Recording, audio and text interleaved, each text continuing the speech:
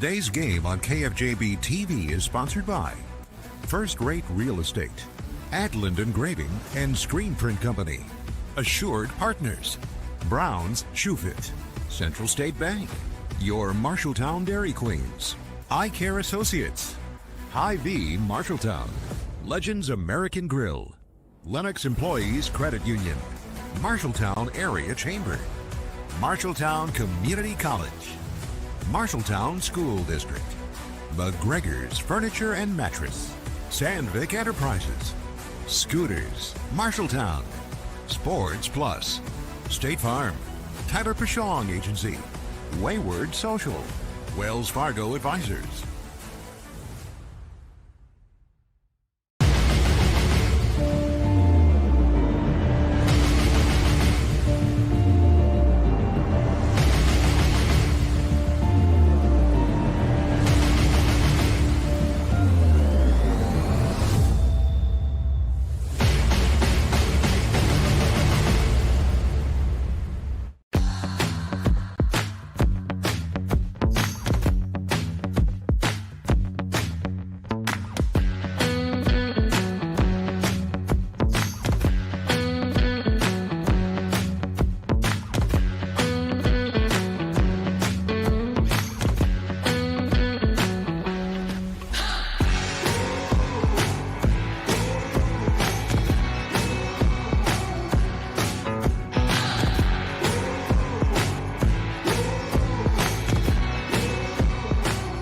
Bobcat Game Day Live. Down to the field with Brandon Lewis and Dylan Doze. Welcome into Bobcat Game Day Live. Brandon Lewis, Dylan Doze alongside me. It's week number 1 of the Iowa high school football season. We always say this, it's the old cliche, but it's a great time of year. The fastest 9 weeks are fun. It is. You don't look like Kyle Chandler, but there certainly is Friday Night Lights, and it's my favorite Friday of the year. Coming up tonight, Ames and Marshalltown. They met in week number 7 a year ago, and to that point, the Bobcats hadn't won a single game all season long. Then they won the following week against Lincoln, and then a tough loss on the road against Valley. 2 out of 3 ain't bad at the end of the season. Give them a little bit of momentum. It seemed like the flex phone offense finally got a little bit more in rhythm as the season went. And really highlighting number 2, Aiden Smitherman. We've heard a lot about him over 2 years, and it seems like the talent, the athleticism on the practice field has struggled a little bit to get on the playing field Friday night. Against Ames last year, it all came together. 7 rushes, 73 yards, and an 18-yard touchdown reception. He was special that night. And those are the things you want to build on as he comes in as a senior. You know that you have a lot of returning talent, and you want to say, hey, we got Ames right away. Ames is a bit of flux. The new program almost all over the place. Bobcats have to pounce early. A lot of changes on the other side. We're going to talk a little bit more about Ames, but big, their new head coach, Jesse Von Barron. And, you know, when you have 3 different coaches in 3 different years, you know, we saw that last year. Bobcats had a new offense. Yes, they showed, you know, so you've got a new defense this year, 4-2-5, is what Ames is going to run. Plus, you've got a new starting quarterback. You're going to have a few new players in some skill positions. I mean, how do you kind of overcome that coming into a new year, making sure everybody's on the same page? It really starts from the top down. They return about a couple hundred yards of total offense. There is not much coming back on that side. They do have some returning tacklers. One name to keep in mind, Braxton Brown. He'll be a sophomore, done a little bit on both sides of the ball, but it has to come that you have to buy in. You literally have to buy in. There may be. What do you mean we're not getting sound? Decided to go elsewhere in the Metro, but you got to have that Ames high pride and know that history's been on Ames's side. Marshalltown got him last year, but it was the first time since 19. Coming up tonight, we preview East and West Marshall, and we'll also preview more of our matchup tonight. It's Marshalltown and Ames, week number 1, right here on your home for the Cats, KFJB-TV. You're an empty nester closing in on that retirement property. Chances are your plans didn't include mom moving in, but life happens and you do the right thing. Wells Fargo Advisors can help. For more than 125 years, we've created wealth management and investment strategies aimed at achieving our clients' personal financial goals. When retirement means caring for yourself and a loved one, turn to Wells Fargo Advisors. Together, we'll go far. Wells Fargo Advisors is located at 14 East Southridge Road in Marshalltown. Call them at 641-752-5401. They're a member SIPC. Wayward Social is the place for fun. With 20 lanes of bowling, leagues for all levels, great food and drink options, an awesome arcade, there is a ton of fun to be had at Wayward Social. And that's just on the inside. Step outside and enjoy patio life at Gutter Point with drinks, shuffleboard, live music, and fun atmosphere. Follow Wayward Social on Facebook for updates on specials and live music. It is all on South 6th Street in Marshalltown. Visit wayward-social.com to plan your next visit to the place for fun. Bobcat Game Day Live. Back in on Bobcat Game Day Live, 80 and sunny. This is a great start to week number 1. It sure is. They got the early Bobcat invite cross-country meet in last night. They hadn't gotten that in for about 3 years because it was about 4 million degrees. Bobcats were hot on the Corso yesterday, and it's beautiful tonight. Time now for our East Marshall preview, and the Mustangs, all brought to you by Sheer Envy and Gilman. If you're looking for a hometown salon that does it all, from haircuts to colored nails and more, Sheer Envy and Gilman as you cover. Dylan, I know you had a good opportunity to discuss your alma mater, the Mustangs. Yeah. It was a really great conversation with Coach Bob Lee, and the word that I would say that's surrounding the Mustang program right now is excitement. Last year, they had the most wins they've had in 7 years. They went 4-5, and everything looks like going up. They do lose 4 really important seniors in Farrington, Weeder, Slifer, and Denham, but they bring back 15 letter winners. And they're going down a class. That's a big one. They're going down to Class A. They were a run-heavy team last year. Coach Lee thinks they'll be throwing it in the air quite a bit. You have Eli Burns and Blake Newroth on the outside, along with Cody Weaver looking to be under center. Coach Lee doesn't know exactly what to expect coming into A, but he knows this is the best team he's had in a while. And just 3 years ago, they had 2 coaches on staff. This year, they have 6. So they're doing more teamwork, and they know this is going to be a special year. But they start with Bob McIntyre's BCLUW Comets. A normal opponent, a different head coach. He's used to the black and gold from the Steel City. Now he's black and gold in the Black Dirt County at BCLUW. What type of Comets team is this going to be? I don't know, but I know it's going to be a hard-fought matchup here tonight.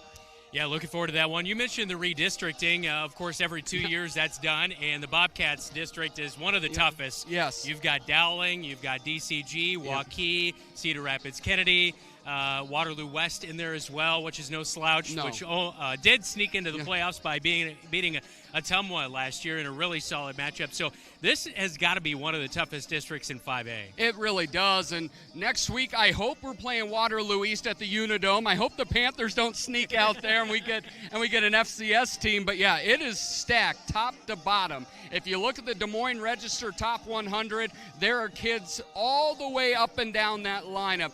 Tons of talent, and we get to see it firsthand. That is your East Marshall preview, all brought to you by Sheer Envy and Gilman. This is Bobcat Game Day Live. You're watching KFJB-TV. Ready for a new look? At Sheer Envy and Gilman, you'll find everything you need to feel your best. From women's, men's, and children's haircuts to hair coloring, perms, facial waxing, spray tanning, manicures, and pedicures. Sheer Envy does it all. Whether it's a quick trim, a bold new style, or a little pampering, Jen has you covered. Call today to book your appointment at 641-498-2426. Sheer Envy and Gilman, because confidence starts with great style.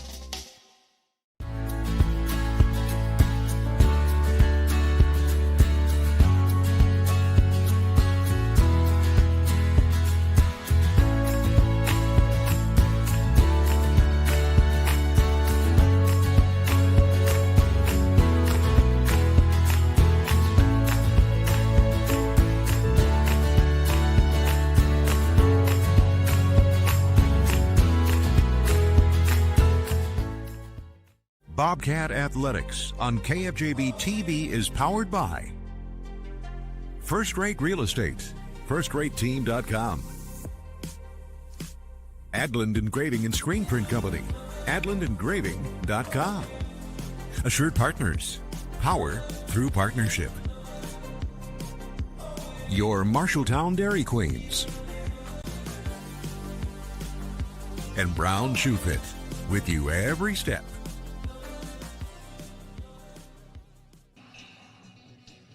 Bobcat Game Day Live rolls along as we get our preview of West Marshall Trojan football tonight, all brought to you by Ethington Heating and Cooling. They're not comfortable until you are. Not too many times do you say West Marshall had a down year, but coming off a little bit of a down year, of course, they always have high hopes over there in State Center. Last year, 7-3 record. They built off maybe their worst year in decades, go with just 2 wins the year before. But Coach Hackett has a team that is primed to try to build off that 7 wins, but it's not going to be easy. They lost a ton of production from their skilled positions. Lechner's gone, Clausen's gone, Gonzalez is gone, but what's left back is well over 1,300 pounds of offensive linemen. They are big across the line, averaging 280 from tackle to tackle. And coming into the conversation with some of their players are, you don't have a quarterback. Is it going to be all right? And he looked at me and he said, we're West Marshall. We're going to figure it out.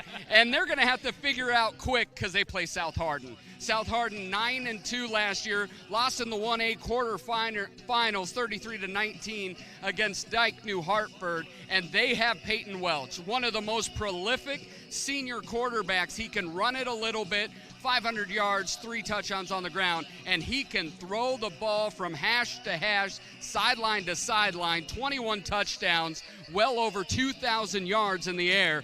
West Marshall's got a big task ahead of them, but if any teams here in Marshall County is ready to face it head on, it's the West Marshall Trojans over in State Center. That is our West Marshall preview, all brought to you by Ethington Heating and Cooling. They're not comfortable until you are. Coming up, we'll highlight some of the players getting ready for tonight's contest between Ames and Marshalltown. This is Bobcat Game Day Live. You're watching KFJB-TV.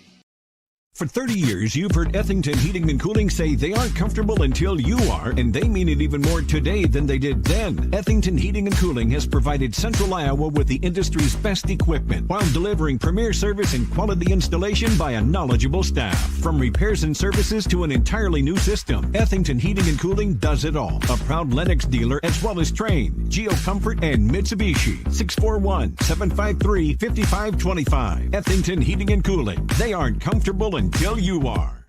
From preschool to graduation day, Marshalltown Community School District prepares students for success in a global world. Embrace the lead with curriculum that prepares students for tomorrow's challenges, giving your child unmatched college and career advantages. Embrace the lead by developing talents beyond the classroom through extracurricular opportunities and by focusing on student well-being and whole child development. Create a global learning community right here in Marshalltown. Learn more at marshalltown.k12.ia.us. Bobcat Game Day Live. Back in on Bobcat Game Day Live. Brandon Lewis, Dylan Doze alongside me. All right, our matchup here tonight. Going to really start with a new quarterback underneath center, as Jacob Hayes, past couple of years, has been under center. He's going to move and transition to tight end.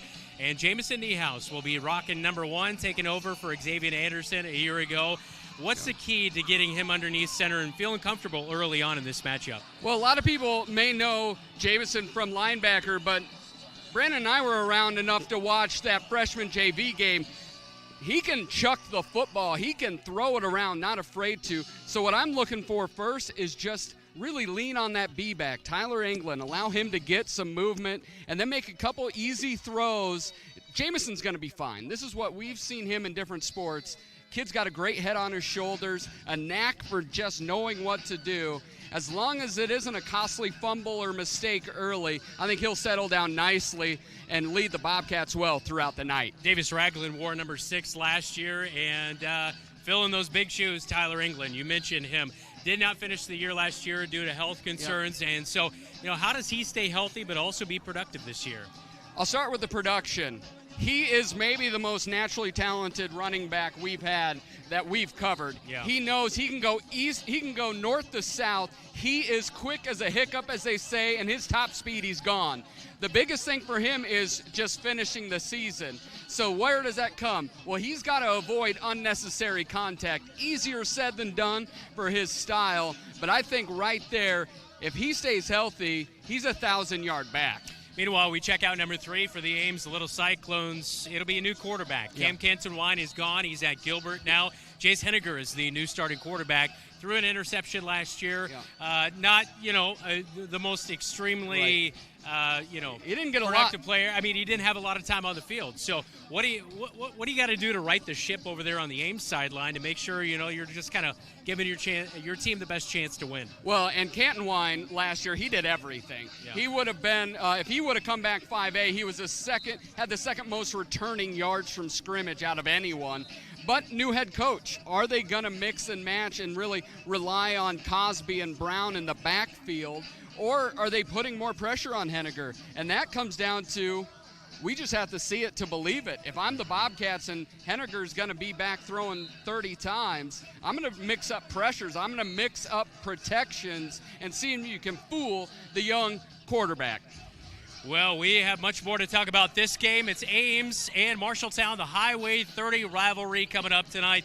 Our Cat Connection and our pregame chat with head coach Adam Goodvin is coming up. But right now, we check in with Dave back at the KFJB studios. Get a preview of what's going on around Central Iowa tonight. Coming up tonight on the Central State Bank scoreboard update, we'll be following along with Waterloo East and Waterloo West as the Bobcats take on the Trojans next week. We'll also be following a pair of premier matchups in the Metro as Dowling takes on Valley and Southeast Polk takes on Ankeny Centennial. You're watching Bobcat football on KFJB-TV.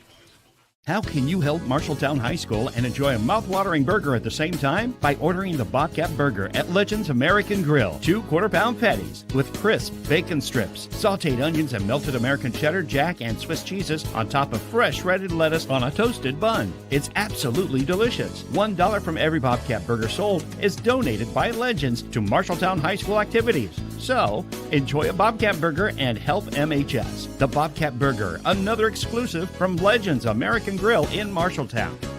Looking for top-notch eye care close to home? Eye Care Associates, with offices in Marshalltown, Conrad, and Toledo, has proudly served Central Iowa since 1990. Their expert team provides eye exams for all ages, designer frames, contact lens fittings, and treatment for glaucoma, cataracts, and other eye conditions. With advanced technology, a welcoming staff, and convenient online booking, your next visit is easier than ever. Visit visionsource-marshalltowneyecare.com today. Eye Care Associates, your vision is their priority. From Radio Iowa Sports, this is the Scouting Report. Now from our studios in Des Moines, Todd Kim. 2 of the state's most successful programs collide to open the high school season when 5A top-ranked West Des Moines Valley takes on 3rd-ranked Dowling Catholic. These rivals have combined to win 15 state titles. Valley coach Gary Swenson had to replace a talented group of seniors and hopes the new starters can step up. Well, I think every coach would like to be able to see a game that's played with a minimum amount of foolish penalties, turnovers, penalties, things that hurt your team. Dowling coach Tom Wilson says a lot of questions will be answered tonight. Oh, you just hope you can execute a little bit, especially playing a team like Valley. There's not a lot of room for error. So we're going to have to do a great job in our execution of really in all 3 phases and minimize mistakes, which you worry about that, especially at this time of year. There are 2 other rated matchups in 5A. 4th-ranked Waukee Northwest is at number 6 Ankeny. 5th-ranked Iowa City Liberty hosts number 8 Cedar Falls. Also, 2nd-ranked and 4-time defending state champion Southeast Polk hosts Ankeny Centennial. 2 other longtime rivals meet tonight in Marshalltown. Brandon Lewis has a preview. Just 40 miles separate Ames and Marshalltown for the Highway 30 rivalry tonight. A year ago, the Marshalltown Bobcats sputtered in their new flex mode offense, going just 2-7, but won the final 2 out of 3 games of the season, including their biggest win of the season against their rival Ames in week number 7. For the Little Cyclones, the offseason has been nothing but change, hiring their 3rd new head coach in as many years, Jesse Von Barron. Starting quarterback Cam Cantonwide is now at Gilbert. Future Iowa State wide receiver Jeffrey Roberts left for Dowling, including a tight end and a punter gone from last year. Marshalltown head football coach Adam Goodvin says despite all of the changes with Ames, they still have to just worry about themselves. We got to be physical, and we've really got to limit our mistakes. on high school football week 1, it really is going to be the difference maker. Marshalltown defeated Ames last year 26-21, but Ames leads the all-time series 71-35 and one tie. Brandon Lewis, KFJB-TV. Moving to 8-player, where second-ranked Iowa Valley hosts 6th-ranked Don Bosco. Iowa Valley got an early start to the season last week with a 45-9 win over Springville. Coach Casey Kroll says this game will be a good measuring stick. We won a game early in the year that, we can find out a lot about ourselves. So I felt like, getting Don Bosco on the schedule would allow us to do that because they're a really good team. And, I think we have the chance to be in a really good team. It's hard to tell kind of where we're at. So we wanted to make sure, we went out and got a challenging game early. So, we can, be better for the end of the year. Also an 8-player tonight, it's 8th-ranked Lennox hosting number 9 Woodbine, Class A. It's 4th-ranked Oakland Riverside playing host to 1A, 7th-ranked Trainer. Top-ranked West Hancock hosts Garner Hayfield Ventura, while number 2 St. Ansgar is on the road at South Hamilton.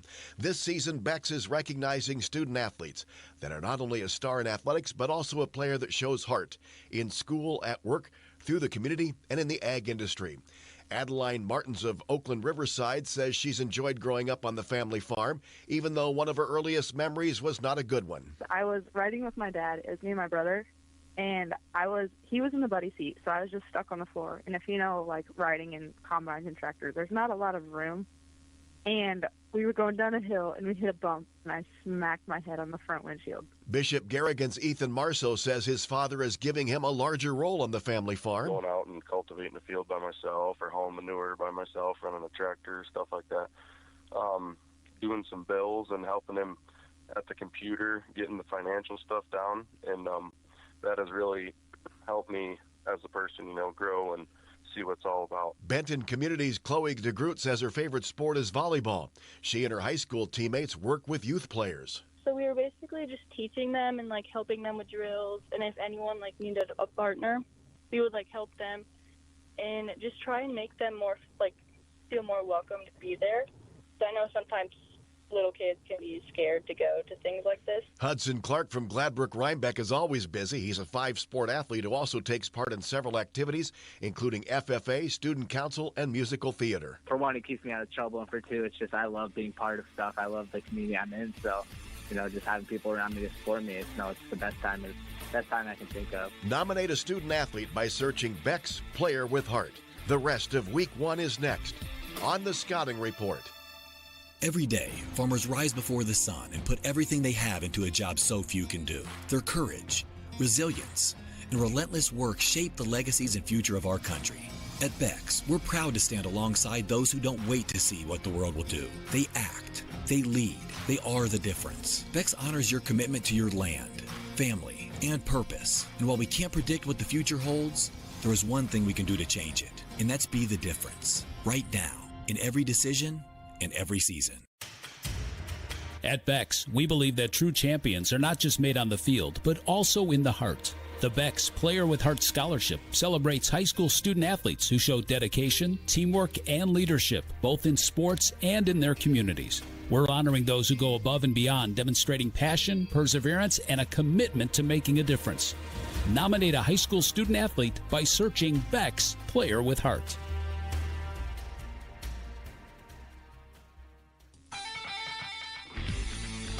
The Scouting Report from Radio Iowa Sports. There is one contest tonight that features a pair of rated teams in Class 2A.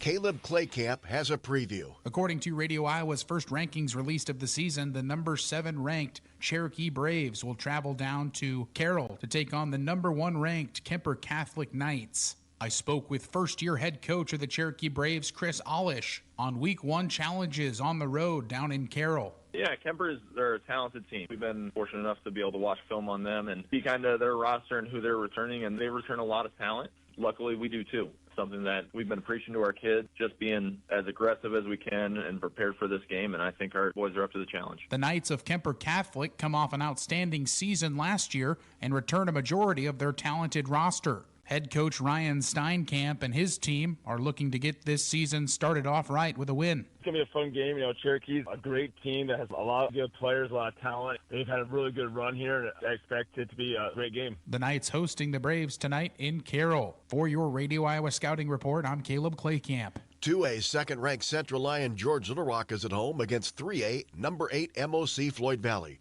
Carson Schubert reports. Head coach for the Lions, Curtis Eben, is hoping that his group can start fast against a Dutch team that has a good coaching staff. For us, we're going to have to be on our toes in offense. We know that, historically they played a four-man front and, just different looks that we got to prepare for to, going into game one. MOC Floyd Valley coach Grant Hagstad knows his squad will need great focus as they face the Central Lyon George Little Rock defense. They're always physical, they're sound, and they're disciplined. They really make you earn everything. And so I think for us, we've got to make sure that we're really focused in on our execution, our consistent execution on the offensive side of the ball, because they're not going to give anything to us. We're going to have to be really good with how we do things together as a team for us to be successful on the offensive side of the ball. Central Lyon George Little Rock has won the last 5 matchups against MOC Floyd Valley, including a 27-14 victory last season.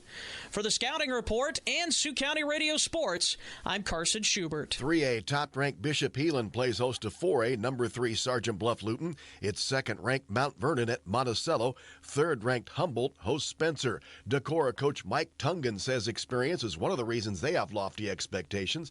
The Vikings are ranked 8th in Class 4A. They open with a non-district game at Waukon. Well, we've got a pretty big senior class, going in that have had a lot of experience. So, our leadership has been really good. We also have pretty high expectations, and those guys do. And so when you have that combination, our practices are pretty, they're pretty serious, and the guys work hard. And so, the leadership's been great. Cedar Rapids Xavier is top-ranked in 4A and visits North Scott. Number 2 Pella hosts Ballard. Class 1A tonight, 3-time defending state champion and top-ranked Grundy Centers at home against Appling and Parkersburg. It's number 2 West Lyon visiting Western Christian. Third-ranked Iowa City Regina is at Wilton. That's all for the Scouting Report. For Radio Iowa Sports, I'm Todd Kim. Rainbow Car Wash has been in town over 40 years. New owners Brett and Kim Kennedy have been with Rainbow for more than 35 years, focusing on quality, cleanliness, and great customer service. Open 24 hours year-round with 2 convenient locations. Each location has 2 oversized truck bays to accommodate large vehicles. All bays except quarters. And for your convenience, newly installed credit, debit, Apple Pay, and Samsung Pay featuring Swipe or Tap to Pay, powerful vacuums, and a great selection of vending supplies. Follow us on Facebook at Rainbow Car Wash, LLC. The Cat Connection, powered by State Farm, mtownproud.com. It is our Cat Connection, all brought to you by Tyler Pashong Agency, mtownproud.com. And we welcome in Jacob Hayes with the Marshalltown Bobcats. And, of course, past few years, you've been the leader right there at that mainstay at that quarterback position. This year, kind of that backup quarterback role, starting tight end. And then also, first time in a while, I've seen you on the defensive depth chart as well, too. So talk about your role on this year's team. I feel like this year I'm kind of more of, however I can help out, whatever I can do. Playing tight end, playing defense, it's different, but, I'm open to it. And I'm just kind of learning how it goes, getting with the flow, everything like that. So I'm excited. Yeah, of course, it seems like every year that you've been out, there's been something new and different. A couple of years, 3 years ago now, you were starting quarterback. Then you mixed in a new offense last year, and now you've got a new role this year. How have you, approached each season to keep a positive mindset and always stay focused and concentrating on your role? It's kind of just looking at it as, you're going to keep growing. And the challenge is, honestly, it just makes you better, it gets you more prepared. If everything was easy and the same, it wouldn't really be hard or difficult at all. So I think it's been good for me, even outside of football, just kind of help me grow. Yeah. Yeah, we were talking a little bit about the other outside of sports, because I know you play a lot of sports, but also you got to be working on that schoolwork as well. So tell me a little bit about the mindset of a student athlete. You've got practice, then you've got games to prepare for, you've got your film days, all that kind of stuff, but then you've got homework, and you're feeling maybe the pressures of that. So how do you kind of balance all that? Well, sometimes it's just like you got to miss out on some things. You got to miss out going out to eat or miss out on some stuff. Get your homework done because you can't get behind on that. Yeah. And then, that's really all it is. You just kind of have to use your time wisely. So Last year was a little bit of a tough year for you guys, but boy, you won 2 out of your last 3 games, including the Highway 30 rivalry against the Ames, the little Cyclones, your big rivals. So what was that feeling like that, things maybe didn't pan out earlier in the season, but, you got that huge victory over your rival? Oh, it felt great. I mean, that was by far my favorite game probably I've ever played. I mean, you go in there and you beat them on their field. I felt so good, but yeah, I felt like really near the end of the season we started to kind of pick up on things, get used to everything. Took us a little longer than we would have liked, but it definitely started to click for everybody kind of near those last few weeks. Yeah.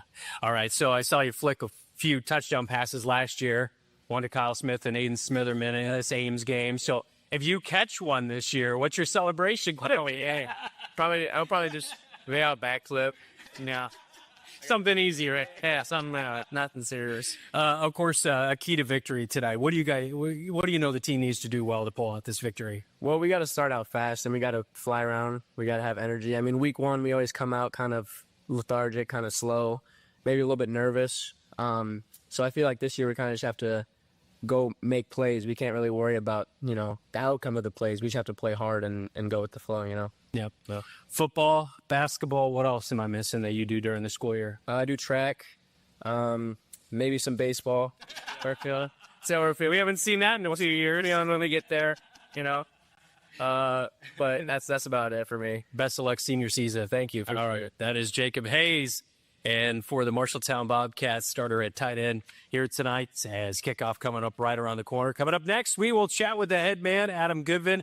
This is your Cat Connection, all brought to you by Tyler Prashong, State Farm Agency, mtownproud.com.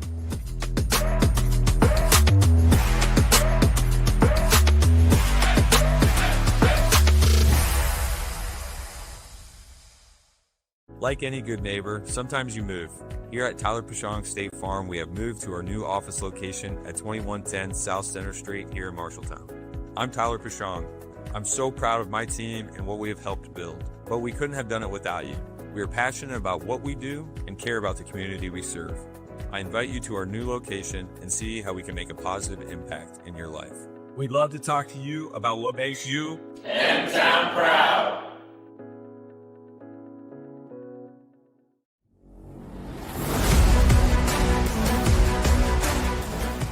It is week number 1 of the high school football season as Marshalltown welcomes in Ames to Leonard Cole Field for week number 1. Welcome in head coach Adam Goodvin. Coach, last year, a little bit of a down year, 2-7 you finished it, but you finished strong. You win 2 out of your final 3 games, get a big win on senior night against Lincoln and an Ames win in there as well. What'd you really like out of your team that maybe they were doing well, learning well about your new flex bone over the final, 3 games of the year? Well, I think you kind of said it. They were learning. I mean, and they kept learning day after day. And, it's tough. It's difficult when you change it up an entire scheme. And our kids kept showing up and were wanting to learn. And, you look at that compared to, where we're at right now. It's a big difference in a good way. Mm-hmm.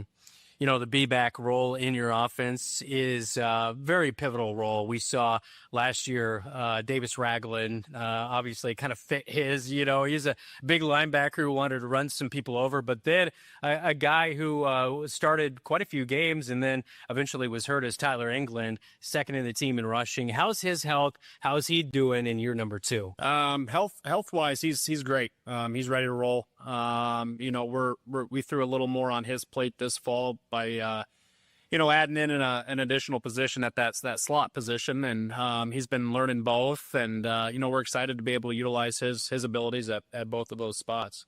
Of course, injured, but also in that learning process for him, boy, every single game, it seemed like his patience, his attention to detail, finding the little seams and then using his speed to pull away. Have you seen kind of that growth in his game as far as, maybe agility or ability to read the defense? Yeah. He's Tyler's a perfectionist. And if something looks, all right to us and, we're on the same page as far as finding that minor detail that we need to improve on. And, he's quite a bit better, athletically than a year ago. So, we're expecting some big plays out of him. Preparation for the 2025 football year began at the beginning of the month, and then last Friday you were ordered to Cedar Rapids and you scrimmaged Washington. You were down early, 14-0, but then you got a nice long touchdown run of 40-plus yards. It seemed like it was slow this first 6 minutes, and the last 6 minutes, your team really started to turn it on. What did you kind of learn about your team in that scrimmage? Well, yeah, I think early on, it was, frustrating, but at the same time, we ask ourselves, what have we done to prepare our kids to play in a game-like situation? And we really hadn't done anything, when you within our practices and, other than that scrimmage. So that was very beneficial. Our kids understand that we've got to come out firing and come out, fast and at full speed and be physical. And, I think after a few drives, we were able to reach that point. And, we're expecting to, come out fast on tonight and play at a high level. 9 weeks ahead of you, new districts this year, some change in the schedule, opening up against Ames here in week 1. You're going to make a trip to the Unidome in week number 2. When you look at the districts, I mean, this has got to be one of the toughest districts around with Dowling, and, there's DCG and Kennedy and all those teams in it. Yeah, and Waukee too. Yeah. I think they're preseason ranked, and it's a great opportunity for our kids to play some top level competition in this state. And, we're going to attack each week with the same mindset, and we're going to go out there with confidence and expect to win and, continue to grow every single day. It is week number 1. We'll finish our chat with head coach Adam Goodvin when we come back right here on KFJB-TV. At Lennox Employees Credit Union, we take care of you like family. We're all about personal service, going above and beyond for our members. Whether it's home, auto, or other financial services, we're here for you. Take advantage of our always low interest rates or exclusive perks being a member can bring. Unlike others within personal services, at Lennox Employees Credit Union, we're all about that personal service. We find great joy meeting with our members to discuss their financial needs or big dreams. It's easy to become a member. Stop in today. Lennox Employees Credit Union, a family place.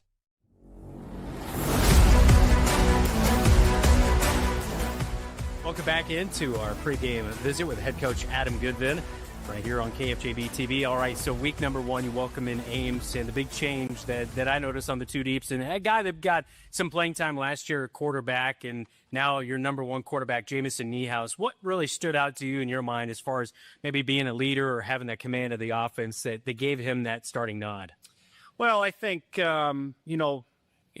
comparing with Jacob, I guess, though, both those kids are outstanding young men, and they're great leaders for our program. And, the value that they provide for our team is just is remarkable. And Jamison does a lot of great things. He can do some things with his legs that we really like, and he's also going to play a big role on the defensive side of the ball too. So we've been making sure that Jacob stays crisp, and and transitioning him to the tight end spot. And we want to throw our best team we possibly can out there on the field, and we feel like this is going to give us an opportunity to experience success. How important is that tight end role in your flex bone offense as far as executing blocks and that kind of thing? It's huge. It's huge. When you get down to the nitty gritty, the finer details of what we're trying to accomplish in the run game, a lot of those are you can really dial it into that tight end position and the job that the responsibility that they have, whether that's a down block or they've got to, keep going to an inside backer and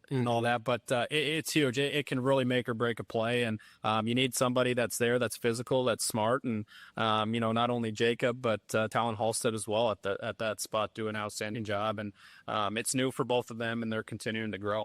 Bring back a lot of your offensive line. Holy smokes.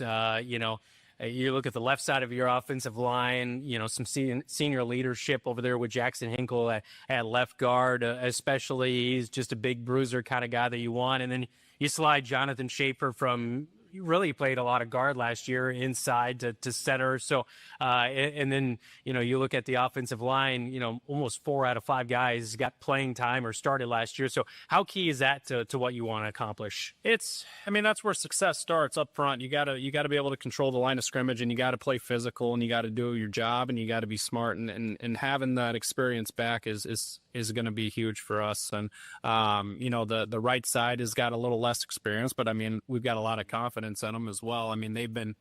Our offensive line's got a hard job every single day at practice because we get in a ton of plays. So they're going nonstop, and, they're going to be well conditioned. But, we're really leaning on those returners with the experience to bring those other guys up and get them caught up and make sure they know their job every play as well. for your opponent tonight. Jesse Von Barron is the new head coach for the Ames Little Cyclones. Third new coach in 3 years. Obviously, that's going to be tough on the players, but even more so, the Cam Canton-Wine, their starting quarterback from a year ago, is now at Gilbert. Jeffrey Roberts, starting wide receiver, is at Dowling.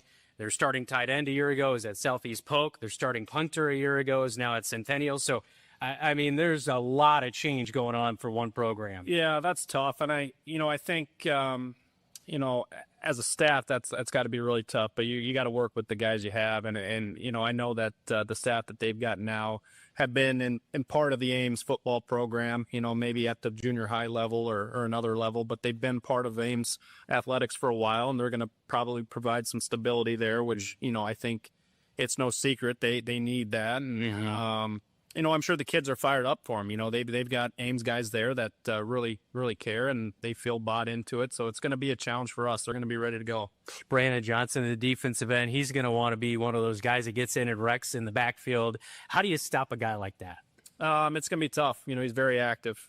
He's all over the field. We anticipate that they're going to line him up out at wide receiver as well and try to get him the ball on the offensive side. But, he caused a lot of havoc for our offense a year ago at the defensive end spot. So we're going to have to be aware of where he's at, identify where he's aligned, and, execute our approach from there. Yeah. How do you approach week one? It's not been the kindest of all the weeks to your program. Since 2019 was the last time you got a week number one victory, but also that year you knocked off Ames in 2019, last time you beat them. So that key emphasis here tonight heading into week one. We got to start fast. We look back at the scrimmage from a week ago and we start a little bit slow. If we're able to learn from that and come out and start fast and stay fast, that's going to be crucial. With week one, it's tough. You really got to worry about ourselves, and what we're trying to do, and we've got to be physical, and we've really got to limit our mistakes. I've said that a lot. It's going to come down to who makes the least amount of mistakes, but in high school football, week one, it really is going to be the difference maker. Yeah. Good luck tonight, Coach. All right, appreciate it. All right, that's head coach Adam Goodvin. The Bobcats looking for back-to-back years with victory over the Ames Little Cyclones. We'll check out tonight's starters and also our keys to the game coming up. This is Bobcat Football. You're watching KFJB-TV. The right insurance agent can make all the difference. Assured Partners agents represent multiple insurance companies. They can pick and choose from a larger variety of outstanding insurance options. Assured Partners also handles life and health insurance and Medicare supplement coverage. With access to local, regional, and national insurance companies, Assured Partners will create policies tailored to the coverage you need. For more information, go online to assuredpartners.com/Marshalltown. Power through partnership with Assured Partners in Marshalltown, Toledo, and West Des Moines. Craving something sweet and savory? Head to your Marshalltown Dairy Queen, 711 North 3rd Avenue and 2107 South Center Street. Try the blizzard of the month, the Reese's Caramel Craze. It's packed with Reese's Peanut Butter Cups, salted caramel truffles, and rich chocolate shavings. But hurry, it's only here for a limited time. And don't miss a DQ Classic. 4-piece chicken strip baskets for just $7.49 all month long. All white meat strips, crispy fries, warm Texas toast, and your favorite dipping sauce. Get yours now at Marshalltown Dairy Queens. The following is a presentation of Bobcat Athletics on KFJB-TV.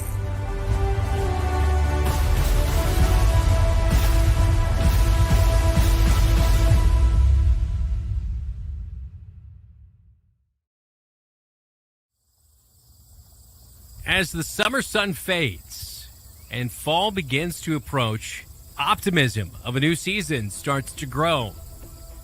For the Bobcats last season, it was a season of change. A new offense that sputtered along the way to a 2-7 record. But a meeting with their biggest rival in Week 7 brought optimism for the future. He's looking for Cotton. Sam Griesel's there in the area, and Griesel knocks it down, and the time is off the clock at zeros. And the Bobcats beat the Little Cyclones for the first time since 2019. For the Little Cyclones, the offseason has been nothing but change. The hiring of the third new head coach in as many years, Jesse Von Barron. Starting quarterback, Cam Canton-Wine, now at Gilbert's. Touchdown, Canton-Wine, 17-yard run with 1:30 to go in the game. Future Iowa State Cyclone wide receiver Jeffrey Roberts is at Dowling. Roberts, though, bobbles it, gathers it back in. Separated by 40 miles. The only thing permanent in this rivalry is change. Uh-oh, this might be 6. Diving for the pylon on the far side. Brennan Swanson, he's in. Inside, touchdown. Ragland gets in from 3 yards out.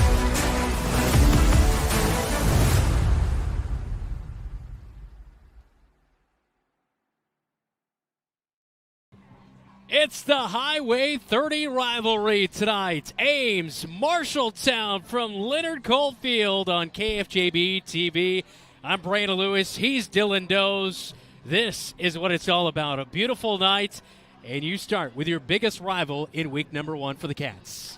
If you can't get up for this, what can you get up for? This really is what the whole summer, the whole prep program, all the weights that clanked in the weight room all summer long to the hot practices, this is the moment that the Bobcats get to go after the Ames Cyclones. Let's go in tonight's matchup. Inside it, Marshalltown, Ames. What do we know? What we know is what Marshalltown wants to accomplish. They want to control that line of scrimmage. They want to control the clock. And by utilizing that veer offense, that flexbone offense, what they're wanting, they're going to move the sticks through keeping Ames off balance with their linebackers of trying to guess who has the football. For Ames, they want to put points up quickly. Marshalltown has struggled in opening weeks. They've come out hot but cannot hold leads, or they just get punched in the mouth and can never catch up. If I'm the Little Cyclones, you want to put points on in your first drive just to get the Cats on their heels. The first time the Bobcats beat the Little Cyclones last year since 2019. Last time the Bobcats got a Week 1 opening season victory, it was 2019 as well. So, Bobcats, not a lot of history on their side over the past 5 years. I'm an ofer in the press box. I have not seen a first week victory, so I'm ready for it here tonight. And I think the mindset, that's one thing in talking to Coach, is you can tell the mindset is different this year. He even took some of the blame on the coaching staff, is like, have we prepared them well enough going into that practice or going into that scrimmage last week? And he felt there was things they could do better that they implemented this week. I think this Cats team is ready to go. That is Inside the Matchup, all presented by Century Plumbing, specializing in service plumbing in Marshalltown. Starters for week number 1 when we come back on KFJB-TV. When you need a plumber quickly, try Century Plumbing of Marshalltown. We specialize in service plumbing, not new construction or large remodels, so we get to our customers faster, from clogged drains to water heaters and everything in between. We can help with a guaranteed appointment and quality, efficient service. I'm Sarah, co-owner of Century Plumbing, and I'd love to book your appointment today. Call 641-750-0108. That's 641-750-0108. Bobcat Athletics on KFJB-TV is powered by Central State Bank, locations in Ames, State Center, and West Des Moines. Eye Care Associates of Marshalltown, Conrad, and Toledo. Hy-Vee of Marshalltown. It pays to perk with Hy-Vee perks. And Legends American Grill, Marshalltown Steakhouse.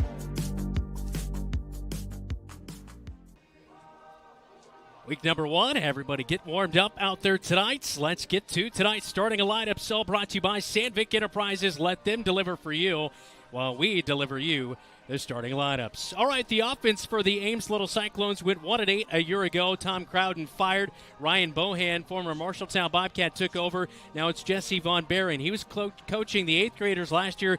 He moves up to take over the varsity role. Jace Henniger will be a starting quarterback. Only 91 yards through the air a year ago. 1 interception for Jace Henniger, who's the starting quarterback tonight. Braxton Brown will be the running back. Only 10 rushes a year ago. Eli Cosby not even listed on the 2 deeps. He ran for 216 yards. That was second best behind Cam Cantonwine, who's now at Gilbert.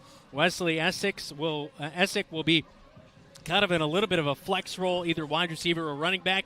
It'll be Caden Wright, Willoughby, Brandon Johnson, who moves from really not playing a whole lot on offense. He'll be at wide receiver, but he's a big-time defensive end. Parker Evanson, the other wide receiver. It's Wilhite, Hertz, Nord, Lundy, Canny on the offensive line. The left side there, the left tackle, left guard, and center are all back from a year ago, which is obviously a good starting point.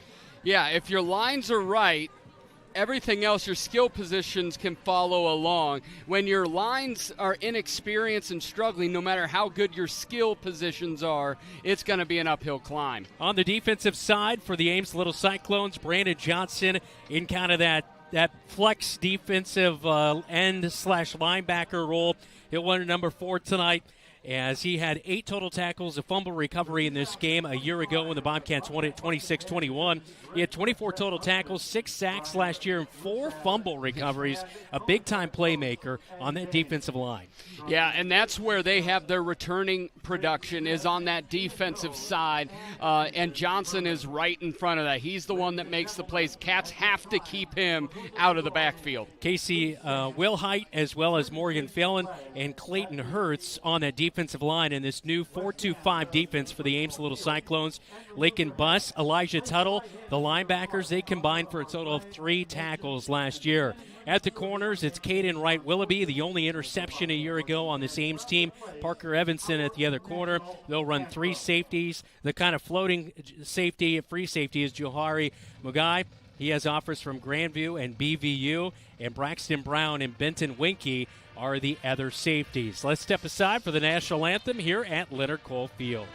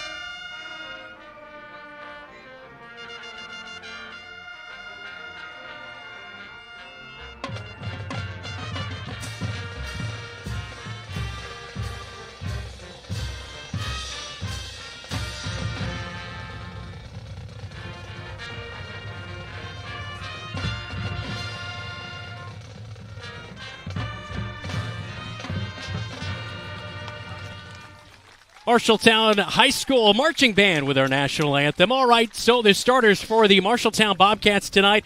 At quarterback, it'll be Jamison Niehaus, number 1, as he had limited playing time a year ago. Just 3 rushes for 18 yards. He'll hand it off to Tyler England tonight, who's back in the number 2 role a year ago behind Davis Ragland, but he'll be the starter this year. 427 rushing yards, 3 touchdowns in an injury-plagued year for Tyler England.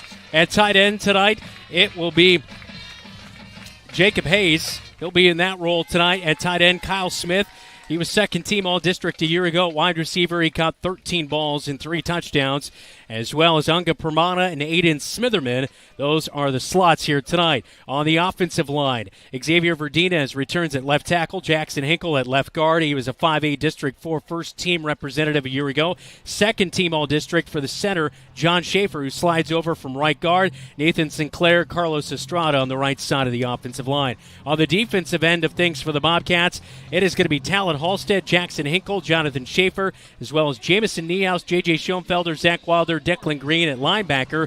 It's Smitherman, Permana at the corners. Drake Gersma gets a start at free safety this year. Juan Pablo Perez slides from corner to strong safety in his senior season. That is our starting lineup, so all brought to you by Sandvik Enterprises in Marshalltown. This is Bobcat Football. You're watching KFJB-TV. YMCC? Competitive athletics. Affordable tuition. On-campus living.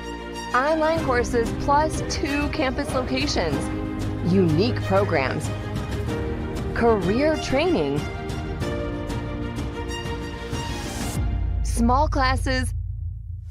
Short-term hands-on training. Choose MCC.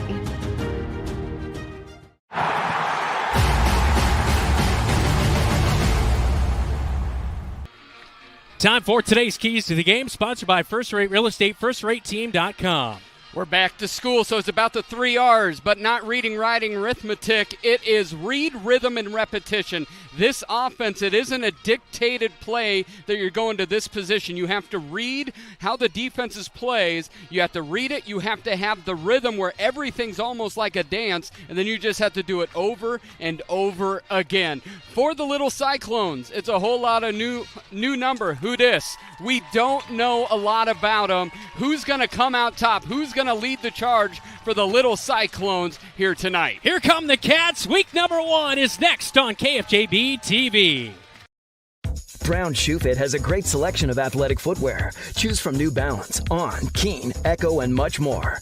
Brown Shoe Fit can find the right shoe for every occasion for both men and women, including dress shoes, casual shoes, work boots, and European footwear, carrying multiple sizes and widths to ensure the best fit for you. Their expert-friendly staff is available to give you a personalized experience and can find the right shoes for what you need. Brown Shoe Fit, downtown Marshalltown. With you every step of the way.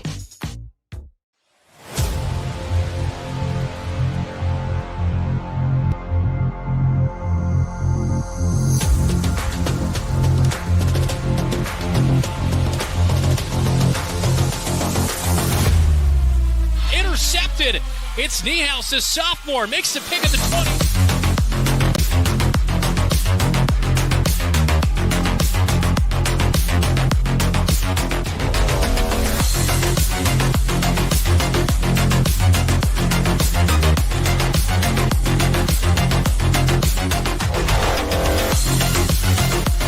Hayes will drop back. He looks pass to the end zone. He's got Kyle Smith wide open. Touchdown, Bobcats. All capital football starts now. If that doesn't get you fired up, I don't know what will. Week number 1 is here as both teams out for the opening kickoff. He's Dylan Doze. I'm Brandon Lewis. Zach Tomashaw, producer. David Braga back at the radio studios. Elijah Bond, Keith Stewart on our camera coverage. Xavier Doze, our statistician, as Ames will defer to the little... Actually, no. It looks like they're going to receive to begin the game. So I thought they were going to defer, but no, they will receive to begin the game. And the Bobcats in their blue tops here tonight will kick things off and go on defense first as we saw the run out. Everyone pumped for week number 1. We are excited to have football back in the air here as the Ames Little Cyclones and the Marshalltown Bobcats in the Highway 30 rivalry. Our pregame is in mid-season form. The Bobcats finding Keith Stewart in mid-season form, ready to rock and roll. And the interesting is, last year we had 2 of the biggest legs between Luis and Johan Gomez. Now it's new kicking, it's new special teams. How will the Bobcats do? Well, the Bobcats in their blue tops, white bottoms, Ames all-white uniforms here tonight in the black shells. That new cat logo on top of the helmet for the Bobcat. Just a nice little script touch. I'm waiting for my script bomber jacket. I know you are as well. Where is it in the mail? I'm ready to wear it. Bobcats will go on defense first here tonight. No sacks against Ames last year. They did have a pick. This is a team that had 9 sacks, 4 interceptions, 8 fumble recoveries, gave up 30 points per game, though. That'll be something that they'll need to keep their eye on. First and second quarters, they gave up 93 and 82 points. Second half was a little bit different, especially against teams who got that lead early on. But that'll be key to see how the defense performs early on this first drive for Ames. Yeah, really what came down to, they made some sloppy mistakes over in Ames last year that really set up Marshalltown well. They gave up a couple big plays as well. They cannot put themselves in a deep hole as they repeatedly did week after week last year, and the Cats have to come out strong and be able to take advantage of any miscue from the Cyclones. Bobcats, Ames Little Cyclones waiting for the clock to count all the way down. I'm okay if we kick off early tonight as we take a look at head coach Adam Goodvin as he begins his 9th season at the helm. Second year of the flex bone. You've got to think that guys all around, especially on the offensive line, feel much more comfortable heading into year number 2 of that offense. One of the things they say, whenever you instill something like this, it's usually year 2. Year 1, you're thinking about every small detail, and when you're thinking, you're stinking is kind of how the old adage goes, but you're just a step slow. Now, when most of that detail becomes second nature or muscle memory, you're now able to react more quickly, you're able to make adjustments on the fly, and you're just a much more dynamic offense. Well, as we alluded to, Bobcats have not won week number 1 since 2019, and they take on their biggest rival, the Ames Little Cyclones, here tonight. All-time, Bobcats trail 71-35 and 1 tie in the all-time, thanks to Brad Braga for some of our history of Bobcat athletics and versus our opponents this year. One of the things I love, though, since 2024, Cats are 1-0, and that's what matters.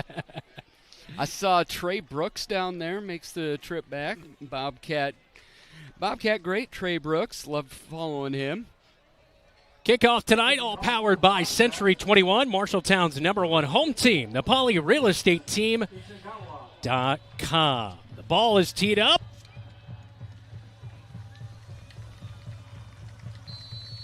Innocence Aishu Lungungu is going to kick it off for the Marshalltown Bobcats. Fielded at the 15-yard line. It will be brought up the near side on the numbers and dropped at the 29-yard line as Unga Pramada and Tyler England in there to help bring down the return man.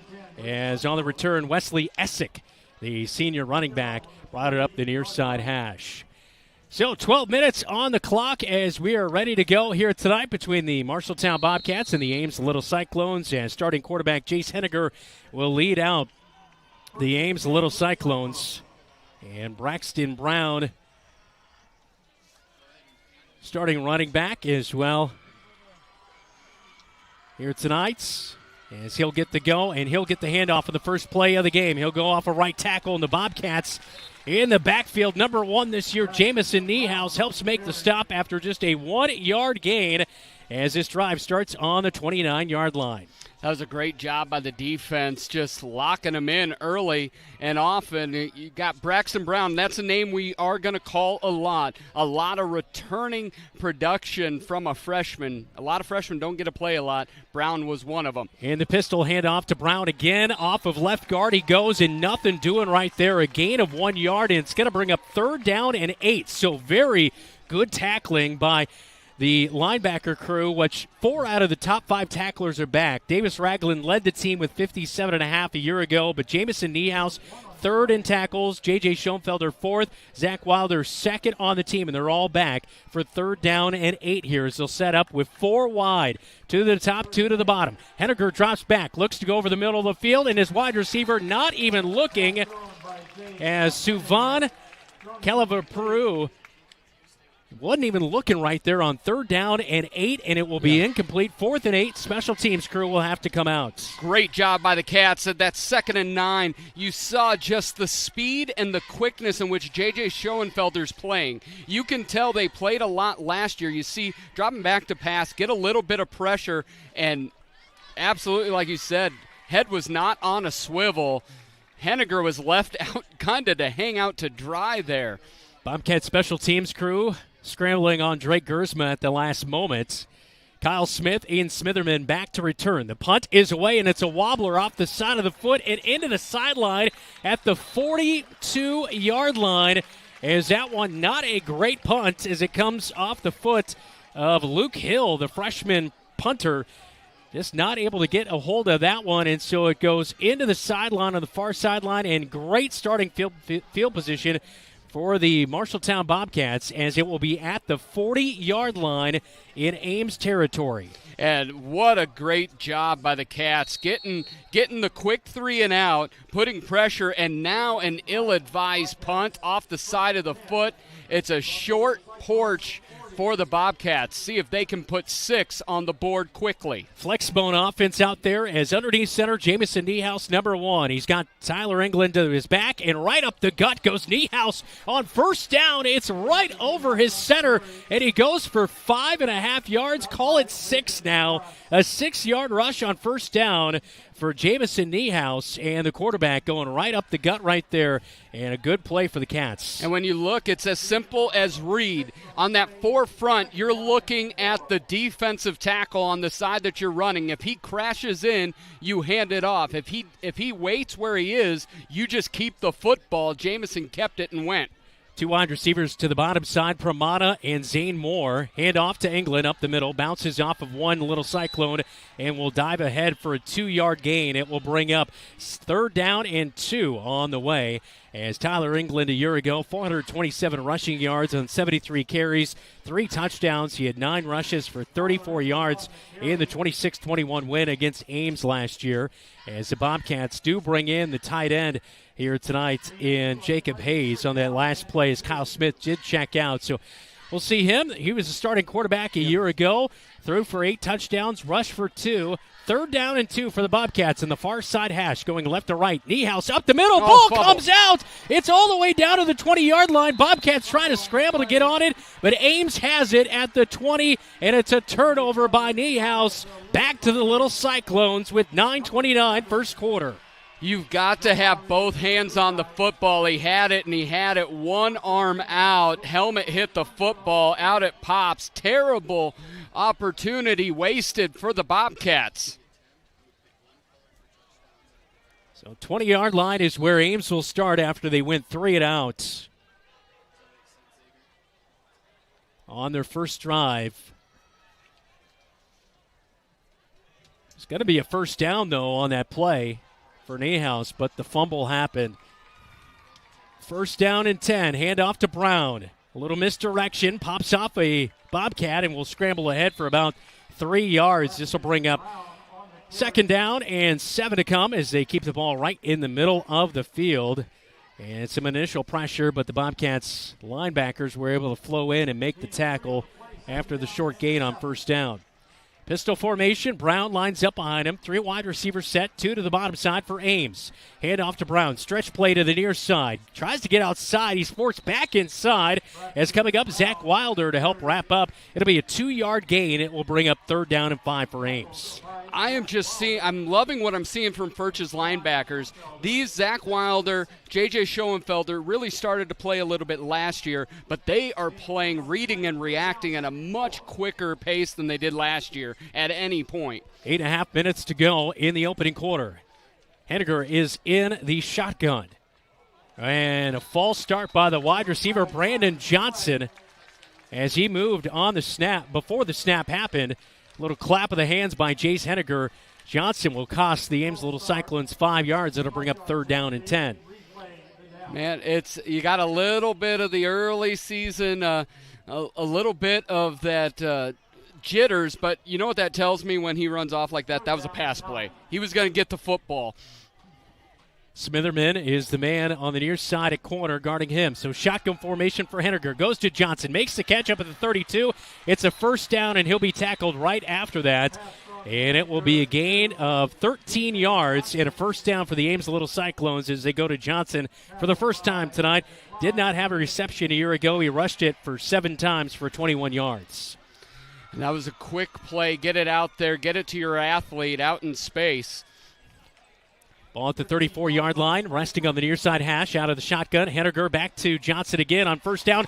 Loses the football, drops it. It's incomplete. 2nd down and 10.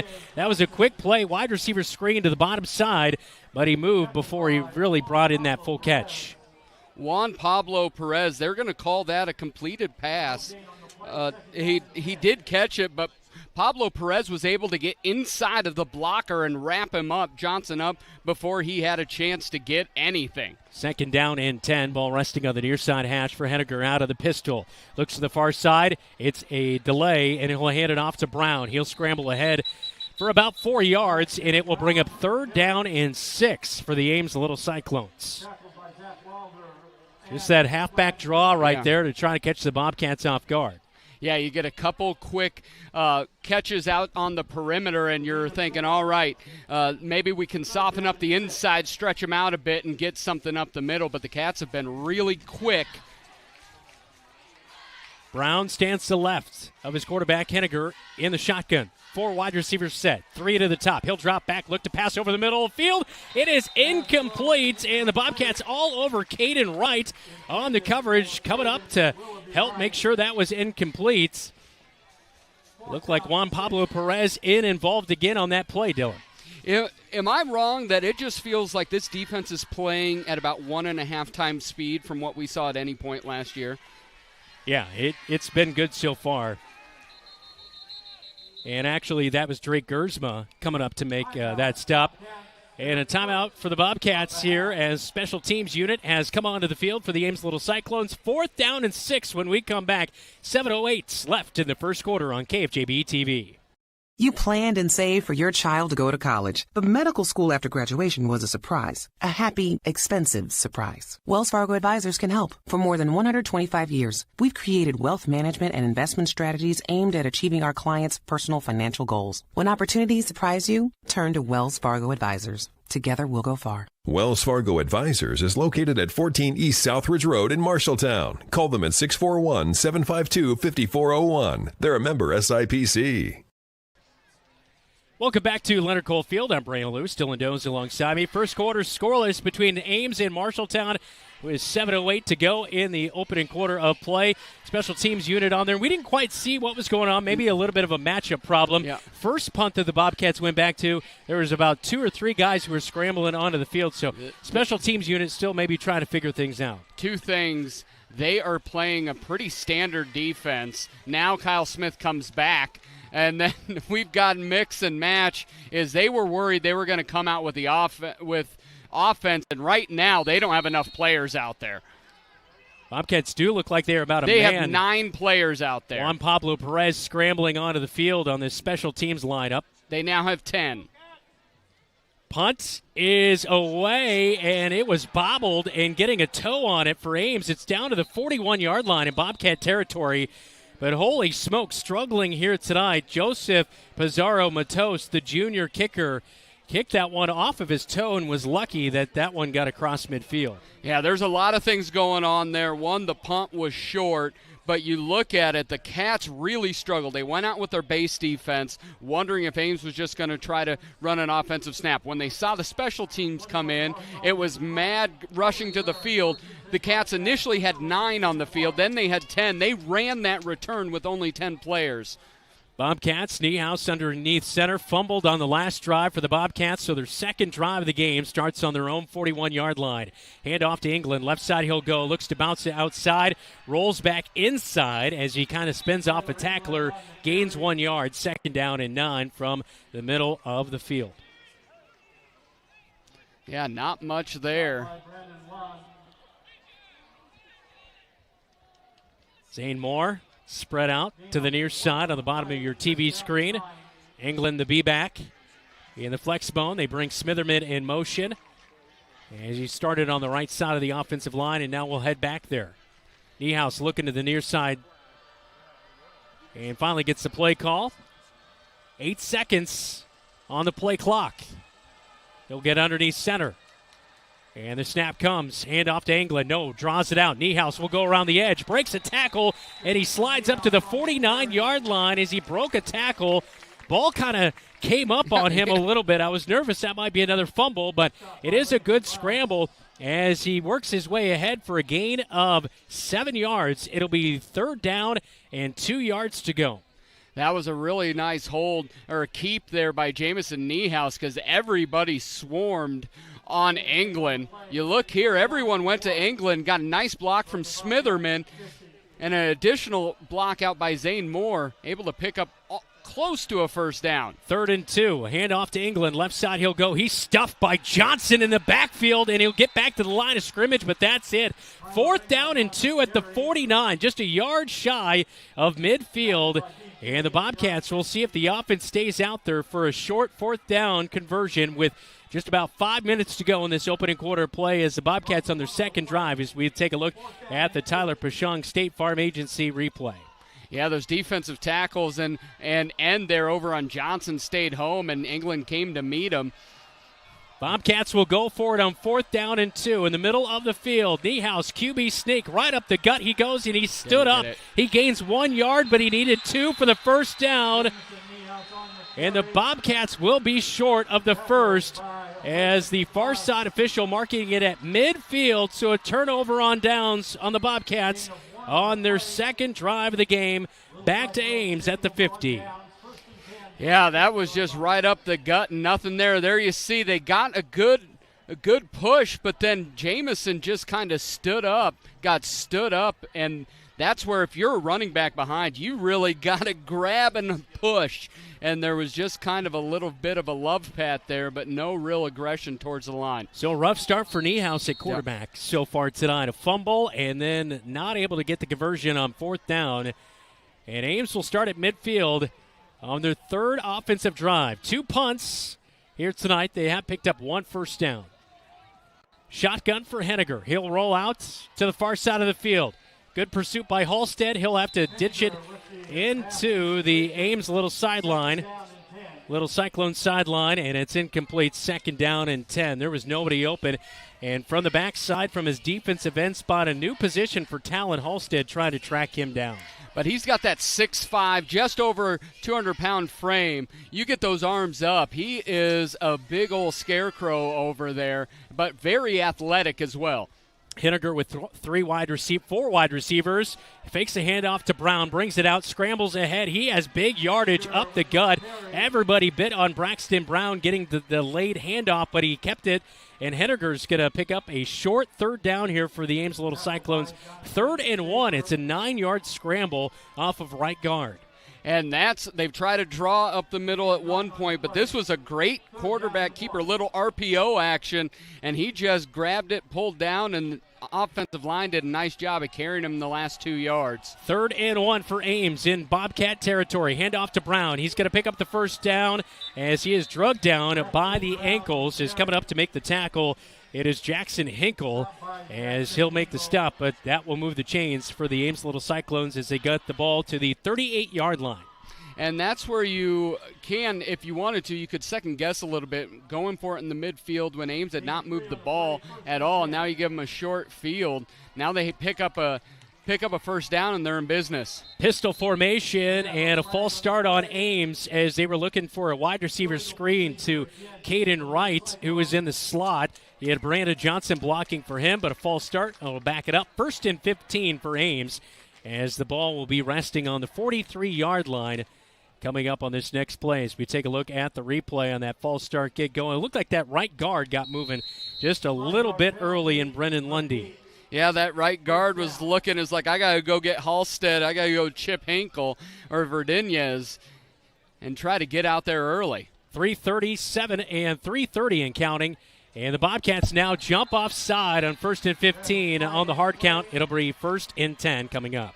And that was Estrada and Halstead both getting some early snaps. They do not have a lot of experience on that defensive line as Estrada runs to the sideline there. Jamison Niehaus back out there for Declan Green. 1st and 10. 4 wide receivers set out of the shotgun for Henniger. He'll fake the handoff, keep it himself as he faked it to Brown. He scrambles ahead for a first down as he's finally brought up. A little extra shove at the end of the play on the Bobcats. No flag. And there is a Bobcat down right in the middle of the field after that play. And it looks like an ankle issue, and it might be Juan Pablo Perez down on the turf as it is a first down carry for Jace Henniger as the Bobcats training crew will get out there to look him over. And it does look like it is over on Juan Pablo Perez. With an injury timeout, we'll step aside. There is 3:18 remaining in the first quarter. We're scoreless between Marshalltown and Ames in the Highway 30 rivalry on KFJB-TV. Pick up your 2025 Marshalltown Bobcat football roster t-shirt at AdletEngraving24.com. That's AdletEngraving24.com. Or stop by Adlet Engraving in Screen Print 307 Riverside in Marshalltown. Good luck, Bobcats.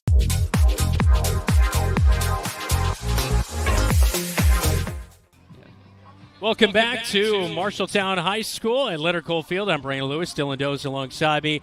not good as the aircast has been brought out. It looked like Juan Pablo Perez was the man to go down. I can't quite tell if we can get a look at the replay here, but it looked like somebody kind of came from the side and maybe landed on him as the play happened in real time. Jace Henniger, the quarterback, rushed it for a first down, so it's going to be 1st and 10 at the 27-yard line. Yeah, and you said it off air, but you could see immediately he was in a lot of pain. He threw that helmet off. He was, and quickly to Ames's sideline, their medical staff over there quickly got to the field. Not a great loss. 17.5 tackles a year ago. You sent some prayers down for Juan Pablo Perez. A tough situation. Yeah.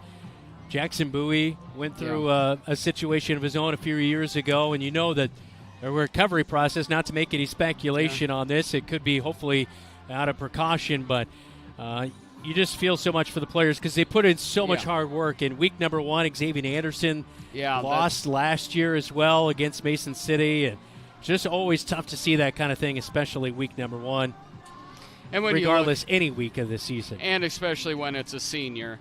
It's and Juan Pablo Perez is a senior leader. Really picked up a lot more. He made so many good tackles. He was always in the right spot last year. And here tonight we saw him on a few really nice plays as well at that safety spot. He was one of those kids as the season went on, as he played. He was one of those initiators, catalysts for when he started to play better. You could tell that the whole team got better and better. Zach Wilder was one of those as well.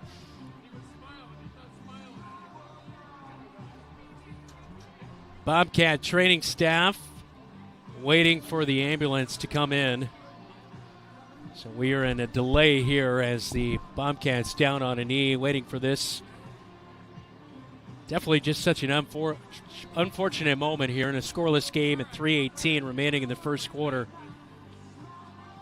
Well, as we look back at just even what's gone on so far in this game, the Cats have had 2 drives that ended in turnovers. One is fumble, and then one on a turnover of downs. This last turnover on downs, Ames now has a drive put together.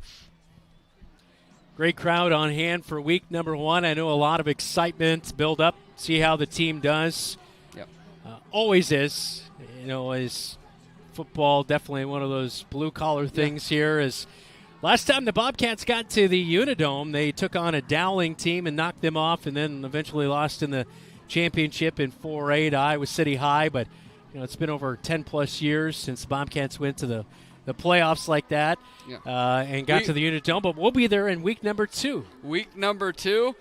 You know, I'd probably prefer it for state, but I'm pretty excited, even as an old guy, to be able to broadcast up at the Unidome. They've been making a lot of upgrades to the Unidome as well, which yes, they have. New stands and new seats in the stands, and I know their press box and all that kind of stuff. Their suites have undergone upgrades as well. I got to work a lot when I was in Waterloo with some of their development, their athletic director office, their fund development team that was working really hard on getting funds to be able to expand that.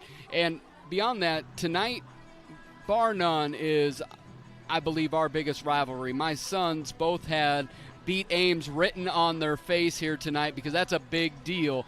But for me, tomorrow or next week, Waterloo East is probably that sneaky number 2 favorite matchup for me.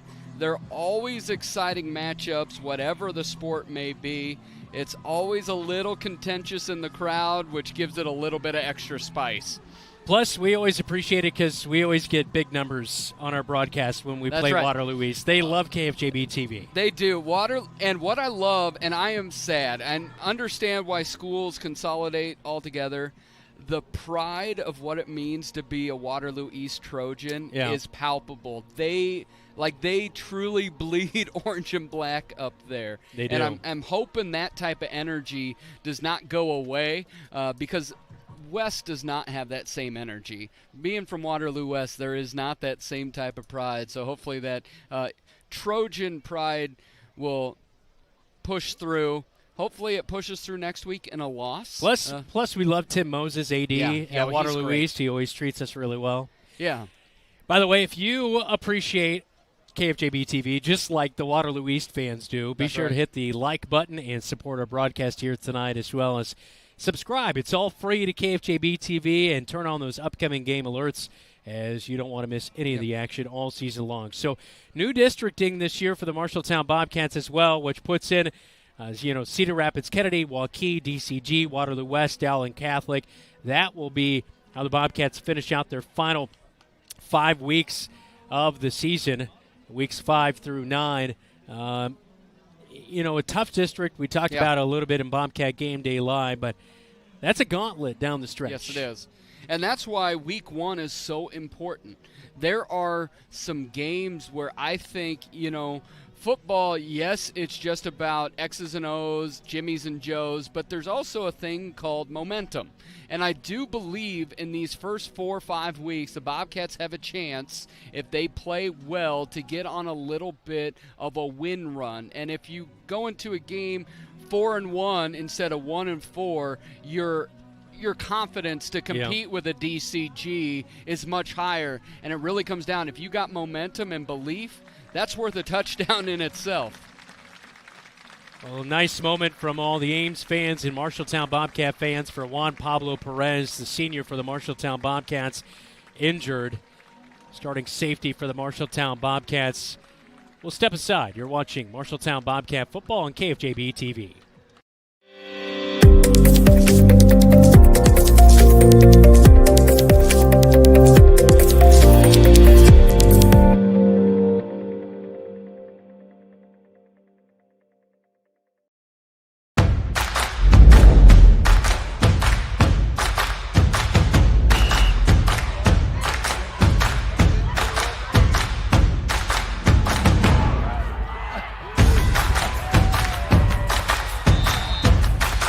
When you go home, you'll feel good about what you did, and you're doing it for the kids. If they don't have us, they don't have these games.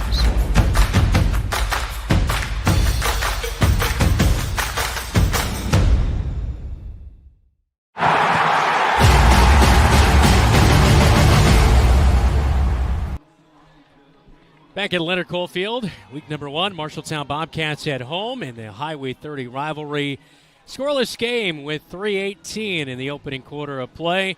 Juan Pablo Perez carted off as, unfortunately, an injury in week number 1. It was on a first down play, and the Bobcats and Little Cyclones ready to get back after it. First down and 10 at the 38-yard line. Hand off to Brown. He's going to be nearly stuffed in the backfield. Breaks a tackle as he gets away from Niehaus.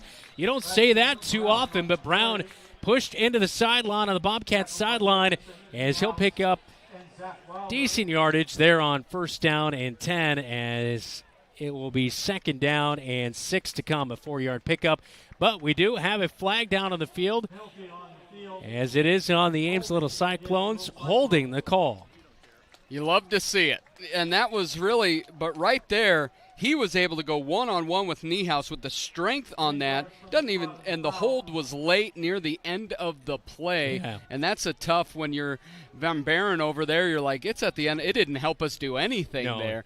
And now you're going backwards. You saw it there on our Tyler Prashong State Farm Agency replay. It was Brandon Johnson, the wide receiver, a hold on Kyle Smith. So first down and 16 to go for the Ames Little Cyclones as they mark it off at the spot. Ball on the near side hash. Henniger out of the shotgun. Backs up. Screen play. Throws it into the turf. Halstead was right over by his intended target in Brown. It is incomplete. Second down and 16.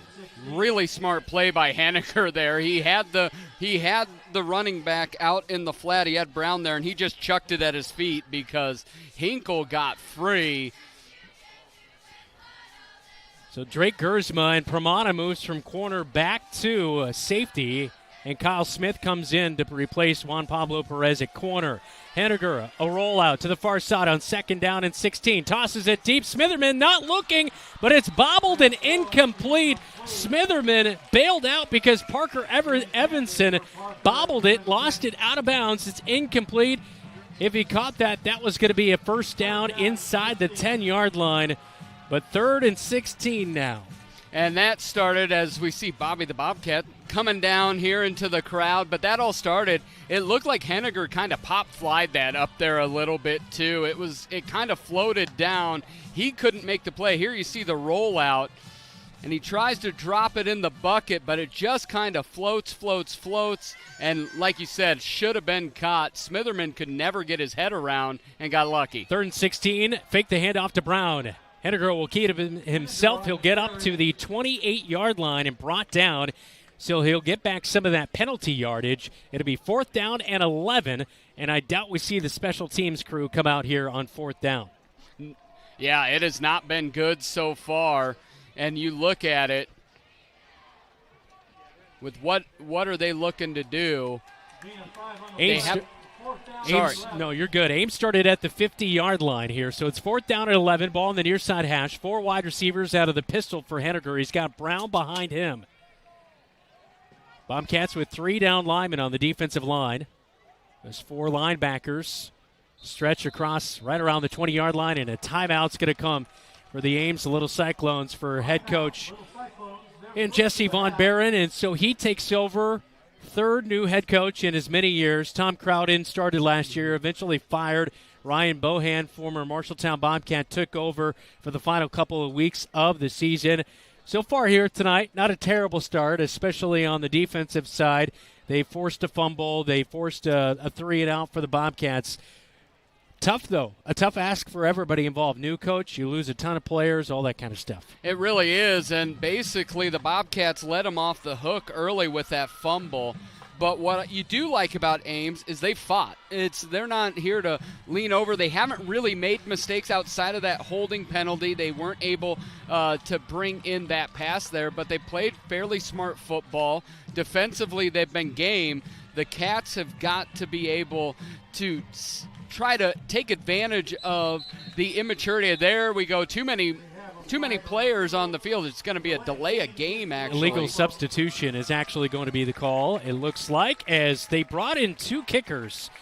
Luke Hill was out there as well as Joseph Pizarro-Matos, and then they subbed each other, and then that's when I believe that was the punt illegal substitution. The punt went 15, I believe you're right. The punt went 15 yards, so maybe if they have 2 kickers, they can get it 30 yards. So it was illegal substitution. They're still going to line up for the field goal. It is going to be a 49-yard attempt.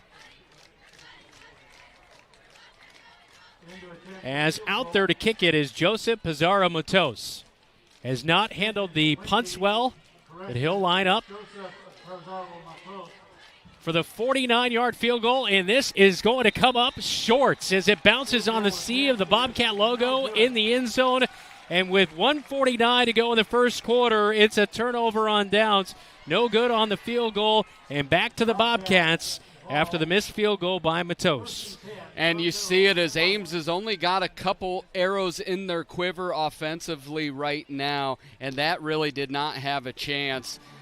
He kicked it straight, had good height, but it looks like his distance might be in that 38 to 40-yard range, might be the edge of his leg. So the Bobcats will get it for the 3rd time tonight. A fumble and a turnover on downs. And before the Bobcats can start with it at the 20-yard line on their own side of the field, we have a timeout for the Ames Little Cyclones here in the first quarter. As we will step aside, you're watching Bobcat football on KFJB-TV.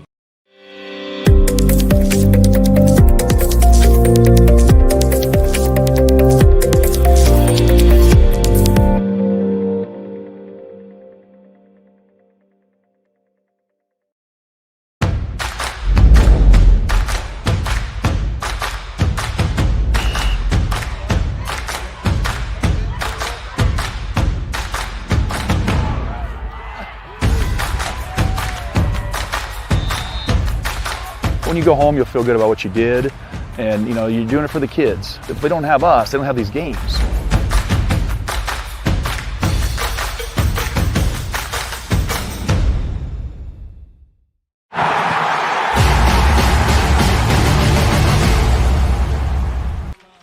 Welcome back to Leonard Cole Field as both teams back on the field. First down run for Tyler England.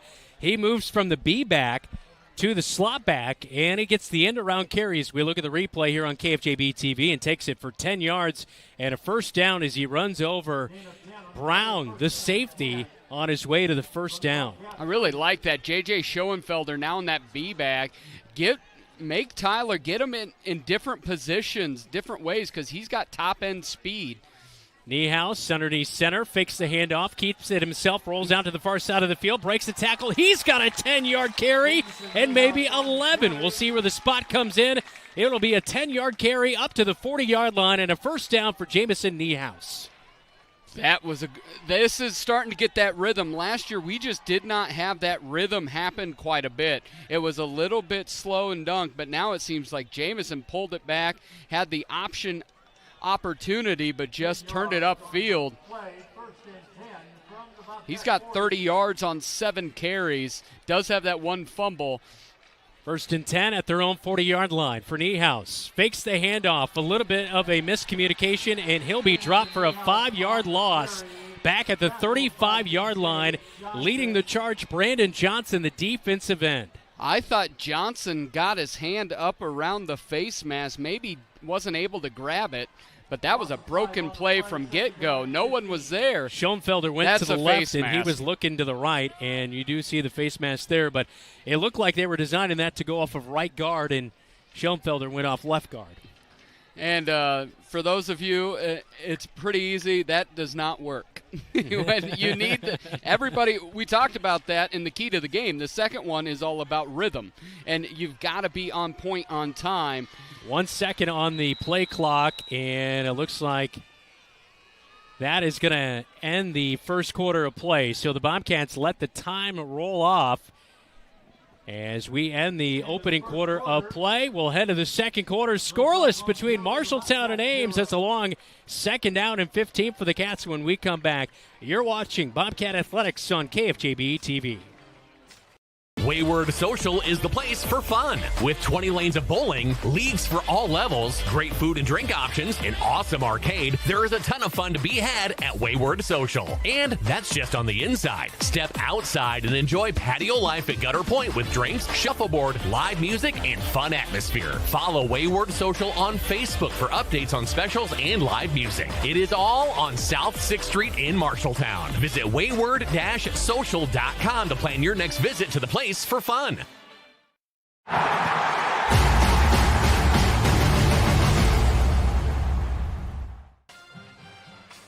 Take a look at the Marshalltown High School student section. Jersey night, I guess. It is Jersey night. Got an Iowa Wild shirt in there as well. I like it. It's always interesting to me, though, on the biggest rivalry night, I get have fun, whatever, but Jersey night, Come and on, we're wearing Hornets. We're wearing Hornets stuff. Second down and 15 as we open up the second quarter. It's scoreless between Marshalltown and Ames. Bobcats on their third drive of the night. We'll see they had a couple of really good run plays for 10 yards, but last play for Niehaus went for a loss of 5 yards. So second down and 15 on their own 35-yard line. Ball resting right in the middle of the field. J.J. Schoenfelder, the B-back. Slot backs, England, Smitherman, Niehaus underneath center. Gives it to England on the end around. Oh, he's got a big seam. He's loose at the 50, 40. Ames tracking in, but no, it's England all the way in for a touchdown for the Bobcats. A 65-yard touchdown rush for the first score of the season for the Cats. In the pregame, we said he is the most naturally gifted running back we've covered over the last 6 years. There was those like Tate Ring who had great top-end speed, but the thing that England does different, has a little bit of the shiftiness of the hips, has good vision, and then top-end speed. He could have waved bye-bye because he was gone the moment he saw green. That's a huge play by number 6.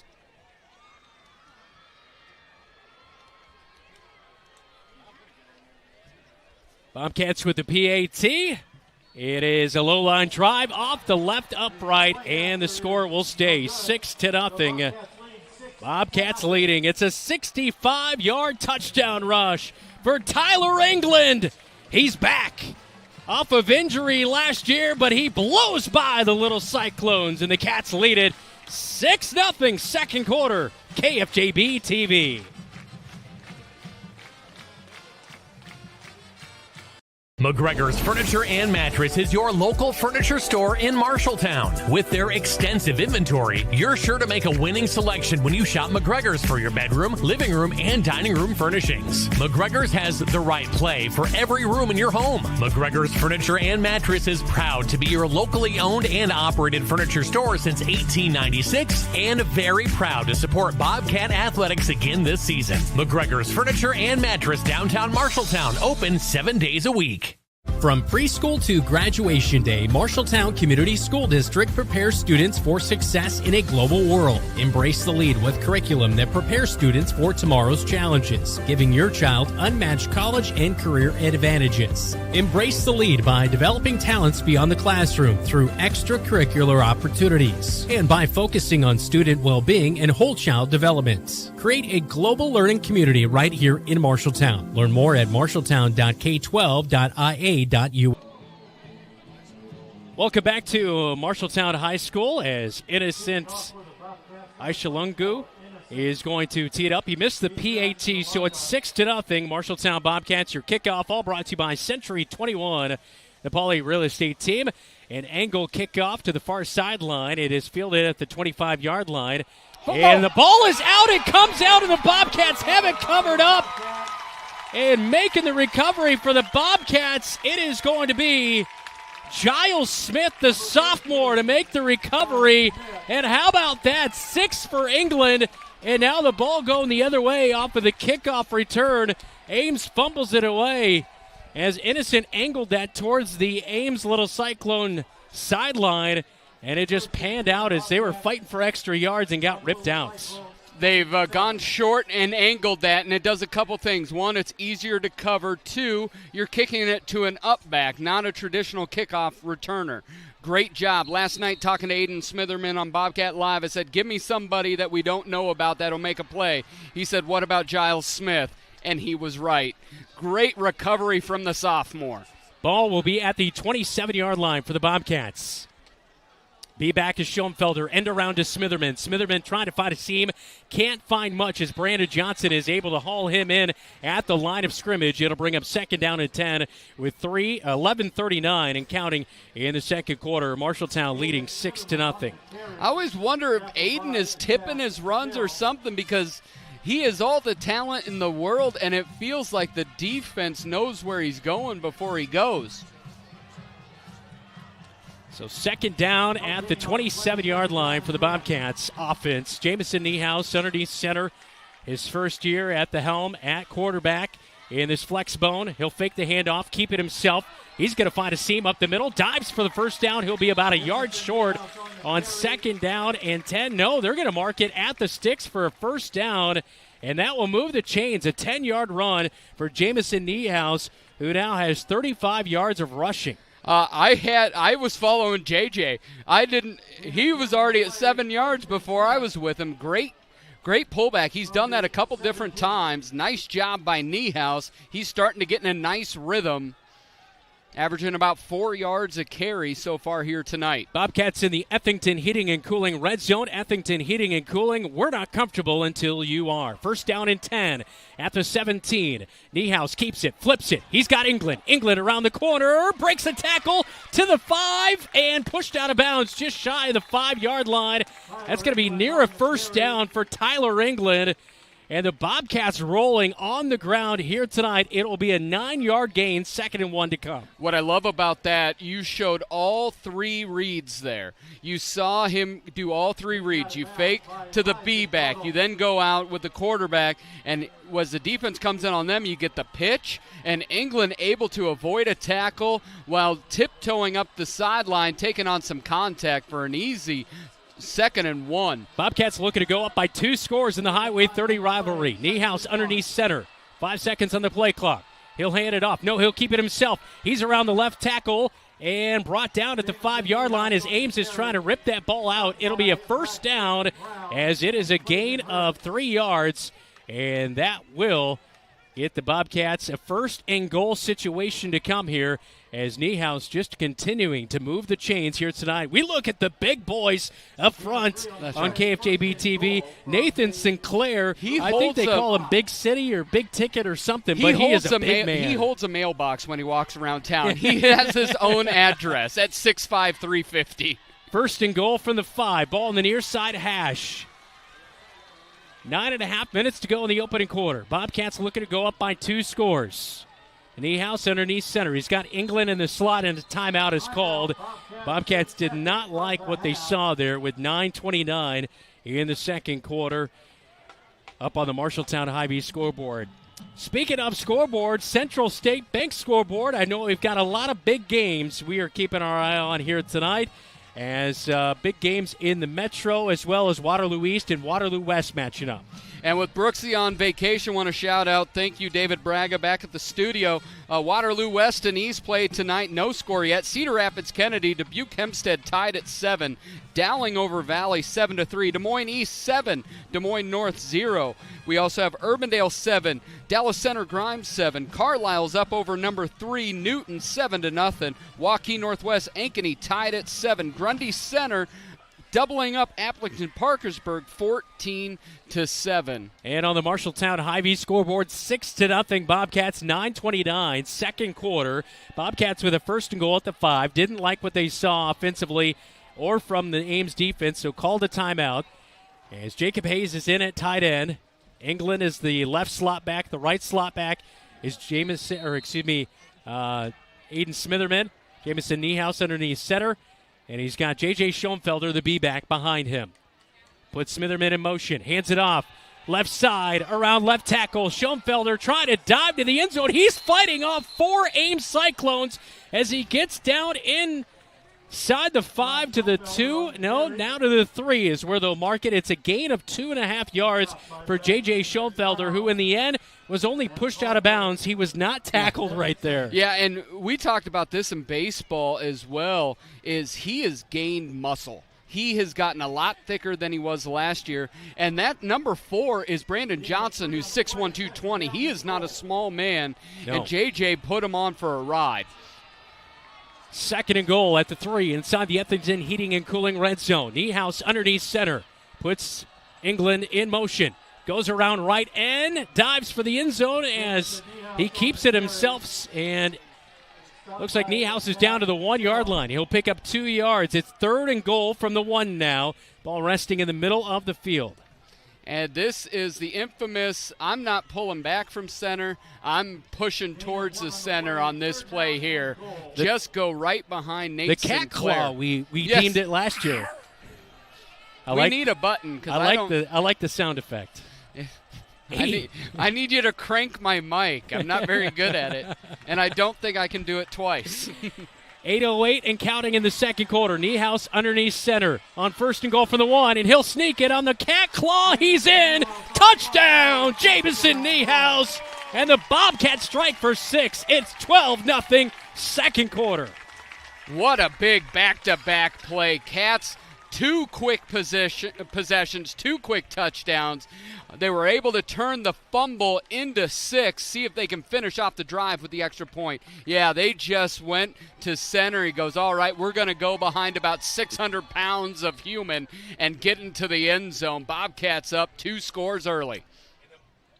Bobcats leading by 12. Of course, they missed the PAT first time around, so they're going to go for 2. As everybody will check the wristband. As they line up with the flex bone. Nobody spread out. Everybody packed in tight for the Cats.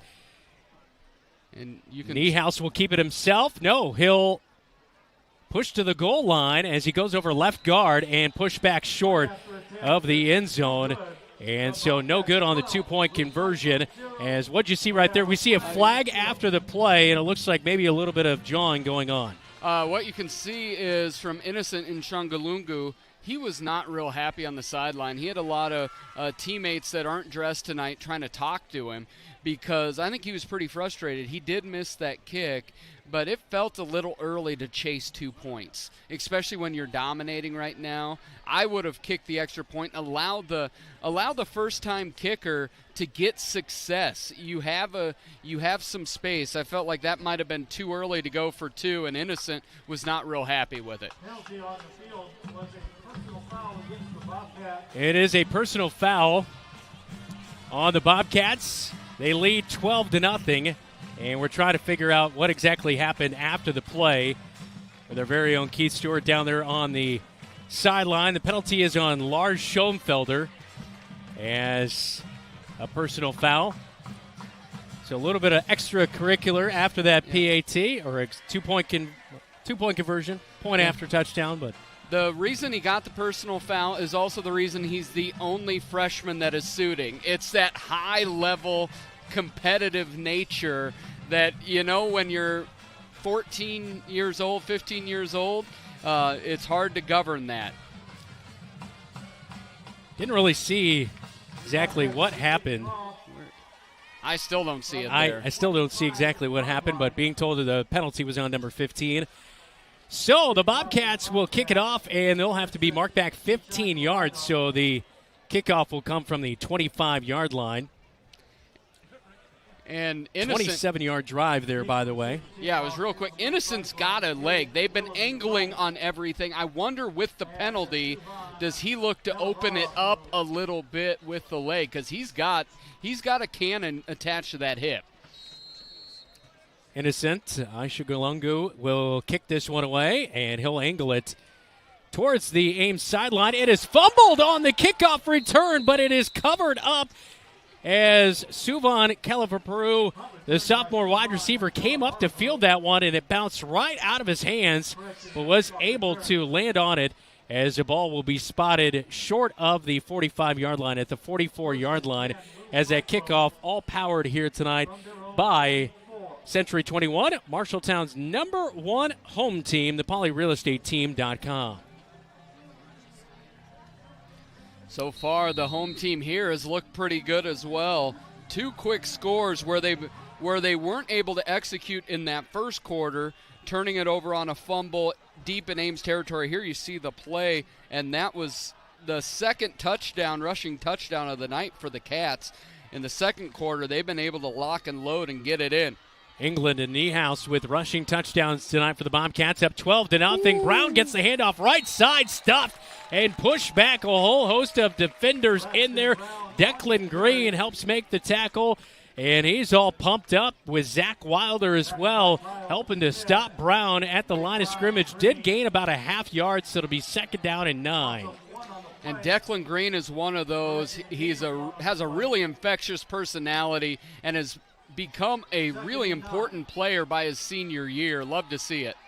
They'll go through the air and in and out of the hands of Kyle Smith. He was reading the wide receiver Parker Evanson, and by the time he got his head around, the ball was already sneaking up on him, and Kyle Smith there to help ensure that it's an incomplete pass. 3rd down and 9. Ball in the middle of the field on the left side of the M logo at midfield, so 3rd and 9. It's been a rough night. The punt crew hasn't come through. A missed 49-yard field goal, a turnover on a kickoff. They fumbled it away. Miscues all around for Ames. 3rd and 9, 7:19 second quarter. Henniger will drop back, look at the pass. He's going to roll out to the near side. Declan Green's going to come up and try to make the stop. He'll push him out of bounds just over the 50-yard line as Henniger pushed out of bounds after the fact. As coming up is Xavier Verdinez to make sure Henniger didn't gain any more. It'll be 4th down and 3.5 yards to go. We'll see if they go for it at midfield. And calling out Green again, he did a nice job of coming off of coverage and forcing him to the sideline. And then number 55, Xavier Verdinez, made sure that he crossed over that sideline. 7:19. He really finished him off, that is for sure. 7:19 to go in the second quarter. 12-0 Bobcats. Ames will keep the offense out for 4th down and 3, and now a timeout is called with 7:19 to go in the second quarter. We will step aside. You're watching Bobcat football on KFJB-TV. At Sports Plus Sports Medicine and Physical Therapy Center, we customize each patient's treatment plan to their individual needs. What does that mean? It means that not every back or knee problem is treated the same, and that your program will be unique and designed especially for your needs or problem. This improves how quickly you will return to work or sports. The Sports Plus staff is encouraging and takes pride in your successful recovery. This is just one more reason why champions choose Sports Plus Physical Therapy as their favorite place to rehabilitate and train. Welcome back to Leonard Coalfield. Brandon Lewis, Dylan Does alongside me. 12-0 up on the Marshalltown Hy-Vee scoreboard. 7:19 to go in the second quarter. Coming up at halftime, it is our halftime report powered by Scouting America, Mid-Iowa Council, Adventure On. We'll take a look at stats and highlights from our first half of action in week number 1 of the high school football season. 4th down and 3 as we come back to the Ames Little Cyclones on the field. They just took the timeout behind head coach Jesse Von Barron. So at midfield at the 49-yard line in Bobcat territory, they will go for it. Bobcats linebackers showing blitz. Shotgun formation for Henniger. Quick pass out of the slot. It's incomplete and over the head of the slot wide receiver, Caden Wright Willoughby. And incomplete 49-yard line on their own side of the field is where the Bobcats will take over. Another turnover on downs by the Ames Little Cyclones. And it looks like Henniger is just, it looked like number 88, and he's not on the roster. There's not an 88 on the roster. It looked like he was going in to block. There has not been any rhythm or communication between the wide receivers and Ames. Many times he's throwing it over, and the Ames Little Cyclone receiver hasn't even turned their head yet. 12-0 Bobcats, 7:08 second quarter. Niehaus underneath center. J.J. Schoenfelder, the slot back, the B-back. He'll fake the handoff to Schoenfelder. Near side, running out along the numbers is Niehaus, and he'll dive ahead for about an 8-yard gain. It'll bring up second down and short as the officials indicate a player down, and that's back at the initial line of scrimmage. It looks like Clayton Hurts for there you see, just holding on to it. Nice job. Good. It looked like Tyler Anglin almost got a block in the back, was able to pull off there. Clayton Hurts, no stats at defensive end a year ago, but he is a returning left guard and a leader on this Ames Little Cyclone squad. So not a great injury for Ames as well, who already lacks a little bit of that depth. And, we touched on it a little bit. They lost Cameron Cantawine. He is now playing at Gilbert tonight. 92 rushing yards and a touchdown in this game a year ago. He was a big-time playmaker at quarterback for them a year ago. He's now at Gilbert. Jeffrey Roberts now at Dowling. He was wide receiver starter last year. He's going to go play for potentially the Iowa State Cyclones next year. Brendan Swanson, their starting tight end, who was second in receptions. He's now at Southeast Polk playing tight end. And Austin McIntyre, their starting punter, he's now at Centennial. He's ranked number 27th in the nation. So, I mean, there's 4 guys who are difference makers not on this roster playing somewhere else this year. Well, and that's kind of the new way of high school football in the state of Iowa. Ames, you're looking at a college community. It happens to Iowa City as well. The Metro is king, and they're not afraid to recruit surrounding areas. And you feel bad. Kids can do what they need to do, but you feel bad for the Ames Little Cyclones, and it's happened to Marshalltown as well. It's just hard to compete year after year when your top talent goes elsewhere.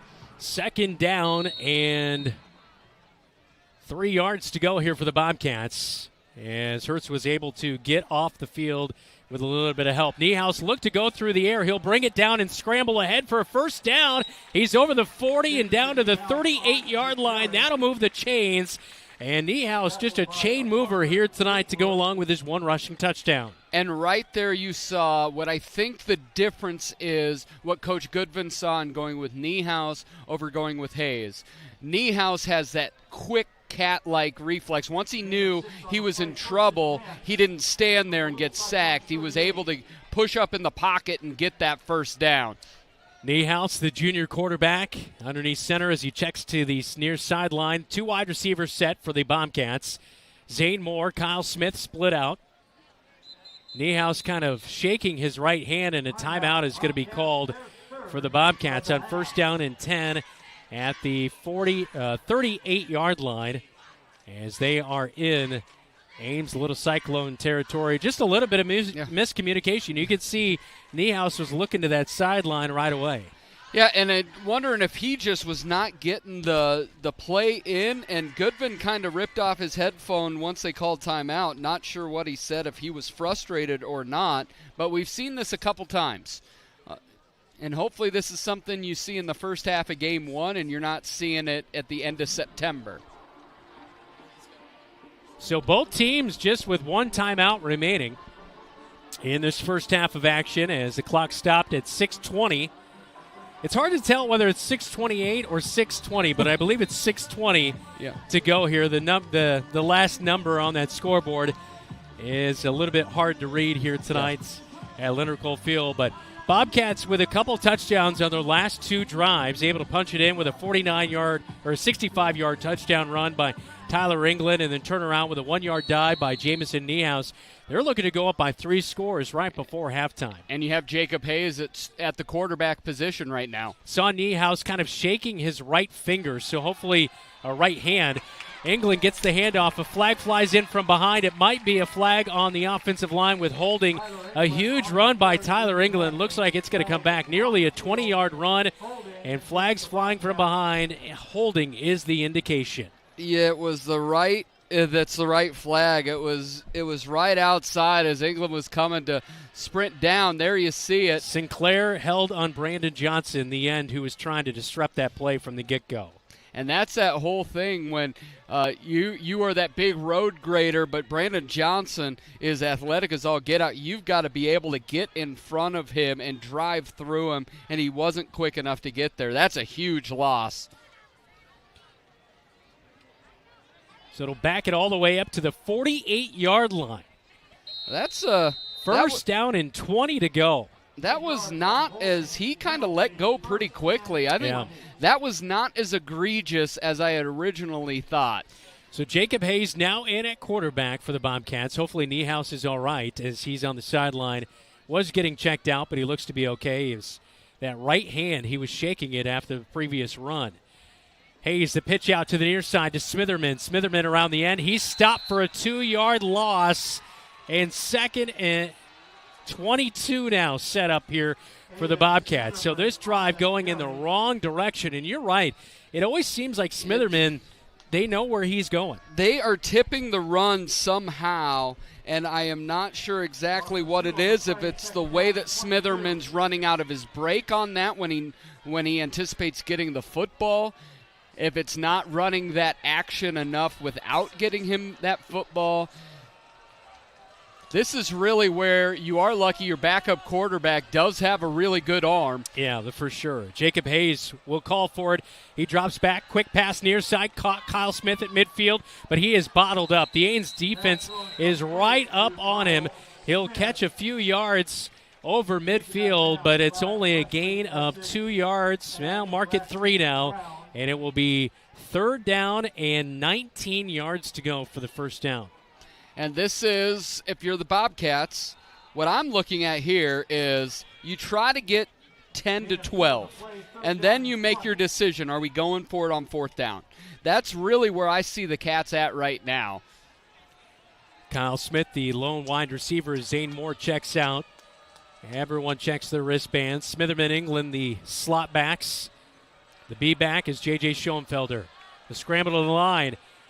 Snap at 1 second on the play clock. End around to England, and he'll get up to the 45-yard line and brought down. It's a gain of, mark it 1 yard now as they move it back to the 46-yard line. Thought he got to the 45, but not enough there, and it's going to be a long 4th down and about 18, 19 yards to go, and the special teams crew will come out. And Ashungalungu is in there, Innocent's in there. They spend the first 20, 25 minutes of practice on special teams. And what I saw from Ashungalungu, he's got a huge leg, but he struggles sometimes with catching the football clean. Snap is back a little bit high. He'll reach up, grab it. Brandon Johnson showing pressure. A great punt down to the 10-yard line. It hits, angles to the 5, and that is a coffin quarter punt. Right on cue as you talked him up, Dylan. He's got an absolute cannon on there, and he caught it clean and was able to get it right down there. You saw it explodes off his foot with a nice high spiral. Great job. He even got a little bit of a hop in there. Brandon Johnson a little too close for comfort on that block attempt, though. That is for sure. Innocent out there doing all us short kings a favor, eluding the much larger Brandon Johnson out there. 3:28 to go in the second quarter. Cats leading 12-0 up on the Marshalltown Hy-Vee scoreboard. Ball officially marked at the 6-yard line on the far side hash for Ames. Henniger in the pistol formation. He's got Brown, the running back, behind him. 3 wide receivers set. He'll take the snap. He'll roll a bootleg to the near side. Looks to pass over the middle of the field. He's got Wright. Catches it, angling out of bounds at the 20, and a late hit out of bounds. Here comes the flag. Drake Gersma will pick up the penalty and the personal foul. And now a fight breaking out. A little pushing and shoveling between Declan Green and one of the offensive linemen and Callum Canny. And we'll see who that penalty is going to be on. But a lot of extracurricular after the play. We'll see how it's marked out here. But nevertheless, we look at the replay. A good play by Wright to make the catch. But Gersma with just way too late of a hit out of bounds. Gersma, just a really poor play. Some of that in his first varsity start. But what I did like after the 6'2", 230, number 72, Canny came and kind of was jawing at Gersma. The much smaller Declan Green, not afraid at 5'8", 5'9" to go out there and be like, you're not going to push us around. It may be offsetting personal fouls, but I like the fight that he may be a lot bigger than you, but you're not going to shove us around. It might stand both fouls because the late hit happened during the play, but then the extracurricular happened later. So you might mark it off and then also bring it back at the same time. It's one of those weird things where, usually they offset, but if, like you said, if it's in play, that's a totally separate call versus.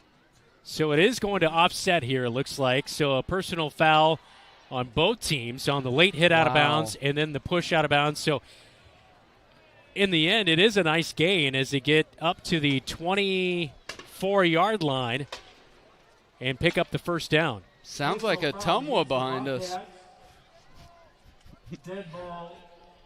I think it was just fireworks. Just fireworks. Okay.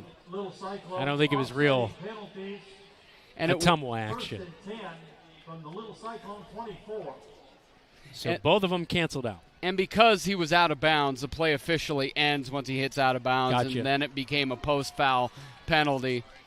3:28 second quarter, and the ball resting at the 24-yard line, near side hash.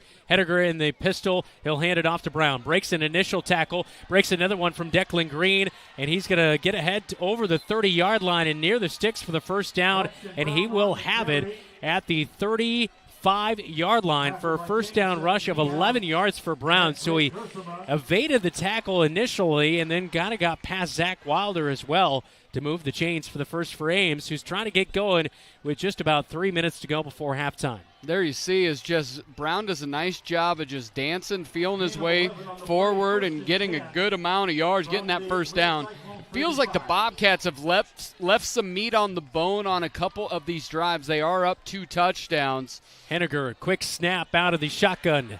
Feeds it out to Wright at the 40. Breaks out of a tackle, slips and falls back at the 40-yard line. And there's a late hit on Zach Wilder as he comes up and hits Wright after the play.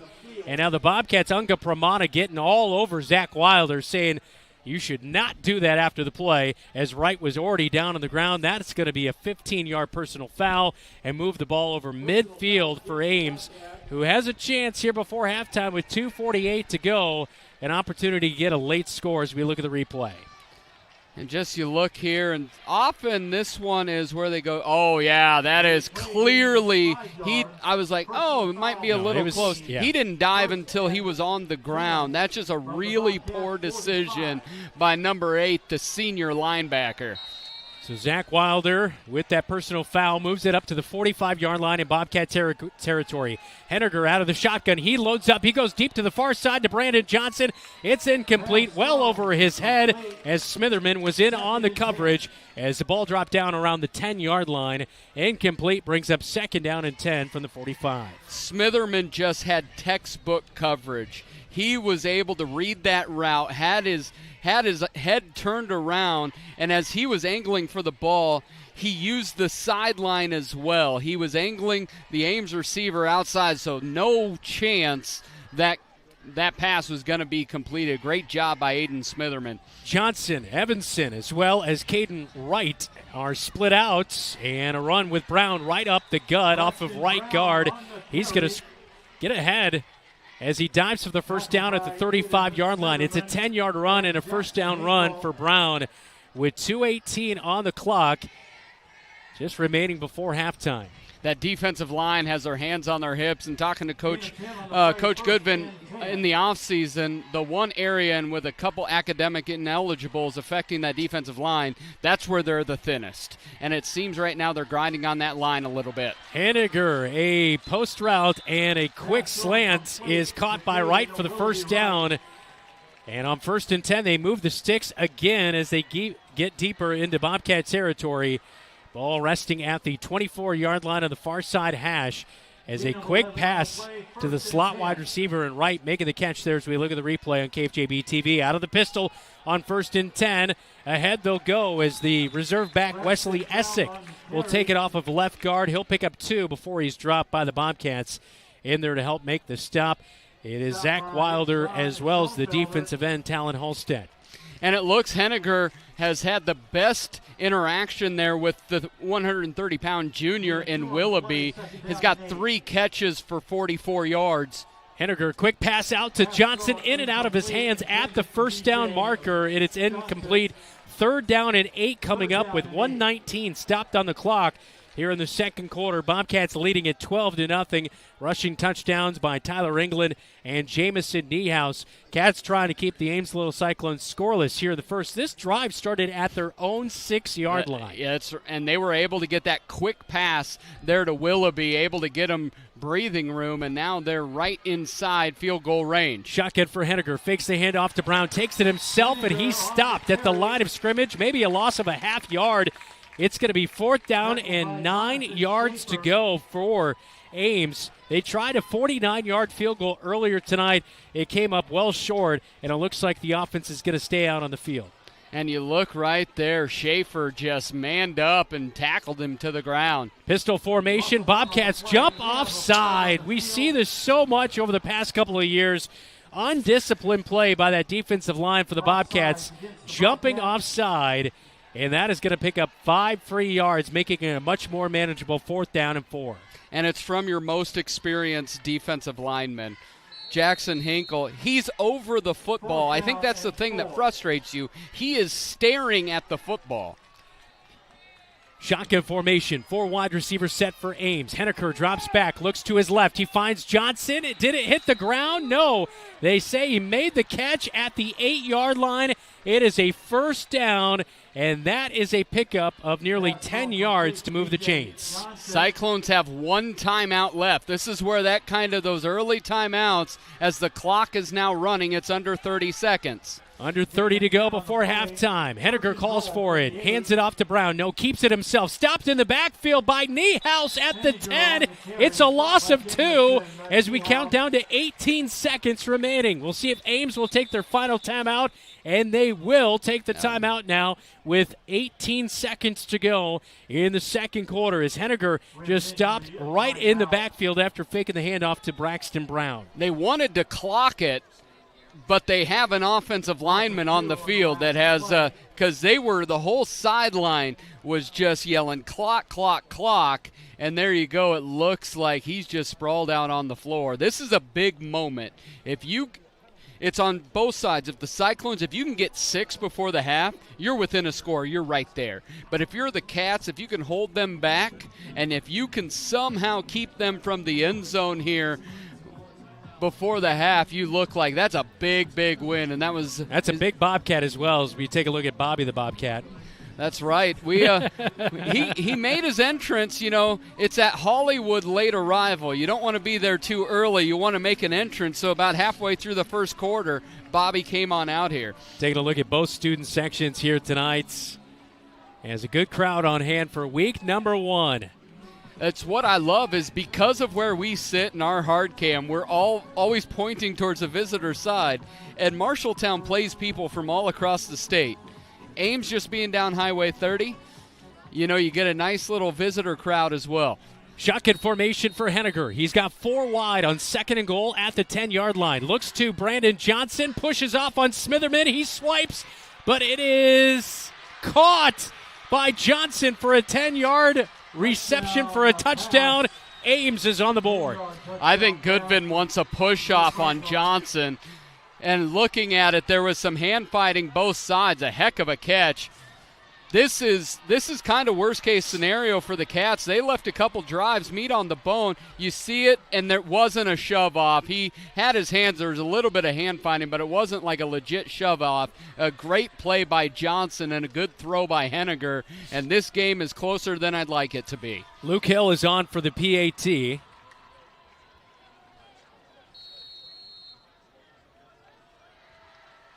Jack Schill is the holder for Ames. PAT is up, and it is good. And it is 12-7. Ames on the board. A 10-yard touchdown pass to Brandon Johnson. What a heck of a grab as he hauls it in, and Ames finds the end zone. It is a 94-yard drive for a touchdown right before half. Oshangalungu had an incredible punt, and then just dumb mental plays with 2 personal fouls on this drive. The defensive line got pushed around a little bit on the run play, and then Henniger found some rhythm. He found a rhythm early with Willoughby, and later on he got it with Brandon Johnson for 6. So 12-7, we'll see if the Cats can get a big return. They did have one kickoff return for a touchdown a year ago. Sam Griesel took it to the house on a fake reverse. Yeah, and that's where, and the Cats do have those twin returners. Number 2, who just gave up, who's the cornerback, Garden Johnson on that. That's Aiden a tough Smitherman. ask. Yeah, and that was a heck of a catch. It was a great catch. It was a perfect throw right where it needed to be. Smitherman was on him. He got a little bit behind him, but I don't think you can get too angry on that one-on-one coverage. It was just a really good play by Johnson. Kickoff tonight is all brought to you by Pauley Real Estate Team. Century 21, like Kristen and Kurt Pauley, offer you the knowledge and service you deserve. Ball teed up. Joseph Pizarro-Matos to kick it away is Smitherman, and Pramana back to return. And an onside kick. This will catch the Bobcats not off guard as Drake Gersma runs up and makes the recovery at the 48-yard line on the Bobcats side of the field. And no time came off the clock. Probably 1 or 2 seconds should have came off the clock. But an opportunity, you load up, toss one deep, or what are you thinking here, Dylan? I'm going 10, 12-yard out route. It doesn't, I guess you're going to not give up the big return. I'm a little surprised that it's that squibby of a kick. Yeah. You kind of look at, hey, try to pooch it out to the 30.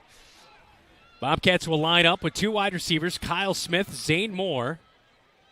Jamison Niehaus is back in at quarterback. After last drive, he was out after hurting his right hand.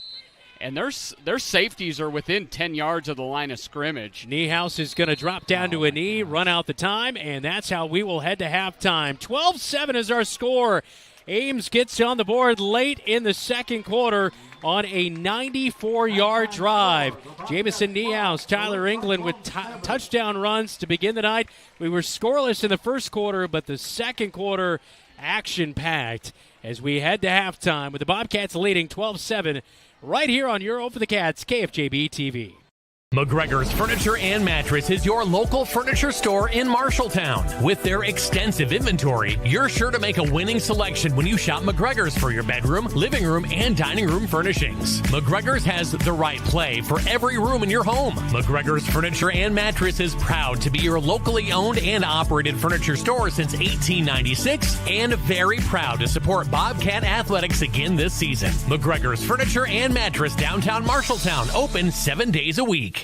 From preschool to graduation day, Marshalltown Community School District prepares students for success in a global world. Embrace the lead with curriculum that prepares students for tomorrow's challenges, giving your child unmatched college and career advantages. Embrace the lead by developing talents beyond the classroom through extracurricular opportunities and by focusing on student well-being and whole child development. Create a global learning community right here in Marshalltown. Learn more at marshalltown.k12.ia.us.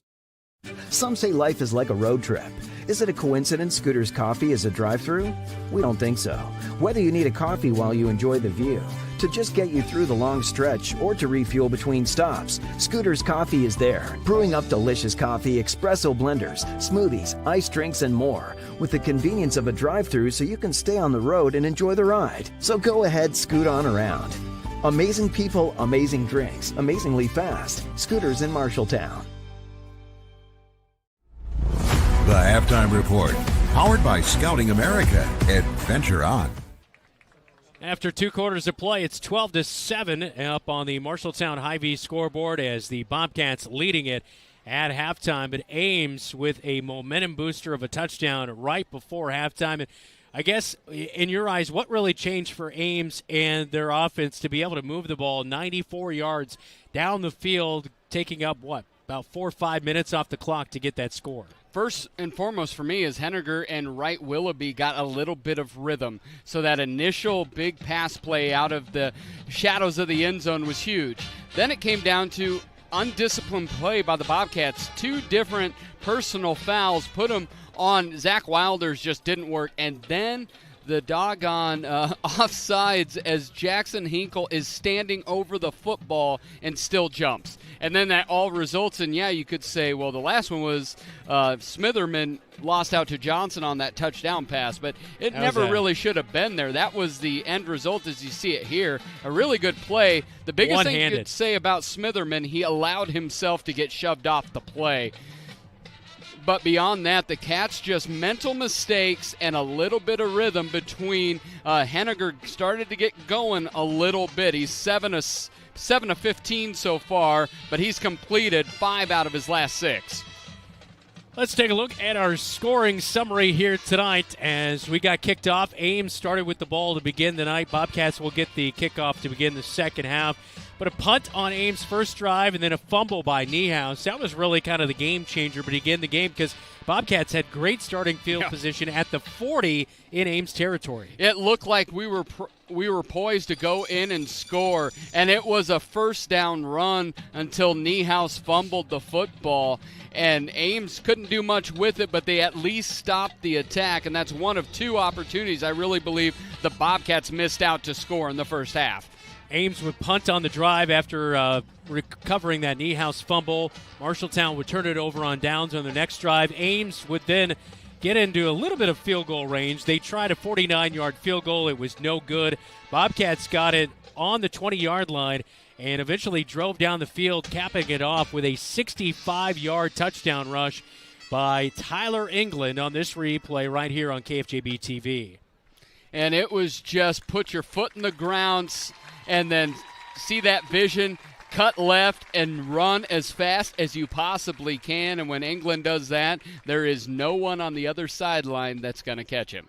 Ames would get the kickoff on the next play, and they fumbled it away, and the Bobcats got the football on the 27-yard line. As we see, again, that Tyler England touchdown rush was a really good one. Bobcats would put together a short touchdown drive of 27 yards at 7:58 in the second quarter as Jamison Niehaus would punch in a 1-yard touchdown run. As we look at the replay here on KFJB-TV, all brought to you by State Farm, Tyler Pashong Agency. That was at 7:58 in the second quarter as Niehaus was able to punch it in to make it 12-0. Bobcats went for two and were not able to get the two-point conversion. Ames would turn it over on downs on the next drive. Bobcats would punt it away, and then Ames would get the ball back with, I don't remember what it was, 4 or 5 minutes left before halftime, and they drove down the field a 94-yard drive, like Dylan mentioned, helped out by penalties. Brandon Johnson caught a 10-yard pass from Henniger, which was a great play as we take a look at the replay here on KFJB-TV. One-handed reaching back, and 12-7 is how we stand at halftime. We'll get scoreboard update when we come back. You're locked into the halftime show, all powered by Scouting America, Mid-Iowa Council. Adventure on. I didn't really have much growing up, but I did have a mom, and she gave me a strong foundation. She signed me up for Scouts. I quickly fell in love with the outdoors. Showed me how to take responsibility, how to work with other people, and how to become a leader. That made me a better athlete on the field. Scouting made me the man I am today.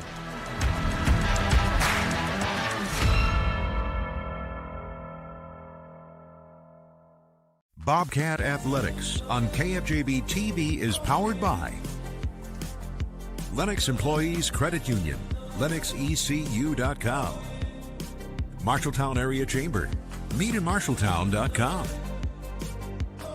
Marshalltown Community College, a step in the right direction, and the Marshalltown School District.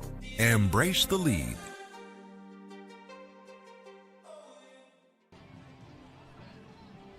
And welcome back into halftime. Bobcats lead the Ames Little Cyclones 12-7, trying to make it 2 in a row against the Cyclones.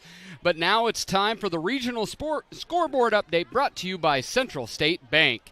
Waterloo West is facing Waterloo East. We do not have a score update for that, but Cedar Rapids Kennedy up on Dubuque Hempstead 21-14. Dowling and Valley are tied at 10. Southeast Polk is taking on Ankeny Centennial. They're up a touchdown 7-0. My beloved Mustangs over the Comets 21-6. Des Moines East up over North 7-0. South Hardin putting it to West Marshall early 21-0. Mason City and Fort Dodge are scoreless. Dallas Center Grimes, who the Bobcats will see in December, up on Urbandale 14-7. Carlisle doubling up Newton right now 28-14. Nevada up over Grinnell 7-0. Grundy Center tripling up Appleton Parkersburg 3 touchdowns to 1. Joaquin Northwest 14, Ankeny 10, and finally Johnston 7 and Waukee nothing. And that's been the Central State Bank Regional Scoreboard. Discover what Central State Bank can do for you. Locations in Ames, State Center, and West Des Moines.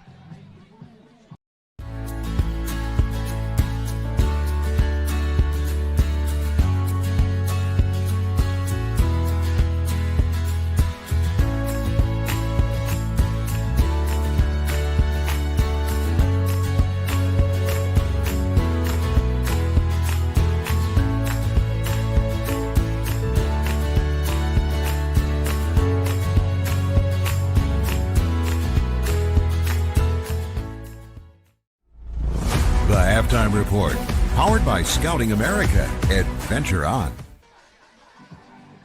Welcome back to Marshalltown High School at Leonard Cole Field. I wanted to get the band in, but I know they add as the season goes, right? Yes, they do. They will end up with 3 movements. Right now, they've locked in their first movement, along, of course, with pregame and the national anthem. But yeah, it was a good run. We were out here last Friday watching the preview, and they continually build. I think it's all because of those drum majors. All right, let's get our halftime stats and adjustments, which is all brought to you by Ken's Transmission of Marshalltown. Halftime stats, Bobcats rushing it pretty well. Yeah, Bobcats 145 yards on the ground, and really highlighted by the big touchdown run by Tyler England. He has 7 carries, 91 yards with that 65-yard touchdown. Jamison Niehaus has been a bit of the workhorse. He has that 2-yard touchdown run, does have a fumble, but on 14 carries, he does have 52 yards. J.J. Schoenfelder also has a 3-yard carry. They only have 3 yards in the air. Jacob Hayes 1-of-1 for a 3-yard completion to Kyle Smith. On the other side, Ames Little Cyclone, Braxton Brown has 36 yards on 11 carries, with Jace Henniger on 5 carries has 30 yards, 66 yards on the ground, 67 in the air as Henniger got it going a little bit in that last drive. He is 7 of 15 with 67 yards and 1 touchdown. That touchdown going to Brandon Johnson. Caden Wright Willoughby leading them with 3 receptions and 34 yards. All right, Bobcats punched in a couple touchdowns, went up 12-0. Ames responds with a 94-yard drive, make it 12-7. Bobcats do get the opening kickoff for the second half. You know, when you look at things adjustment-wise, some things are going pretty well, but what are kind of maybe some adjustments the Bobcats will need to make sure that Ames doesn't really get back into this one? Well, first and foremost on offense, I think one quick adjustment, it's not because you haven't done it well, you're building off of what you've done well. I would not be surprised on this opening drive if you don't see a throw on first down, because they've ran the ball so effectively to kind of mix that up a little bit. I could see a potential big play there. Defensively, the defensive line started to wear down a little bit, so you might see a little bit more rotation in from the sideline, but I really think it's the linebackers continue to play downhill and just wash out that final drive. If you don't make mental mistakes, you're going to be fine. Scheme-wise, I think the Bobcats are in a good position. Bobcats look to get their first Week 1 win since the 2019 season, as again they receive the kickoff to begin the second half. Up on the Marshalltown Hy-Vee scoreboard, 12-7, Bobcats leading at the half. That is our halftime stats and adjustments, all brought to you by Kins Transmission, your family-owned transmission experts. This is Bobcat Football. You're watching KFJB-TV. Have you ever seen what it takes to fix a transmission? It takes a lot of patience, a lot of experience, and a whole lot of talent. At Ken's Transmission, they have all the above. Family owned and operated with over 62 years of experience in all areas of transmission, keeping your vehicle shifting smoothly, and routine maintenance, repair, and replacement, including automatic and manual. For reputable service you can trust, Ken's Transmission. Ken's Transmission at 306 East Anson Street in Marshalltown is a proud sponsor of the Marshalltown Bobcats.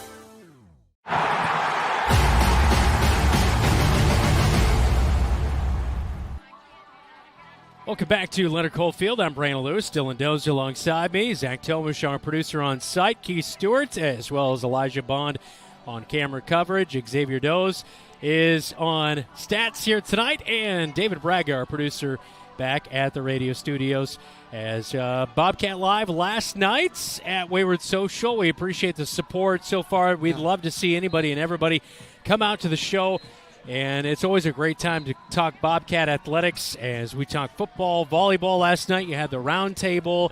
You talked a little girls swimming. We did. As well as boys golf. So a fun show last night, and that will be this coming Thursday again from 6 to 7. We had a blast. The round table's always fun. You get the kids a little bit out of their comfort zone, a lot of laughs, a lot of giggling, and that's just me. It's we had a great time last night. I love hearing about the new opportunities in the sports maybe we don't cover like game day of. There you see the cheer squad there, but get to dig into their season. It was really fun talking to Angie Nelson as really the identity or the scoring portion of the Cats go from the diving board to the pool. We'll talk with the cheer squad on Bobcat Live this fall as well, as we've already kind of lined it up with Val Corson. We'll also talk band as well. Yeah. I can't remember the schedule for this Thursday, but I believe band is set to join. Yeah, we've got, I think we get Alan Mann in the strength and conditioning program. They've gone to a unified strength training model where it's not individual sports lifting separately. It's building all sports together. I'm really intrigued to hear what he has to say about that. I know through other times of talking to him off air, they're really excited. I know Coach Goodvin is anticipating a lot of great success with a shift in mindset there. 12-7 our score as the second half just about ready to kick off. Second half kickoff all brought to you by Century 21, Marshalltown's #1 home team, the PolyRealEstateTeam.com. Well, Tyler England a year ago injured late in the season. He was not able to finish. He second on the team in rushing, but so far tonight leading the Bobcats in rushing with that 65-yard touchdown rush to give the Bobcats their first score of the game, and more of him will be a good thing here tonight. Well, and we saw the little bit of a difference schematically, right, is those first 2 drives, Coach Goodvin had him in the B-back role. And then once that third drive, they moved him to the slot, and he was able to find a little bit better creases and going straight into the line. He now got a little bit of a running start and was able to find his hole, pick it, put his foot in the ground, and go north and south, which is where he's the best. Past 4 or 5 years, Bobcats really haven't had a lead in week number 1. Last year against Mason City, they trailed early, came back, almost had an opportunity. They gave up some big plays to their big stud wide receiver. Yeah. I'm struggling to think of his name.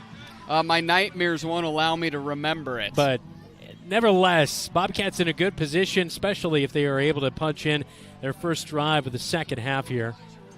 As we are taking our time. I'm not sure if it's because of the heat. We're getting a little extra time tonight.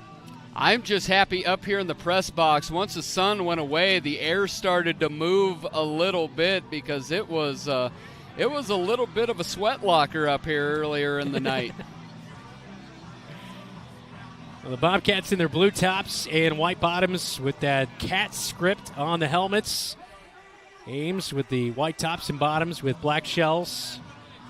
One thing I did notice on the cheer squad, with Nick, who was all-state in cheer competition, I can't recall his last name. He was so athletic, and he was able to do flip after flip after flip, and I was worried when he graduated, what would we do? I'm looking down there. They now have 2 young ladies that are doing flip after flip after flip, and I'm just happy that the flip is alive here in Marshalltown, Iowa. Well, I remember Nick did that at Waterloo East during basketball season, and he got the biggest reaction from the Trojan fans. They were he won the dance battle. Yeah, yes, he did. I was calling a game up in Mason City, and that was one. That was a couple years ago, very tight contest, and it was Nick was flaunting it a little bit. Rogelio Sarin flaunted it a little bit. It was a fun night up in the River City up there in Mason City. Bobcats have taken the field for the second half kickoff. It'll be Aiden Smitherman, Unga Pramana out for the kickoff in the second half. As Ames will now scramble out to the field for the second half kickoff. Nobody in a quick, fast hurry to begin the second half, Dylan. No. This is definitely a Sunday morning drive when you're going about 32 miles an hour down Center Street, and I'm behind you in a Prius going, what is going on?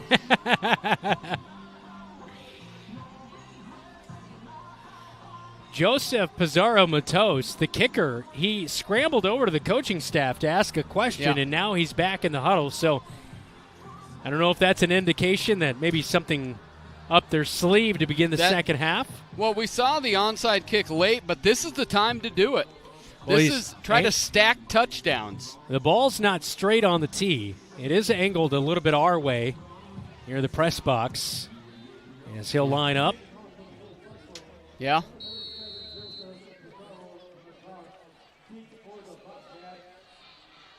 And the kickoff is away. A pooch kick to the near side to Declan Green. Goes over his hands, and Unga Pramana picks it up, and he'll get to the 24-yard line before he is pushed out of bounds, and that is where the Bobcats will begin the second half on their own 24-yard line.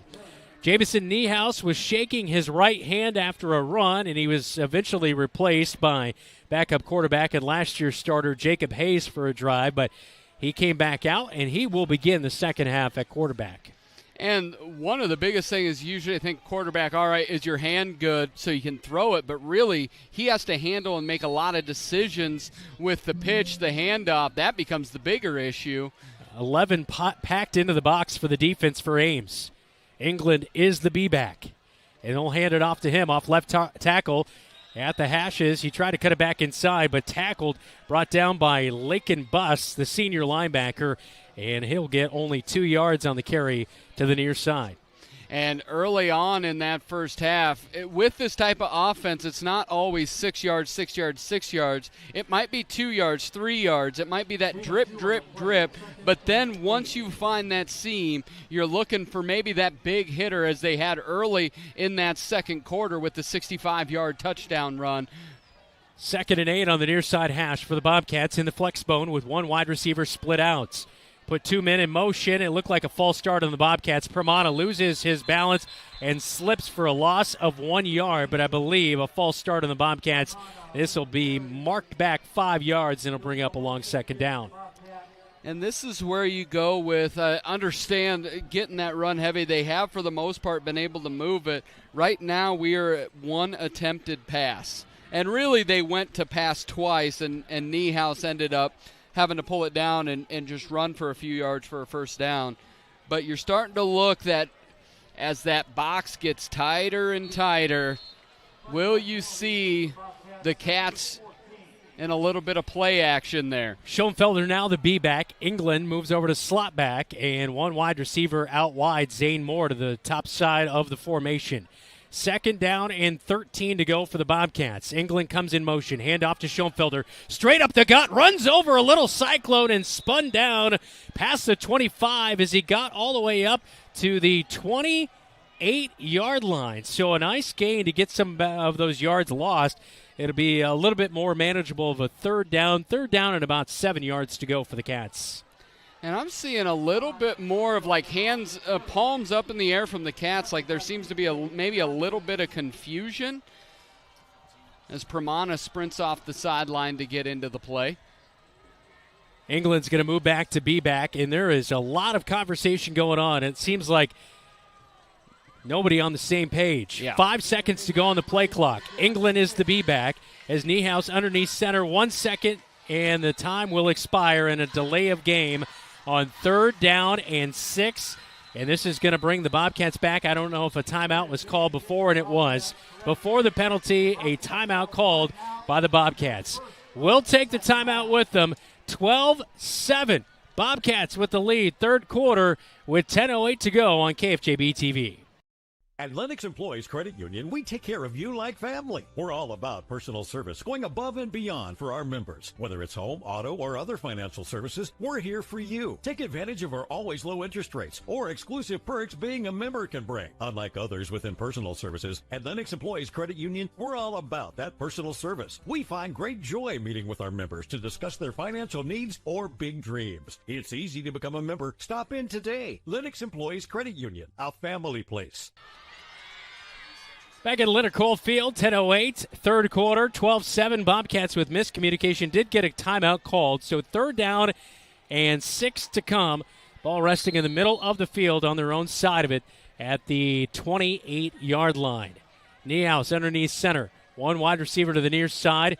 It's Kyle Smith. Brings men in motion. Fakes the handoff. Oh, Niehaus has got a seam at the numbers at the 40, at the 50. Pulling away from the little Cyclones. Can he get there? Johnson tracking as well as Brown. Touchdown! 3rd and 6 to the house for Jamison Niehaus. And the Bobcats now lead 18-7. Oh, my goodness. Coach Goodvin about threw out his rotator cuff, pumping the fist down the sideline there. What a job by Jamison Niehaus. He may not be that big, but man, is that kid fast. And he sprinted out of the Cyclone, and the Bobcat went down the sideline, 1 foot in front of the other. And there he went in for 6. That's the way that you come back. Anyway, from going a 3-and-out potential to putting 6 on the board with that home run hitting 72-yard touchdown. 72-yard touchdown rush by Niehaus to go along with his 1-yard dive. And now Aishalangu will put in the PAT. It's good, and it's now 19-7. Bobcats with the lead. Niehaus all the way for 72 yards, beating Brown, and Johnson chasing him as the Bobcats try to pull away from the Little Cyclones in Week 1 on KFJB-TV. Pick up your 2025 Marshalltown Bobcat football roster t-shirt at AdletEngraving24.com. That's AdletEngraving24.com. Or stop by Adlet Engraving in Screen Print 307 Riverside in Marshalltown. Good luck, Bobcats. Bobcat Athletics on KFJB-TV is powered by McGregor's Furniture and Mattress. Quality furniture for every room in your home. Sandvik Enterprises of Marshalltown. Let them deliver for you.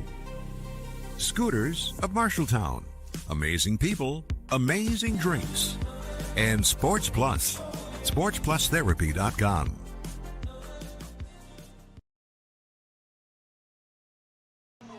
Get a nice look of the 13th Street in Marshalltown as we come back. Bobcats leading 19-7 now up on the Marshalltown Hy-Vee scoreboard. 72-yard run by Jamison Niehaus.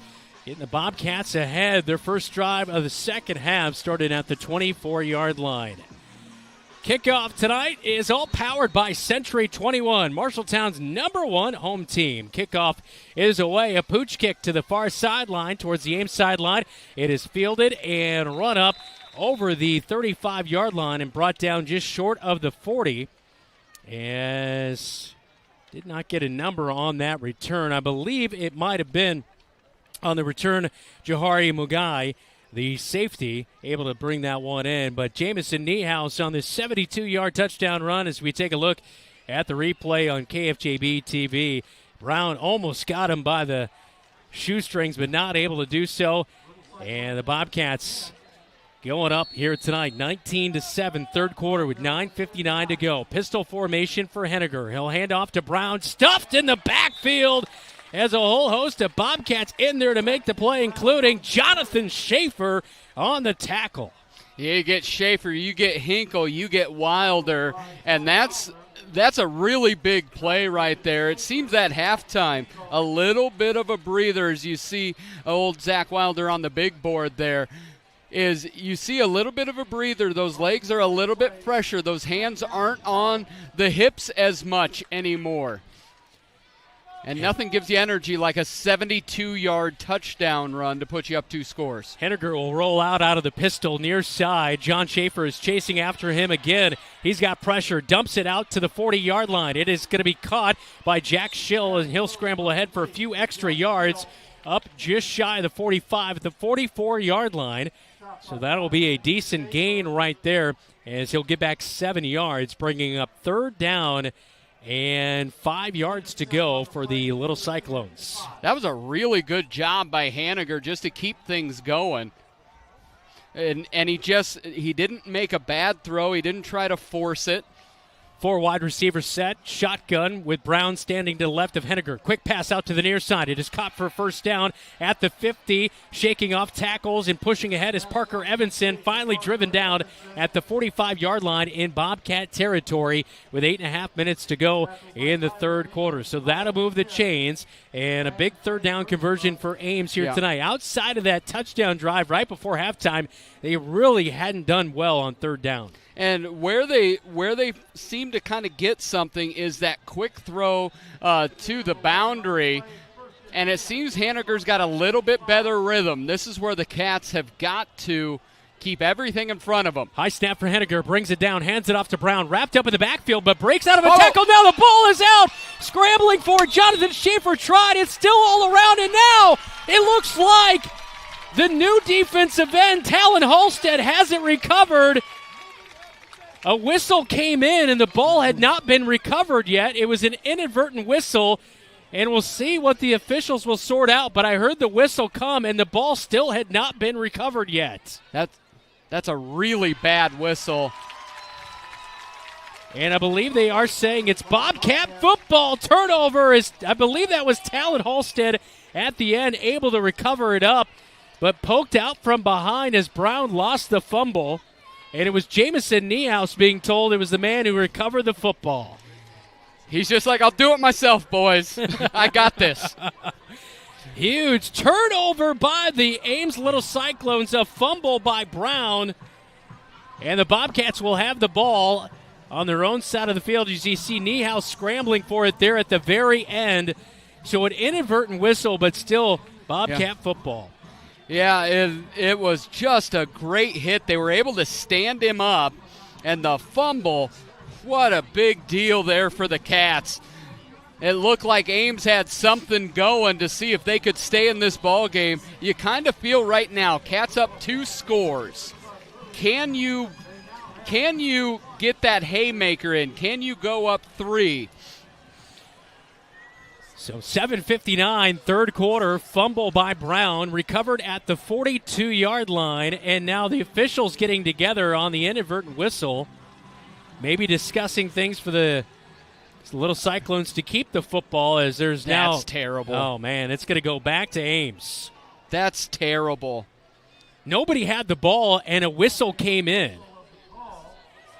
We take a look at the replay. And Brown pushes ahead. Fumble was knocked out. It looked like maybe that was Pramana who got a helmet on it. Nobody had it. But the whistle had already came in. What a terrible And they give it back call. to Ames. Second down and the ball. 7 to go. That's terrible. Second down and 7, so Ames will keep it. Hand off to Brown. Stretch play near side. J.J. Schoenfelder nearly brought him down to the backfield, and finally at the line of scrimmage, Pramana and Zach Wilder drive him back for nearly no gain, give him about a yard. 3rd and 6 to come. Yeah, that was a great play there from the Bobcats. Is something doesn't go your way, and you're like, what do? How do you respond?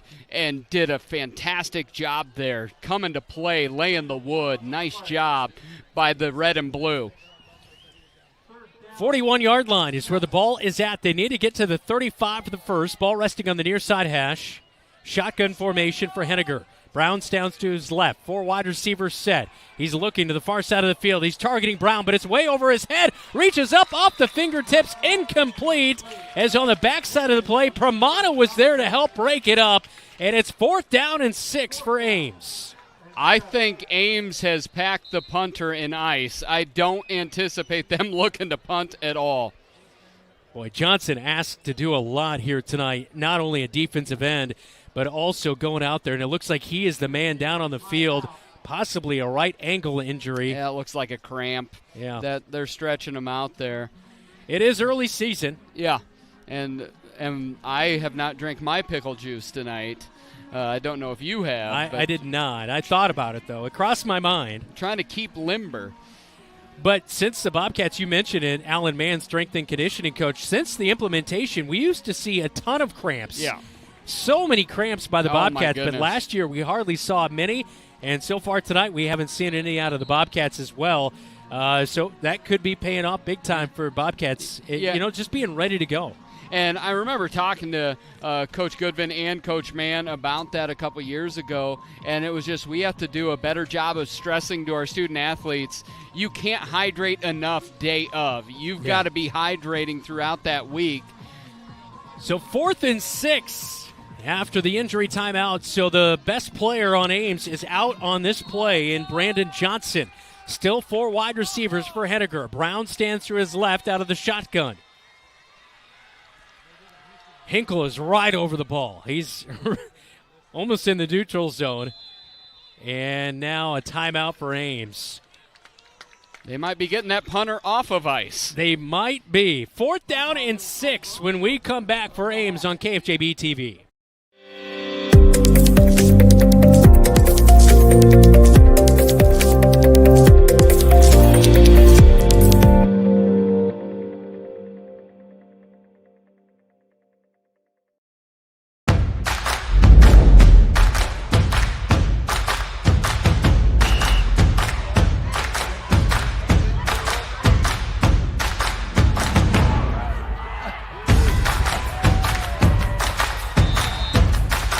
When you go home, you'll feel good about what you did, and you're doing it for the kids. If they don't have us, they don't have these games.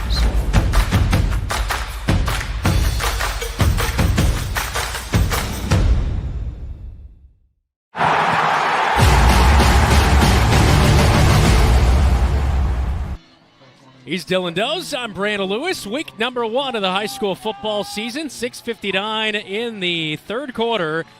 Ames will go for it on 4th down and 6 after the timeout called by Jesse Von Barron, first-year head coach for the Ames Little Cyclones. 3 wide receiver set now out of the shotgun. Brown stands to the right, and now they're going to back up, and they're going to look to punt this one away with the quarterback, Henniger. Bad snap, goes back to field it. Now he's going to look to pass, and he's going to be dropped for a sack in the backfield as Tyler England is back there to help make the sack, as covering it up. Talon Holstead with the sack on Henniger, and a turnover on downs on 4th down. Not quite sure if they were going to go with the pooch punt there, and if the poor snap changed minds, or if he was looking to go the whole time.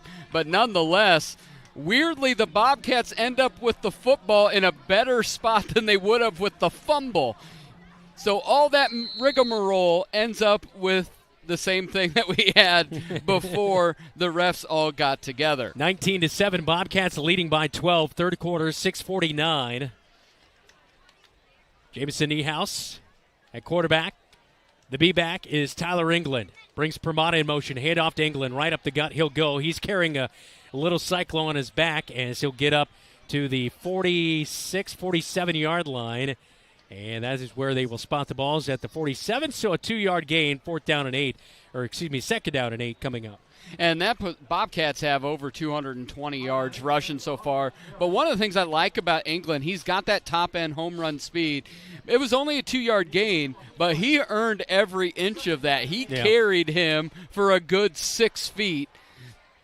Bobcats taking their time in between plays here. You know, they want to dwindle down that clock as quick as possible as well. Niehaus with one wide receiver to the far side. Handoff up the gut. No, keeps it himself. Pitches to Permata. Trying to get the edge. Cuts it back inside. At the numbers, he's got a seam as he gets ahead for a nice gain on 2nd down over midfield to the 49-yard line of Ames. So Permata kind of picking and choosing his path right there, waiting for his blocks to set up, and finally finds a little bit of a seam to push the ball over midfield, setting up 3rd down and 4 yards to go. And that was a nice grab from Permata. It looked like the pitch was a little off-center, but he was able to rock and roll and get 4. Bobcats letting it dwindle down here as we approach 10 seconds on the play clock. Approaching 5 minutes to go here in the third quarter, leading 19-7. Niehaus puts a man in motion, handoff left side to England, fights through a tackle. He's got the first and more down to the 40. It's a rumble of 7 yards for England on 3rd down and 4 to move the chains. And 5:08 and now counting momentarily as they reset the sticks in Ames territory. As we look at the replay, all brought to you by Tyler Prashong, State Farm Agency. And you just see around the waist, keeps those legs driving and just carries them. Bobcats now have 200-yard rushers on the night with just 5 minutes left to go in the third. England over 100 with the 102. Niehaus has 126 on the ground. Niehaus with one wide receiver. And the end around goes to Smitherman, bobbles the football, gathers it back in. He's over the 40, down to the 38-yard line. He'll pick up 2 yards on 1st down as the ball on the near side hash. For the red and blue, looking to go up by 3 scores, currently leading 19-7, third quarter with 4.5 minutes to go.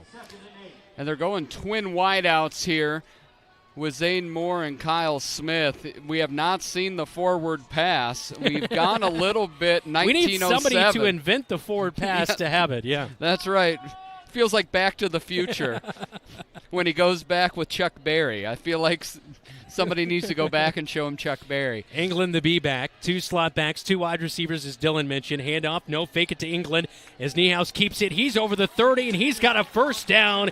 Niehaus nearly unstoppable tonight. He's over 100 yards rushing as well as Tyler England.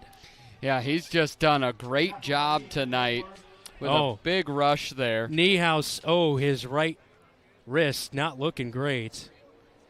Kind of cramping maybe there. As hopefully he is all right, kind of stretching that thing out. Yeah, you see that pickup. It looks like on that rush, got a nice run up the middle. Looked like about 7 yards or so on that. Jacob Hayes will replace him at quarterback. 2 wide receivers set for Hayes. England the B-back. And an option play.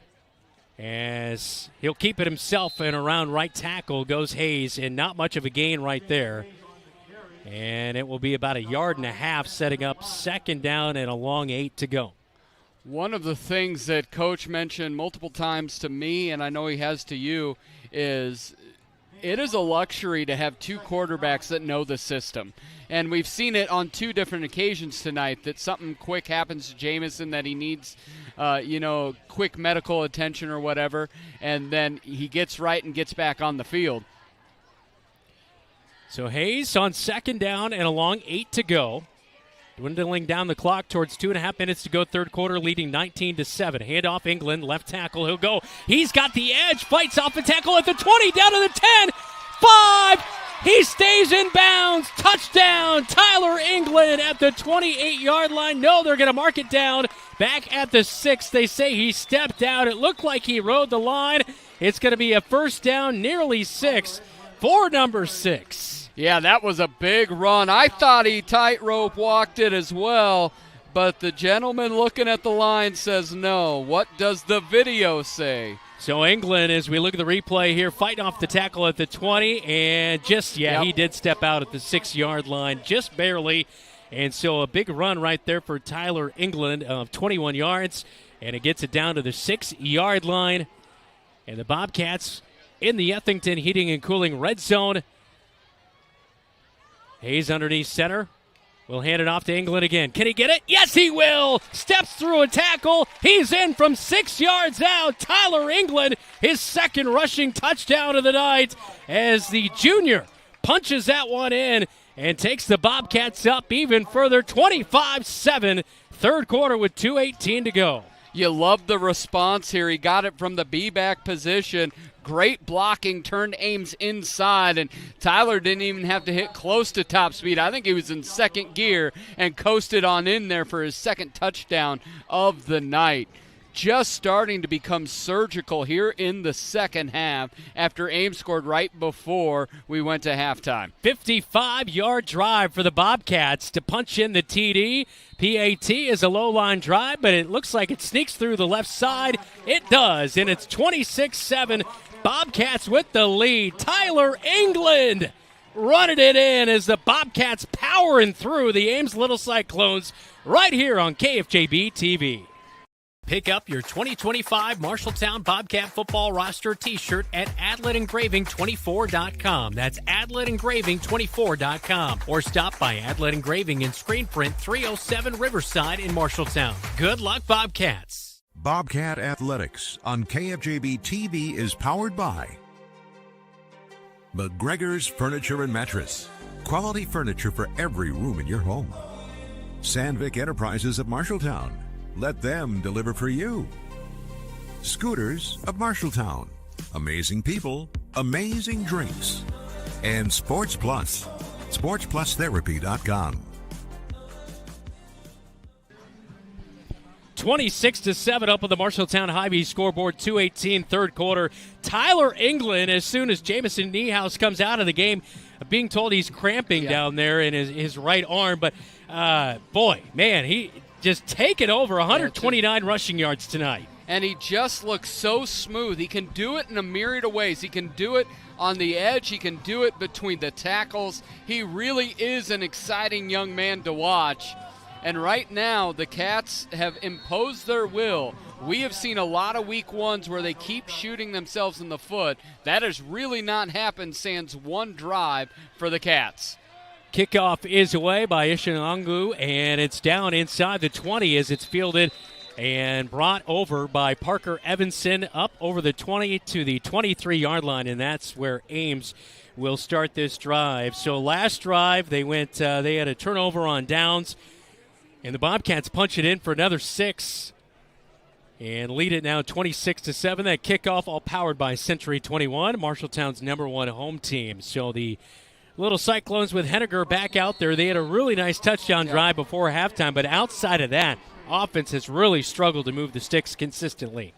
Yeah, and it's been a mix of the passing game just is not consistent, and the Cats have been great on the run defense. Henniger being tracked down. He pitches the ball out short of his wide receiver in right. He was in the area as Henniger got rid of it as pressure was working in on him as Declan Green and Jonathan Schaefer as well as Talon Holstead tracking him down. Incomplete, 2nd down and 10 for Ames. The Cats don't have a lot of sacks tonight, but they sure have had Henniger running sideline to sideline and just causing that pressure, forcing him to move and not be able to just dissect them from the pocket.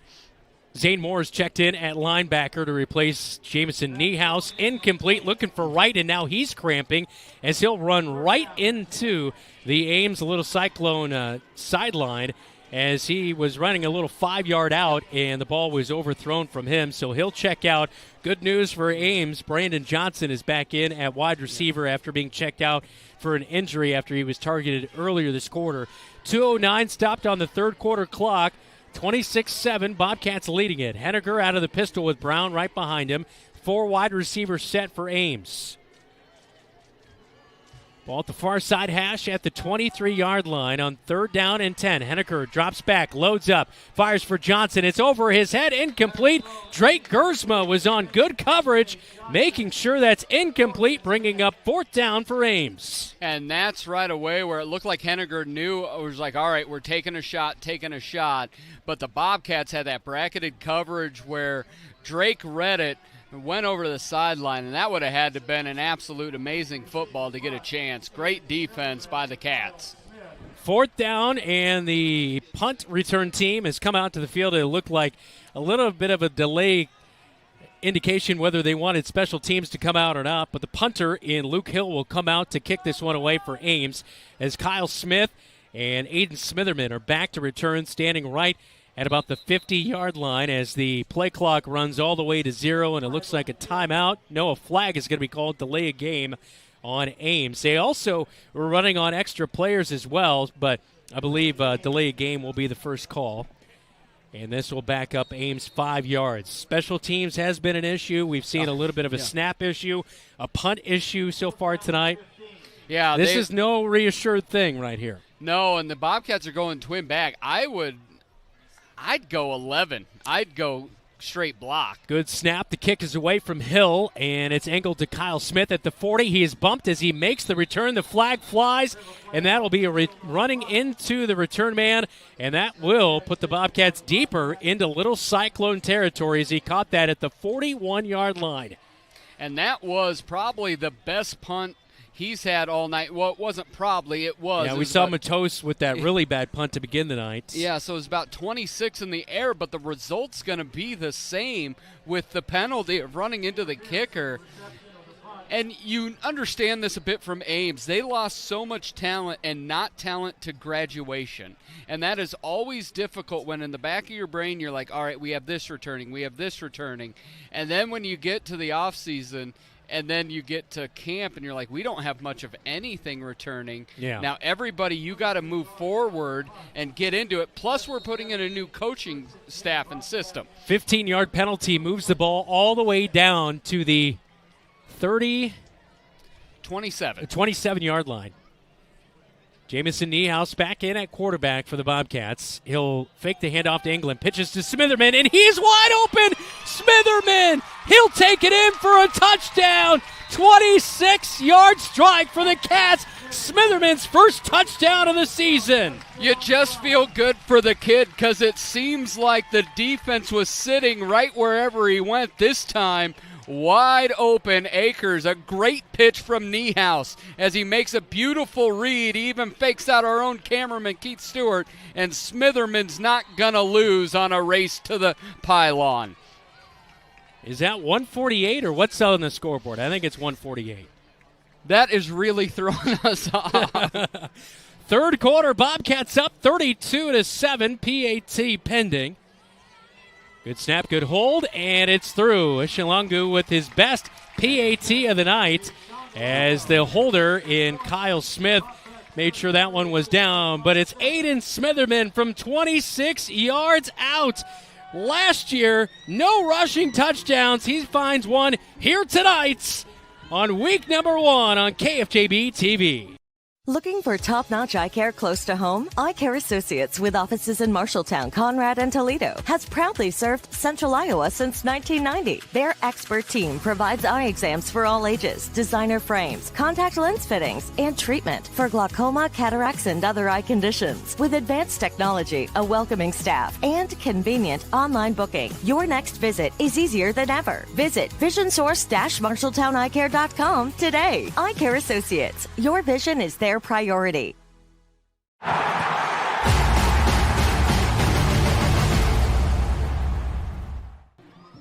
Week 1 panning out good for the Bobcats, 33-7 as Aiden Smitherman, you mentioned it, we talked about him, just struggles at times with defenses reading him really well, but right there they had no clue he was getting it, and Smitherman with 26 yards of wide open field ahead of him.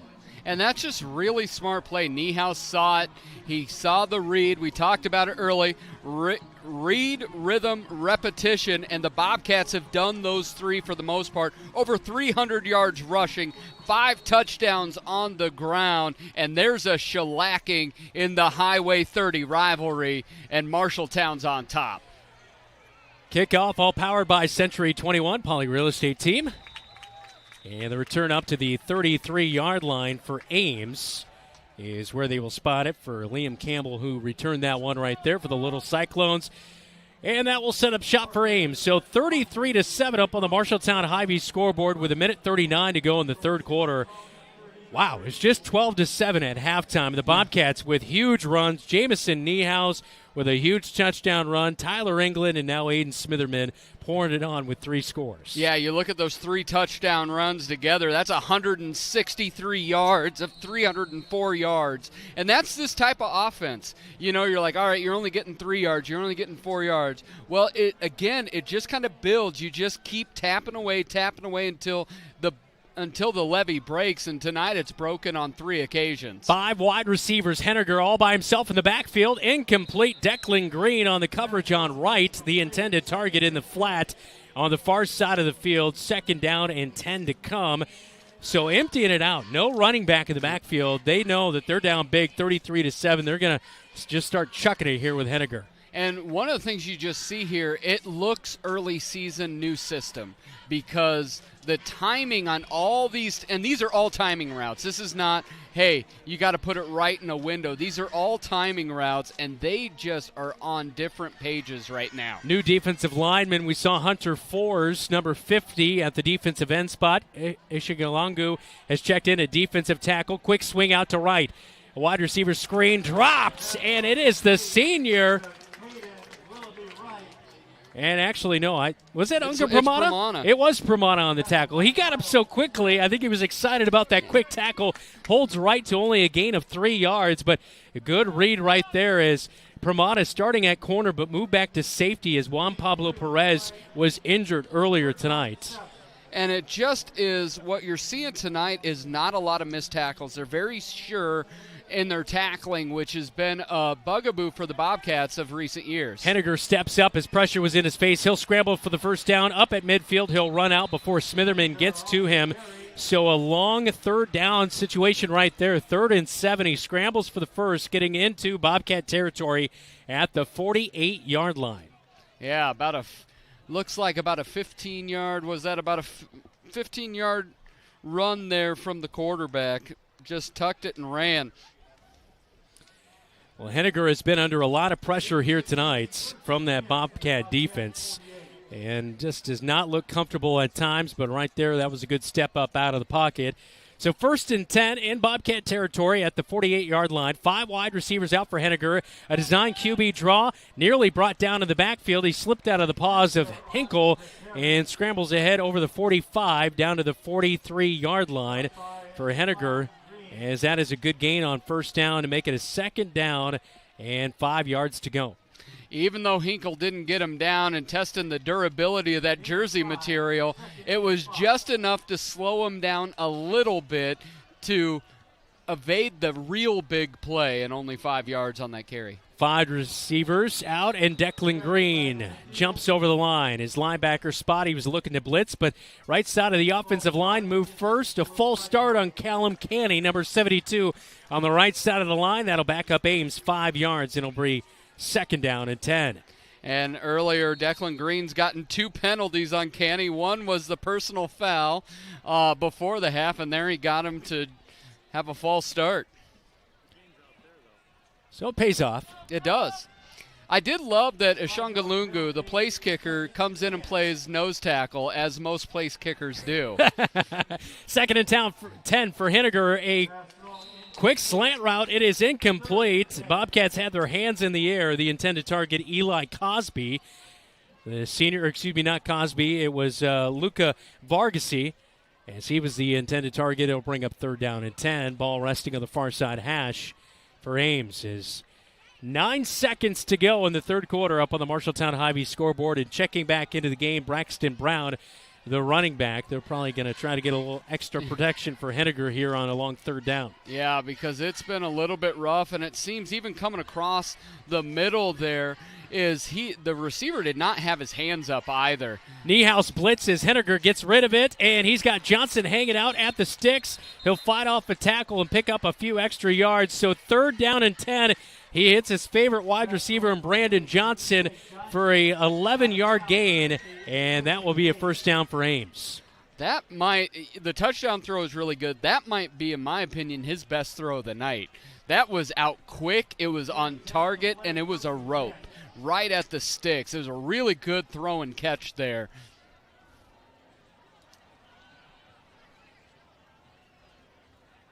Henniger drops back on 1st and 10, brings it down, will scramble forward, and John Schoenfelder forces the ball out, and the Bobcats are on it. Giles Smith with his 2nd fumble recovery of the night. And you mentioned he was called out by Aiden Smitherman as a guy who was going to make an impact, and 2 fumble recoveries tonight. Aiden looks like Nostradamus. It's about as long as Smitherman, but comes with a little bit more clout. Yeah, Giles Smith, you just kind of get that player that just knows how to get to the football. Smith, a sophomore, one of those sophomores that always comes through that we don't know about, but the coaching staff does, the fellow players do, and he's gotten 2 right there. Great job by the Bobcat defense. That'll end the 3rd quarter, 33-7. Bobcats lead. 4th quarter when we come back on your home for the Cats, KFJB-TV. Craving something sweet and savory? Head to your Marshalltown Dairy Queen, 711 North 3rd Avenue and 2107 South Center Street. Try the blizzard of the month, the Reese's Caramel Craze. It's packed with Reese's Peanut Butter Cups, salted caramel truffles, and rich chocolate shavings. But hurry, it's only here for a limited time. And don't miss a DQ Classic, 4-piece chicken strip baskets for just $7.49 all month long. All white meat strips, crispy fries, warm Texas toast, and your favorite dipping sauce. Get yours now at Marshalltown Dairy Queens. Yeah, there you go. Scoreboard updates here at Littercole Field here tonight, all brought to you by Central State Bank. That's what I do. Yep. I yell at everybody during the break. Nicely, though. Yeah, we know. I'm here. I know. I want to give a shout-out. We've got our scoreboard update, but I got an on-site scoreboard from East Marshall, 35-12 East Marshall over BCLUW. Niehaus in at quarterback. Underneath center, brings a man in motion. Hands off to Tyler England. No keeps it. Gives it to Pramana. Pramana dives ahead, and he'll get a few yards, 3 yards. 2nd down and 7 to come. All right, back to the scoreboard updates. Back to the scoreboard update. Thank you, Pete Drury, for throwing those my way. And now back Good to... guy. Good guy. Yeah, Saw him yes, at the Marshalltown Speedway a couple weeks ago. Now the Blue Blood Braga out there. Dowling and Valley are in a tight one, 20-17 Valley. Waterloo West up on next week's opponent, East, 13-0. We have Des Moines East still up on North, 7-0, and that East Marshall score is now 35-20. The Comets put another one on there. Fort Dodge up on Mason City, 20-8. South Hardin up 28-7 on West Marshall. Thanks to Dave Braga back at our KFJB studios. Handoff. No, they keep it with Niehaus. Niehaus finding a seam at midfield. Can he beat Brown for the edge? No, drug down to the 25. but a huge run for Jamison Niehaus to get deep into Ames territory and move the chains. How about it? Niehaus has been so good on those fakes. We thought England had it, but here he goes sprinting around the edge to the far side around his big left tackle, leading him, and so good tonight, the left side of that line, Jackson Hinkle, Xavier Verdinez leading the way. And he does. He holds that so well, and he's got a bit more of that speed. You can see why he Coach ended up making a 41-yard run, 174 yards on 18 carries for Niehaus. Cats as a whole on 38 carries have 349 yards. Look at that. Wow. 41-yard rush for Jamison Niehaus all the way down to the 24-yard line. Handoff to England this time. Shoots through the gap. He fights through tackles at the 10. Touchdown, Tyler England. 24-yard touchdown rush. That is England's third of the night. And the Cats poured it on against the Little Cyclones in the Highway 30 rivalry. If we were in Detroit, there'd be octopi on the ice. We've got a hat trick from Tyler England. The junior rumbling, stumbling to 153 yards on the ground, 3 touchdowns. Bobcats cruising and crushing the Cyclones.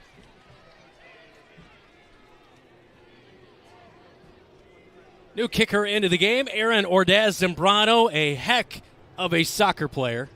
Yes, he is. And he's going to be on for the PAT as Kyle Smith will hold. I was watching him kick earlier. He kicks a football like a soccer player. Over, not under, Dylan. Right? That's what they say to the soccer players. And it's good for Aaron Ordaz-Zambrano, the senior, puts the PAT through. And Tyler England punches his third into the end zone. This is Bobcat football. You're watching KFJB-TV. Brown Shoe Fit has a great selection of athletic footwear. Choose from New Balance, On, Keen, Echo, and much more. Brown Shoe Fit can find the right shoe for every occasion for both men and women, including dress shoes, casual shoes, work boots, and European footwear, carrying multiple sizes and widths to ensure the best fit for you. Their expert-friendly staff is available to give you a personalized experience and can find the right shoes for what you need. Brown Shoe Fit, downtown Marshalltown, with you every step of the way.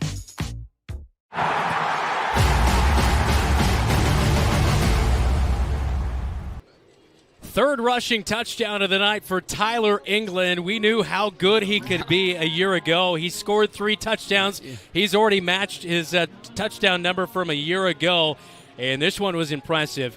Just arm tackles, fighting through, and there's not a lot of arm tackling that's going to bring that guy down. And he keeps his feet. You know, he didn't allow getting tripped up a little bit to knock him down. He keeps his feet really well. We can hear race cars in the background, but we're seeing drag racing on the turf here tonight as Cats are just destroying. Wow, how long you been working on that one? About 2.5 seconds.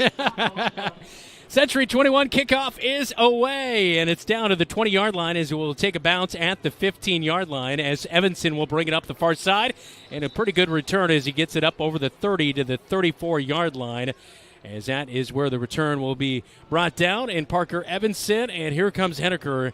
Boy, a big struggle here tonight. And on their last drive, Henniker fumbled it away. Giles Smith recorded the recovery.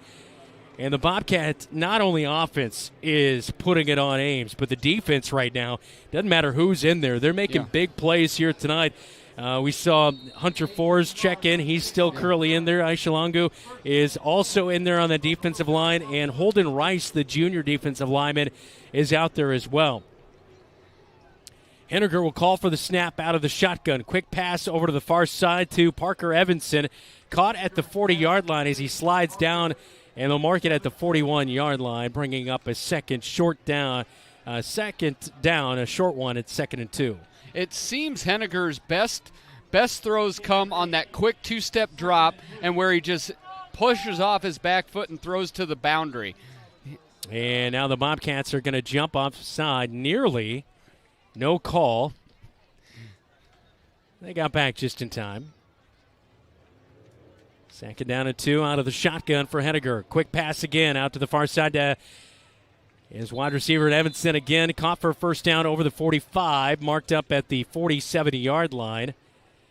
Jacob Hayes going to come onto the field and spell Anga Pramana at safety, something we have not really seen Jacob play a whole lot in the defensive backfield. So first down for Ames with under just over 10 minutes remaining in the fourth quarter. I almost thought Goodvin was misspeaking when he was saying he was going to rotate in. He's been in there a few times tonight. I was thinking more like the end position.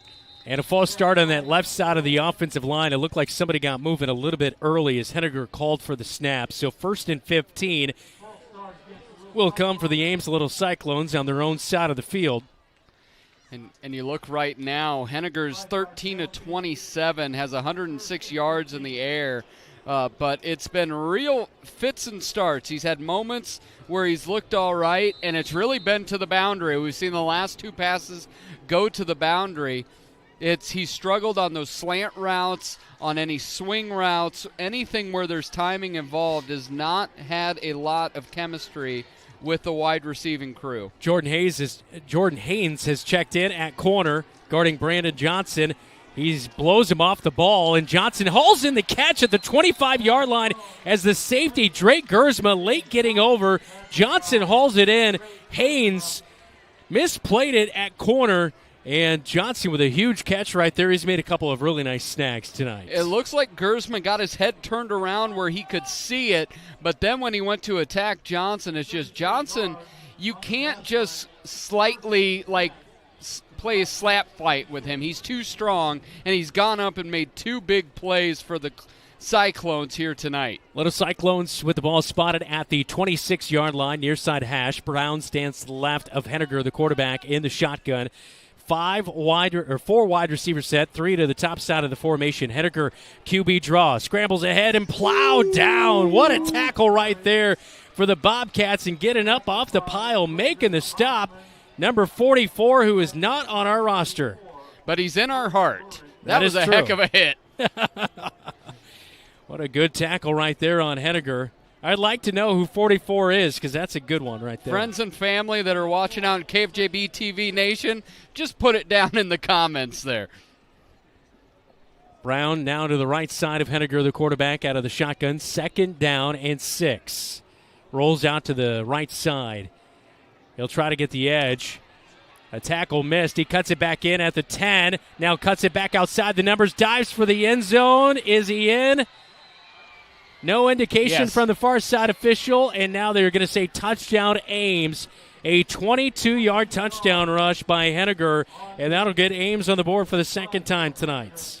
It was a poor tackle out in space there. Really the first time we've seen poor tackle out in space for the Cats, and it seemed it went high instead of just driving through the thigh pads.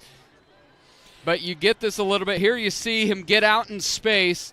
Cats are there to make the play, and just Declan Green lays him, and a great run late by Henniger to get to the pylon and get in. Yeah, just got past Anga Pramana there at the end of that play to get the touchdown. So 40-13, PAT pending, 8:18 to go. Some starters and reserves mixed in there defensively on that drive. PAT is up and good by Hill, and it's 40-14, 8:18, fourth quarter. Jace Henniger punching in his first touchdown on the ground this year as he threw one to Brandon Johnson earlier tonight, as the Bobcats will get the ball back when we come back right here on KFJB-TV. The right insurance agent can make all the difference. Assured Partners agents represent multiple insurance companies. They can pick and choose from a larger variety of outstanding insurance options. Assured Partners also handles life and health insurance and Medicare supplement coverage. With access to local, regional, and national insurance companies, Assured Partners will create policies tailored to the coverage you need. For more information, go online to assuredpartners.com/Marshalltown. Power through partnership with Assured Partners in Marshalltown, Toledo, and West Des Moines.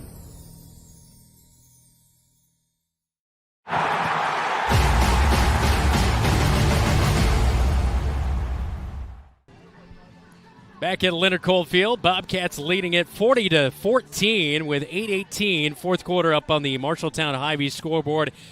Well, despite Henniger running it in from 22 yards, it doesn't put a damper on what a big night it has been offensively for the Cats. Yeah, offensively, they've really found rhythm, and they've controlled the line of scrimmage. You talked with Coach about it's really nice when you get returning offensive linemen. And the nice thing is there are a bunch of multi-year starters that still aren't seniors.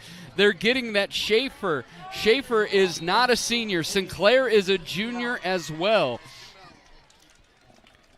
Kickoff powered by Pauley Real Estate Team Century 21. The kick is away as Niehaus and Jacob Hayes back to return. Niehaus will scramble for it at the 10-yard line and slide down. And at the 12-yard line is where that will be marked. He took a little exception to a late tackle by Trey Rogers. And that's where the Bobcats will have it. We do have a flag back down near the 30. And now pushed to the 25 by the official, so we'll see exactly what the call is. I'm not here to second guess. You have both of your quarterbacks in the back of kickoff return. I don't know if that's my favorite formation. You do bring up a solid point. So it looks like they're marking it off like it's a Bobcat penalty here. Have not seen any indication, though, from holding. Okay, holding is the call. Keith is also in midfield, mid-season form, too, helping out Zach Tomash, our producer, with the penalties and calls and sorting out everything tonight. Really solid. You guys don't get to all see it. You're hearing our voice and seeing the camera work, but we feel like we're all in mid-season form. It's been a good broadcast, good support. Wouldn't you know, Innocent Aishilangu, the not only place kicker and nose tackle, is in at running back, and he's going to get the handoff on first down and drive up the middle. And he's a big boy. He can boot it, he can run it, and he can try to hold up the offensive line as well on that defensive line. Marshalltown has 2 or 3 kids that you could take their height laying on their side or standing up, and it's pretty similar. He is a boulder, a little bit of Craig Ironhead Hayward. So this drive starting at the 6-yard line, it looks like. And it was a gain of a few yards, 3 yards. So at the 9-yard line is where it's spotted at. 2nd down and 7 for the Bobcats. Hayes is in at quarterback. He'll hand off to Eshalangu as well. Here again on 2nd down. And it looks like he gains another yard, so it'll be 3rd down and 6 to come here for the Bobcats as they're trying to dwindle down that clock as we approach the 7-minute mark here in the 4th quarter. And I think this is Goodvin's conversation. All right, Innocent, I'm going to have you run it 3 times, and then I'm going to have you back up and punt it for me. And then I'm going to need you to go fill the gap as nose tackle. Well, there. Last week at the scrimmage at Cedar Rapids, Washington, he had a huge punt. It was like a 70-yard punt. Washington didn't play it, so they let it roll, and then it just kept rolling forever. Under 7 minutes remaining in the 4th quarter. Bobcats leading 40-14. Jacob Hayes underneath center takes a snap at 1 second on the play clock. He'll pitch it to slot back who was in motion around the edge. I didn't see what number that was. Zach Wilder around the edge, and he'll get up near the 15-yard line. Bobcats going to be about 2 yards short for a first down. And I believe the special teams unit going to come out onto the field. So 4th down and short, and we have a timeout on the field as well. Little Cyclones taking the timeout as we approach late in this 4th quarter. 6:22, I believe. Is that what it is, Dylan? 6:20 backwards 9. Tough reading the scoreboard here tonight with that last number, but I think we'll go with it. As we get late in this one, much different feeling than we've had for quite a few years. The Bobcats have not won a week number 1 game since 2019. Yeah. Getting off the schneid there. They had not beat Ames since 2019, which they did last year as well. Yeah, so this is 2 years in a row. This is year 6 for us. This is how long it's been. It's year 6 for us. I have never broadcast a week 1 win. So this is a big deal. You get that excitement. Now you see it executed on the field, and it's a rivalry. My kids were just telling me their 2 least favorite places on the face of the earth are Lincoln, Nebraska, and Ames, Iowa. Oh, wow. Coming up after the game, it's our Wells Fargo Advisors Locker Room Report. We'll check out final stats, highlights, our Lily Mae Sweet play of the game, and also we'll have our post-game chat with head coach Adam Goodvin. Punt is away at midfield. It is caught, a fair catch by Parker Evanson as he slips down at the 50, and that is where the ball will be spotted.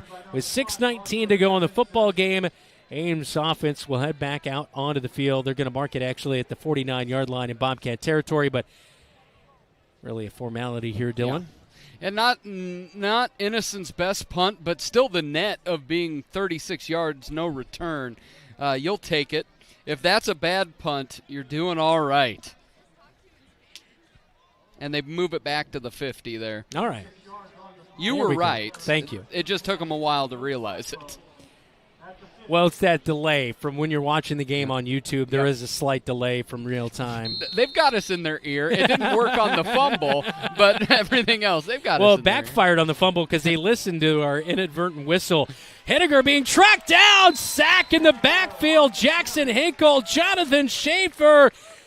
Hinkle with his hands up in the air, excited about that one. Henniger taking a 7-yard loss on first down. Yeah, the biggest one, Talon Halstead also got helped with a sack. He almost sacked his defensive line when they tried to help him up. Team effort right there. So the 7-yard, you see Hinkle celebrating after that sack as well. A good moment there for the senior. He's been good giving those lanes for the running backs on offense and also making a big defensive play right there. So 2nd and 17. Ball in the middle of the field at the 43-yard line, backed way up. Right bobbles it. It's caught off the deflection by Parker Evanson at the 50. It's a 7-yard gain, bringing up 3rd down and 10. How about that? Henniger's pass was off the mark. Wright didn't even have his head around, but it pops up, and Evanson makes the play for the catch, and they're going to give him a few more yards, so it's actually a 9-yard catch as we look at the replay here on KFJB-TV. We've probably said that. You probably said it 5 times. Receiver doesn't have his head around yet. It's happened over and over for Ames. 3rd and 8, and dropped out of the hands of Parker Evanson up at the 40-yard line. Just a turnaround hitch route right at the sticks to get the first down, but Evanson, I don't think he had his head around quite quickly enough. Again, that one hit him right in the chest, but drops it, bringing up 4th down and 8 for the Little Cyclones. And that is by far Henniger. It's his favorite route, as Evanson looks very tired. But it's his favorite route. He throws it really well. It's been a struggle in every other area. 4th and 8. Henniger will fire to Evanson at the 40-yard line. Spins off the tackle. As coming up and making the tackle is Giles Smith, but it is a first down to move the chains. A gain of 10 yards for Ames in Bobcat territory. Ball marked at the 37-yard line. And we do have a player down. The man who caught the ball right there, Parker Evanson, is laying down behind the line of scrimmage. He looked like he was struggling just a little bit ago. Yeah, he's calling in. Maybe a cramp or something that just tightened up that right leg as he just went down quickly. It looked like, definitely just a cramp as he's helped off the field by the trainers. You can tell he has a little bit of that. When you get a cramp, you get a little bit of that dead leg where you're kind of that pirate I've had walk. a cramp. I've been working at my desk, and then all of a sudden, boom, it just hits you. Yeah. My dad used to get him in like the arch of his foot and act like he got shot. No one calls him a Charlie horse anymore. No. How come? I don't know, because my dad's middle name is actually Charles, so it should have been called. That's what my Charlie grandpa horse. used to call it. That's what I would know it as. 40-14, Bobcats leading with under 5 minutes to go in the fourth quarter. Henniger in the pistol with Brown behind him. 4 wide receivers set. He'll hand it off to Brown. Straight up the gut he goes, and John Schoenfelder will drive him back after gaining a few yards. So Brown with a 2-yard gain and driven back by that linebacker core that's been pretty good here tonight. Of course, 3 out of the 5 returning top tacklers from a year ago. Niehaus, Schoenfelder, Wilder, right there for you. I mean, that's huge. Unga Pramana was 5th on the team in tackles. He's also back from last year's squad. But a lot of experience where you really need it at the high school level. They're just playing fast. Yeah. And this is, some of the early teams we covered, the Williams brother and Zaragoza, they played fast. Drake Gersma tips the ball off of his hands. The intended target is right from Henniger, but that pass led him too far. It'll bring up 3rd down and 8 for the Little Cyclones, but right, that one over his head, but Henniger, the timing just off as he dropped back and looked to the near side as Drake Gersma was in coverage. He was almost running the route on that play. Yeah, if he realized he was coming up in coverage, but once he saw it, he tried to do the Willie Mays coming back for it. He had the best shot at it for sure. I believe it's 3rd down and 8. The sticks still say 2nd down. Henniger drops back, looks to the far side of the field. It's a duck. Reading it is Jacob Hayes. He tips it down as well as Brandon Johnson, the wide receiver. Jacob Hayes gives the, X him out right there on the incomplete pass. 3:49, fourth quarter, 4th down coming up. And then he put the saber in the sheath. He put it right on the hip. I will say the result was good, but Jacob's doing a lot of showboating for playing. It looked like you're playing with 4 fouls on the basketball floor, and he didn't want to commit a foul, so he just kind of lightly tipped it away. He looked like a second-string safety that plays quarterback on that. No, we love him. We love his family. So I feel like I can give him a little bit of the business. 4th and 8 coming up. Henniger will drop back. He looks to Johnson near side. Double coverage and incomplete. And a turnover on downs by the Little Cyclones. And he went back to the route he's been throwing the best, is that either hitch or boundary, just anything to the boundary that's 2 steps back and get it out. But the Cats knew it, had double coverage and even a safety on top of that just for a little bit of extra security. And the Cats get the football. I wouldn't be mad at one more touchdown. I believe that's about the 4th or 5th time we've seen Ames with a turnover on downs here tonight. And this one comes with 3:49 in the football game. 40-14, Bobcats leading up on the Marshalltown Hy-Vee scoreboard. And the Bobcats looking to just run the time off the clock here and get out of week 1 with a big victory in the Highway 30 rivalry. I say put Nathan Sinclair back at the B-back. That's what I like want. It. Let's go. Jacob Hayes will be in at quarterback, and he'll fake the handoff, bring it around the far side edge, and driven back. A big hit right there. Jacob Hayes back to the line of scrimmage. He faked the handoff to number 30, who is not on our roster. So we got 44 and 30, but we do not know who they are. Yeah, that's always we'd like a heads up. We want to do the best job for our kids, so give us their numbers, please. Innocent Aishalongu is back in at the B-back.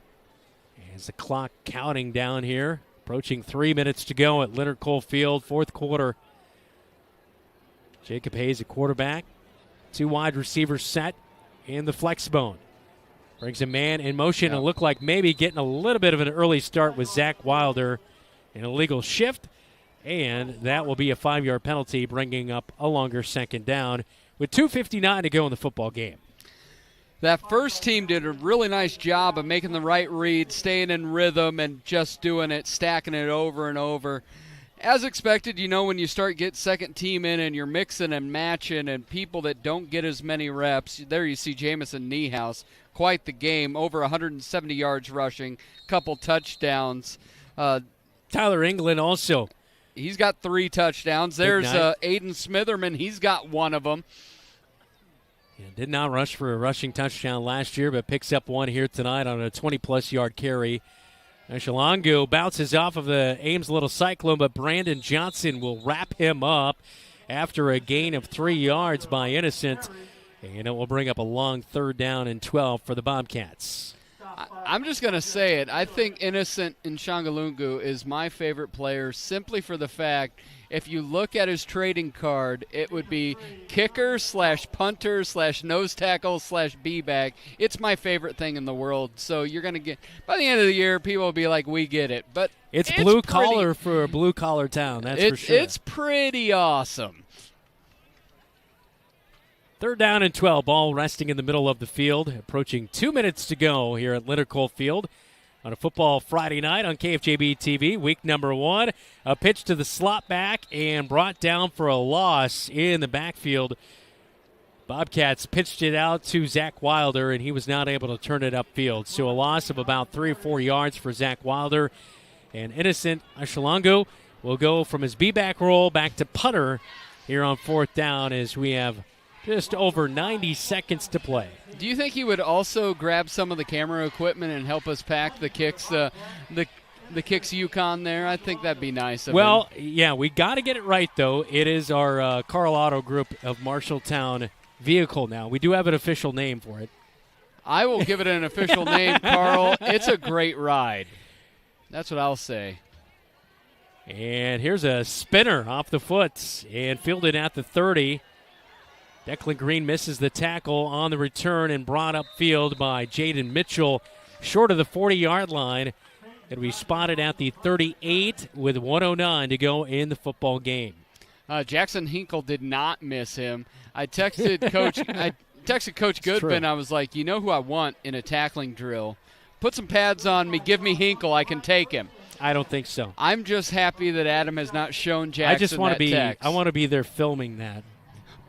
I want you to be wearing I will need you to film it because I will not remember it. Yeah, and I want you to be wearing glasses underneath so they're all just messed up after the tackle. Like, Robin Williams back in Wildcats. Is that the something like that? Old Robin Williams and Goldie Hawn movie. Great movie where she was the coach, right? Yes. Yeah, it was a great movie. 1:09 to play, fourth quarter. That time just remaining. It stands between Bobcats starting off the season 1-0. Handoff up the gut as they give it to Saul Negrete as he will come up the near side sideline, walking the tightrope, and he gets all the way over midfield as a bunch of Bobcat reserves in there on the defensive end of things. And he picks up a big run of 30-plus yards right there, Dylan. Yeah, Saul Negrete, just a sophomore, got on the edge and just rock and roll down the sideline. It looked like the Cats had angles, but too quick. He'll stay on there on this. A high snap over Henniger's head. He's going to go back to the 40 and slide down on it. A loss back to the 43-yard line. About a 19-yard loss on the high snap over Henniger's head as he was looking at maybe possibly hand it off. But, boy, that is a huge loss there as Ames was trying to put something together in the final moments. 18-yard loss there, and that's a killer. And we may get one play left with 15. We'll get one more play. 18 on the play clock, or 18 on the game clock, 10 on the play clock. And a late substitution. And it looks like Ames is just going to let the play clock run out here and take the penalty. I did not see a... No, they are just going to let it go. And they are. That will end it 40-14, the final score in the Highway 30 rivalry as the Bobcats dominate in the second half. Tyler England with 3 rushing touchdowns helped pull the Bobcats past the Ames Little Cyclones, and for the first time since 2019, the Bobcats start the season 1-0. You love it. It gets that juice going. It makes those long, hot summer practices worth it, that you start off the year with a big win, go 1-0. Get ready to go to the Unidome next week to take on Waterloo East with a little bit of pick-me-up in your step, a little bit of swag going on. Coming up, it is the Locker Room Reports, presented by Wells Fargo Advisors. We'll check out our sweet play of the game. We'll also run over our highlights, and we'll have our post-game chat with head coach Adam Goodvin. That is coming up next. It's a Week 1 victory, 40-14. Marshalltown takes down Ames in the Highway 30 rivalry right here on your home for the Cats, KFJB-TV. YMCC. Competitive athletics, affordable tuition, on-campus living, online courses plus 2 campus locations, unique programs, career training, small classes, short-term hands-on training. Choose MCC. How can you help Marshalltown High School and enjoy a mouth-watering burger at the same time? By ordering the Bobcat Burger at Legends American Grill. 2 quarter-pound patties with crisp bacon strips, sauteed onions, and melted American cheddar, jack, and Swiss cheeses on top of fresh shredded lettuce on a toasted bun. It's absolutely delicious. $1 from every Bobcat Burger sold is donated by Legends to Marshalltown High School activities. So, enjoy a Bobcat Burger and help MHS. The Bobcat Burger, another exclusive from Legends American Grill in Marshalltown. At Sports Plus Sports Medicine and Physical Therapy Center, we customize each patient's treatment plan to their individual needs. What does that mean? It means that not every back or knee problem is treated the same, and that your program will be unique and designed especially for your needs or problem. This improves how quickly you will return to work or sports. The Sports Plus staff is encouraging and takes pride in your successful recovery. This is just one more reason why champions choose Sports Plus Physical Therapy as their favorite place to rehabilitate and train. McGregor's Furniture and Mattress is your local furniture store in Marshalltown. With their extensive inventory, you're sure to make a winning selection when you shop McGregor's for your bedroom, living room, and dining room furnishings. McGregor's has the right play for every room in your home. McGregor's Furniture and Mattress is proud to be your locally owned and operated furniture store since 1896 and very proud to support Bobcat Athletics again this season. McGregor's Furniture and Mattress, downtown Marshalltown, open 7 days a week. The KFJB-TV Locker Room Report, powered by Wells Fargo Advisors of Marshalltown. Well, a great way to start off the football season by dominating your biggest rival. The Ames Little Cyclones fall to the Marshalltown Bobcats 40-14. Welcome into the Locker Room Report, all presented by Wells Fargo Advisors in Marshalltown. Well, this one, sometimes you can kind of nitpick a game and think, here's what we really – I mean, there's not a whole lot of nitpicking. I'm sure the coaching staff will find some things to work on, but the way that, Ames scored a touchdown right before half, 12-7, kind of had that, here we go again. We're going to let one kind of let the other team work its way back in, but, boy, they came out. And it was on a play where the Bobcats had miscommunication before it, and I believe it was like a 3rd down and 2, and Niehaus takes it to the house for a huge touchdown to start the second half, and then things just kept rolling from there. Yeah, it really comes down to the nitpick is that drive before the half, but maybe the most celebrated thing they can do is how they responded. Yeah. I was, coming out of that in the second half is if you go 3 and out, because it was 3rd down, if you go 3 and out, there's a lot of energy from that side. But no, Niehaus is able to tuck it and run 72 yards. Bobcats don't look back, and this was a full team effort. There's a lot of touchdowns next to a couple kids' names, but this was first one in, last one out, a full team effort. All right, let's take a look at our highlights from that first half, or his second half, as Jamison Niehaus started the third quarter with this huge 72-yard run and just was able to beat out Brown chasing him, as well as the big defensive end Brandon Johnson.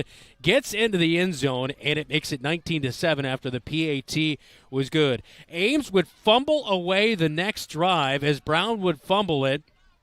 Niehaus would recover it, but then it was overturned because of an inadvertent whistle.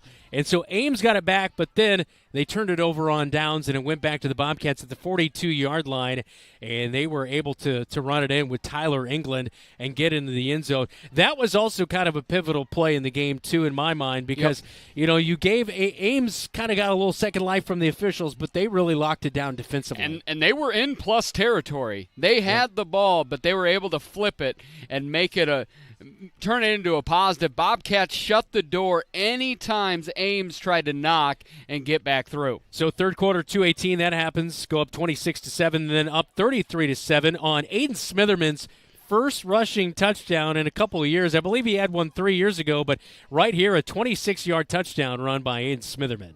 Yeah, and that was just a wonderful pitch, wonderful read. Got it right out into space, and Smitherman's not going to miss on that. With 10:59 to go in the fourth quarter, Tyler England put in his third rushing touchdown of the night to go up 40-7, and Tyler England just kept moving those legs tonight.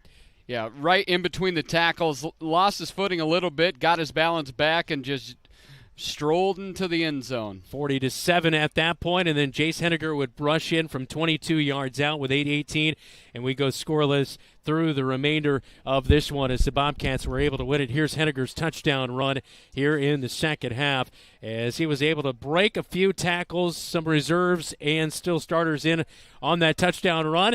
For Jace Henniger, that was his first rushing touchdown of the night as he had a passing touchdown to Brandon Johnson in the first half.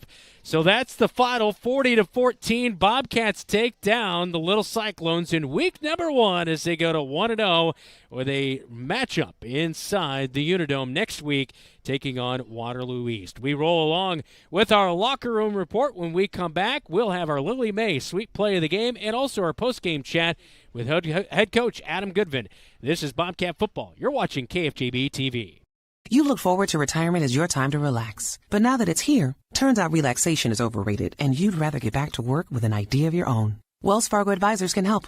For more than 125 years, we've created wealth management and investment strategies aimed at achieving our clients' personal financial goals. When retirement plans change course, turn to Wells Fargo Advisors. Together, we'll go far. Wells Fargo Advisors is located at 14 East Southridge Road in Marshalltown. Call them at 641-752-5401. They're a member SIPC.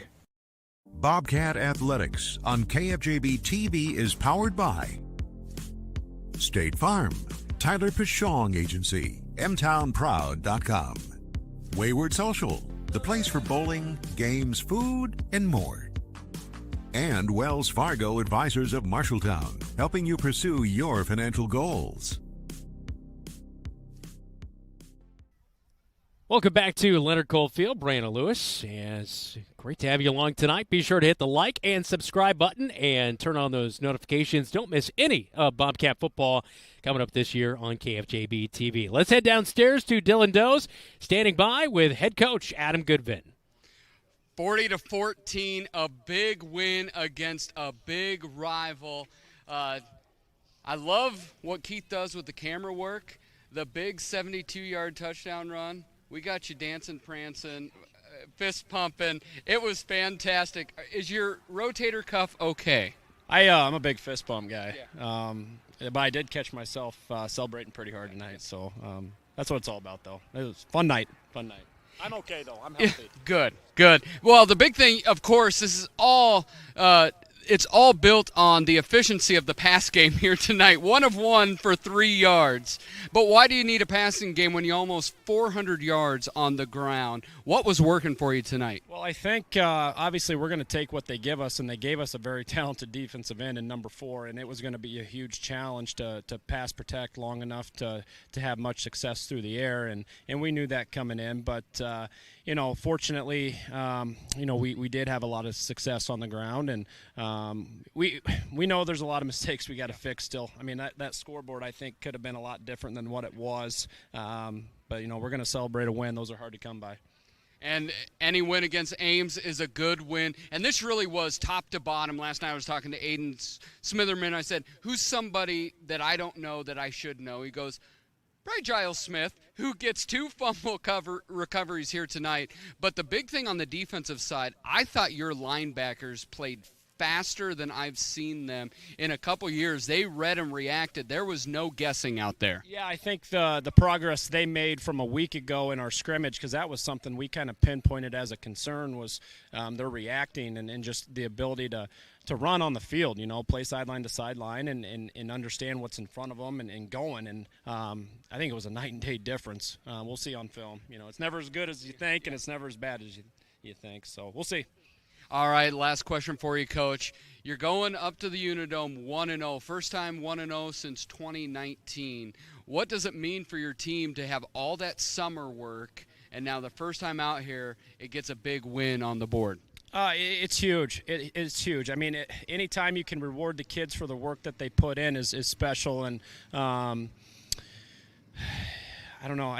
We can't be satisfied. I mean, we got a lot of work to do. This was game 1. A lot of sloppiness from both teams tonight, and we got to make sure that we keep our head down and continue to work. It'll be a fun trip next week. Well, congrats, 1-0 Bobcats, but that's not enough. We have a chance to go 2-0 at the Unidome against Waterloo East next time. Back to you, Brandon. All right, thanks, Dylan. As 40-14, again, the final. We continue with the Locker Room Report. When we come back around the corner, we will get a scoreboard update on a football Friday night on KFJB-TV. You're an empty nester closing in on that retirement property. Chances are your plans didn't include mom moving in, but life happens and you do the right thing. Wells Fargo Advisors can help. For more than 125 years, we've created wealth management and investment strategies aimed at achieving our clients' personal financial goals. When retirement means caring for yourself and a loved one, turn to Wells Fargo Advisors. Together we'll go far. Wells Fargo Advisors is located at 14 East Southridge Road in Marshalltown. Call them at 641-752-5401. They're a member SIPC. The KFJB-TV Locker Room Report, powered by Wells Fargo Advisors of Marshalltown. Now time for our Lily Mae Sweet Play of the Game. Lily Mae Chocolates, handmade, hand-dipped since 1939. Always open at LilyMaeChocolate.com. Well, it was hard to pick a play of the game. We had a ton of them here tonight. You could have chose from 72-yard touchdown run by Jamison Niehaus. Tyler England had 3 rushing touchdowns. That's one of the plays we selected for the Lily Mae Sweet Play of the Game. Again, Lily Mae Chocolates, as they are handmade, hand-dipped since 1939. Always open at LilyMaeChocolate.com. Each week throughout the football season and throughout the year, we will name our Athletes of the Week, all presented by Opa Grill of Marshalltown. Greek and traditional favorites. All you have to say is Opa. We'll be awarding, coming up next week early on, we'll award our male and female Athletes of the Week. They'll receive a $25 gift certificate and also a T-shirt from Adlin Engraving and Screen Print in Marshalltown. We appreciate Opa and Adlin for being a part of what we're doing. We used to do our Player of the Game, but Kyle Smith won it so many times, we decided this is not benefiting the student body, and it's really a way that we're excited to be able to branch out and award, whether it's girls golfing or swimming or boys golf or wrestlers, and honor the great work that everybody in the student body is doing as student athletes. There's just some exceptional athletes that deserve the award as well. Yeah, there's a lot of great things happening. You look at that girls tennis team moving to the fall. They're playing really good tennis right now. Volleyball had a big come-behind win from Fort Dodge. These are things that maybe we don't always see, and the way that we can elevate them and celebrate them, great partners, sponsors to help with that as well. Even Dave reached out tonight talking about the telecast. Thought it was a really good telecast tonight, so thanks to him and Adlin Engraving. Athlete of the Week, all presented by Opa Grill and Adlin Engraving and Screen Print in Marshalltown. You're listening to the Locker Room Report on News Talk 1230 AM 93.9 FM and watching right here on KFJB-TV. Come to Opa Grill in Marshalltown for made fresh family recipes handed down for generations. Treat yourself to gyros, pasticcio, Italian pasta dishes, burgers, salmon, homemade soups, and fresh salads. Enjoy a nice glass of wine or a cold glass of beer. Opa Grill has a great variety of American, Greek, and Italian dishes. Something to make everyone in your party say Opa. Open 11 to 8 Monday through Friday, 11 to 3 Saturday, closed Sundays. At the corner of Boone and Center Streets in Marshalltown. DoorDash delivery available. Opa. The KFJB-TV Locker Room Report, powered by Wells Fargo Advisors of Marshalltown. Back in on the Locker Room Report. Time to get a scoreboard update. Thanks to Dave Braga back at our KFJB radio studios. All brought to you here tonight by Central State Bank. Dylan? Start off with a barn burner. Newton down 2 touchdowns early, scored a game-winning touchdown with 13 seconds left against Carlisle, won 49-42. Nevada 35, Grinnell nothing. Grundy Center 35, Appleton Parkersburg 13. Waukee Northwest wins a squeaker against Ankeny 25-24. Pella 26, Ballard 7. Cedar Falls loses and nail-biter against Iowa City Liberty 15-14. Valley beats Dowling 20-19. Centennial loses to Southeast Polk 30-14. Fort Dodge squeaks past Mason City 20-14. South Hardin defeated the Trojans of West Marshall 28-7. And your East Marshall Mustangs beat the Comets of BCLUW 42-40. That's a scoreboard update, all brought to you by Central State Bank. Discover what they can do for you. Locations in Ames, State Center, and in West Des Moines. Transportation for today's game on KFJB-TV is provided by Carl Auto Group in Marshalltown. Carl is your dealer for life. Bobcats travel to the Unidome next week. We'll break that down when we come back right here on KFJB-TV. Some say life is like a road trip. Is it a coincidence Scooter's Coffee is a drive-thru? We don't think so. Whether you need a coffee while you enjoy the view, to just get you through the long stretch, or to refuel between stops, Scooter's Coffee is there, brewing up delicious coffee, espresso blenders, smoothies, iced drinks, and more, with the convenience of a drive-thru so you can stay on the road and enjoy the ride. So go ahead, scoot on around. Amazing people, amazing drinks, amazingly fast. Scooters in Marshalltown.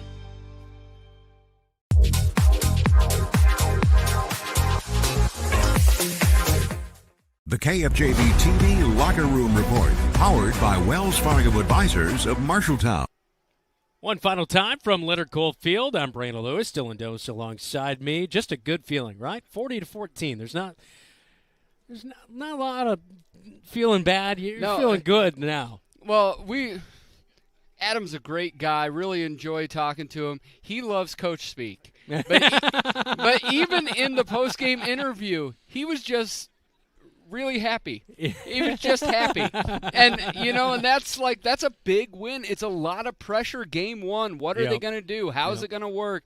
There was ups and downs of last week's scrimmage. How are we going to look? And Ames is going to struggle this year. I think it's clear. They're new. Their talent is what position they're going to be in. They're going to struggle. But tonight, the Cats put them away, and put them away quickly in that second half. Yeah, they really did. Nice job to close this one out. 40-14, the final score. Coming up this next week on KFJB-TV, we've got a busy week. We've got volleyball on Tuesday night. It's been a victorious week. We got a win on Tuesday night with volleyball. You beat the Dodgers. You beat the little Cyclones. If you could throw a River Hawk, a Bulldog, and something else in there, I'd be and a Trojan next week, a happy person. Tessa Mann will be alongside me. We look forward to that one at 7:15 on Tuesday night. Bobcat Live from Wayward Social on Thursday at 6 o'clock. As yours truly will be hanging out with you at Wayward Social. Come and see us out there. And then next Friday night, we make the trip to the Unidome, my old stomping grounds. Yeah, they've got a bronze statue of you up there, I believe. I don't think so. Marshalltown at We'll bring one and leave it.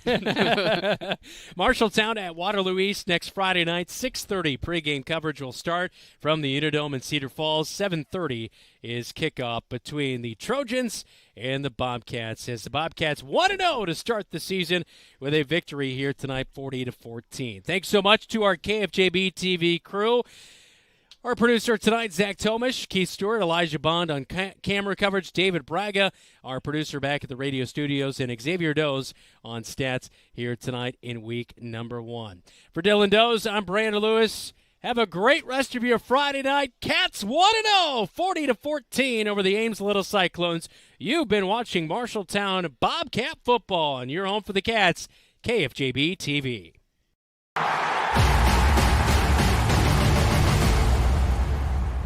Today's game on KFJB-TV is sponsored by First Rate Real Estate, Adland Engraving and Screen Print Company, Assured Partners, Brown's Shoe Fit, Central State Bank, your Marshalltown Dairy Queens, Eye Care Associates, Hy-Vee Marshalltown, Legends American Grill, Lennox Employees Credit Union, Marshalltown Area Chamber, Marshalltown Community College, Marshalltown School District, McGregor's Furniture and Mattress, Sandvik Enterprises, Scooters, Marshalltown, Sports Plus, State Farm, Tyler Pashong Agency, Wayward Social, Wells Fargo Advisors,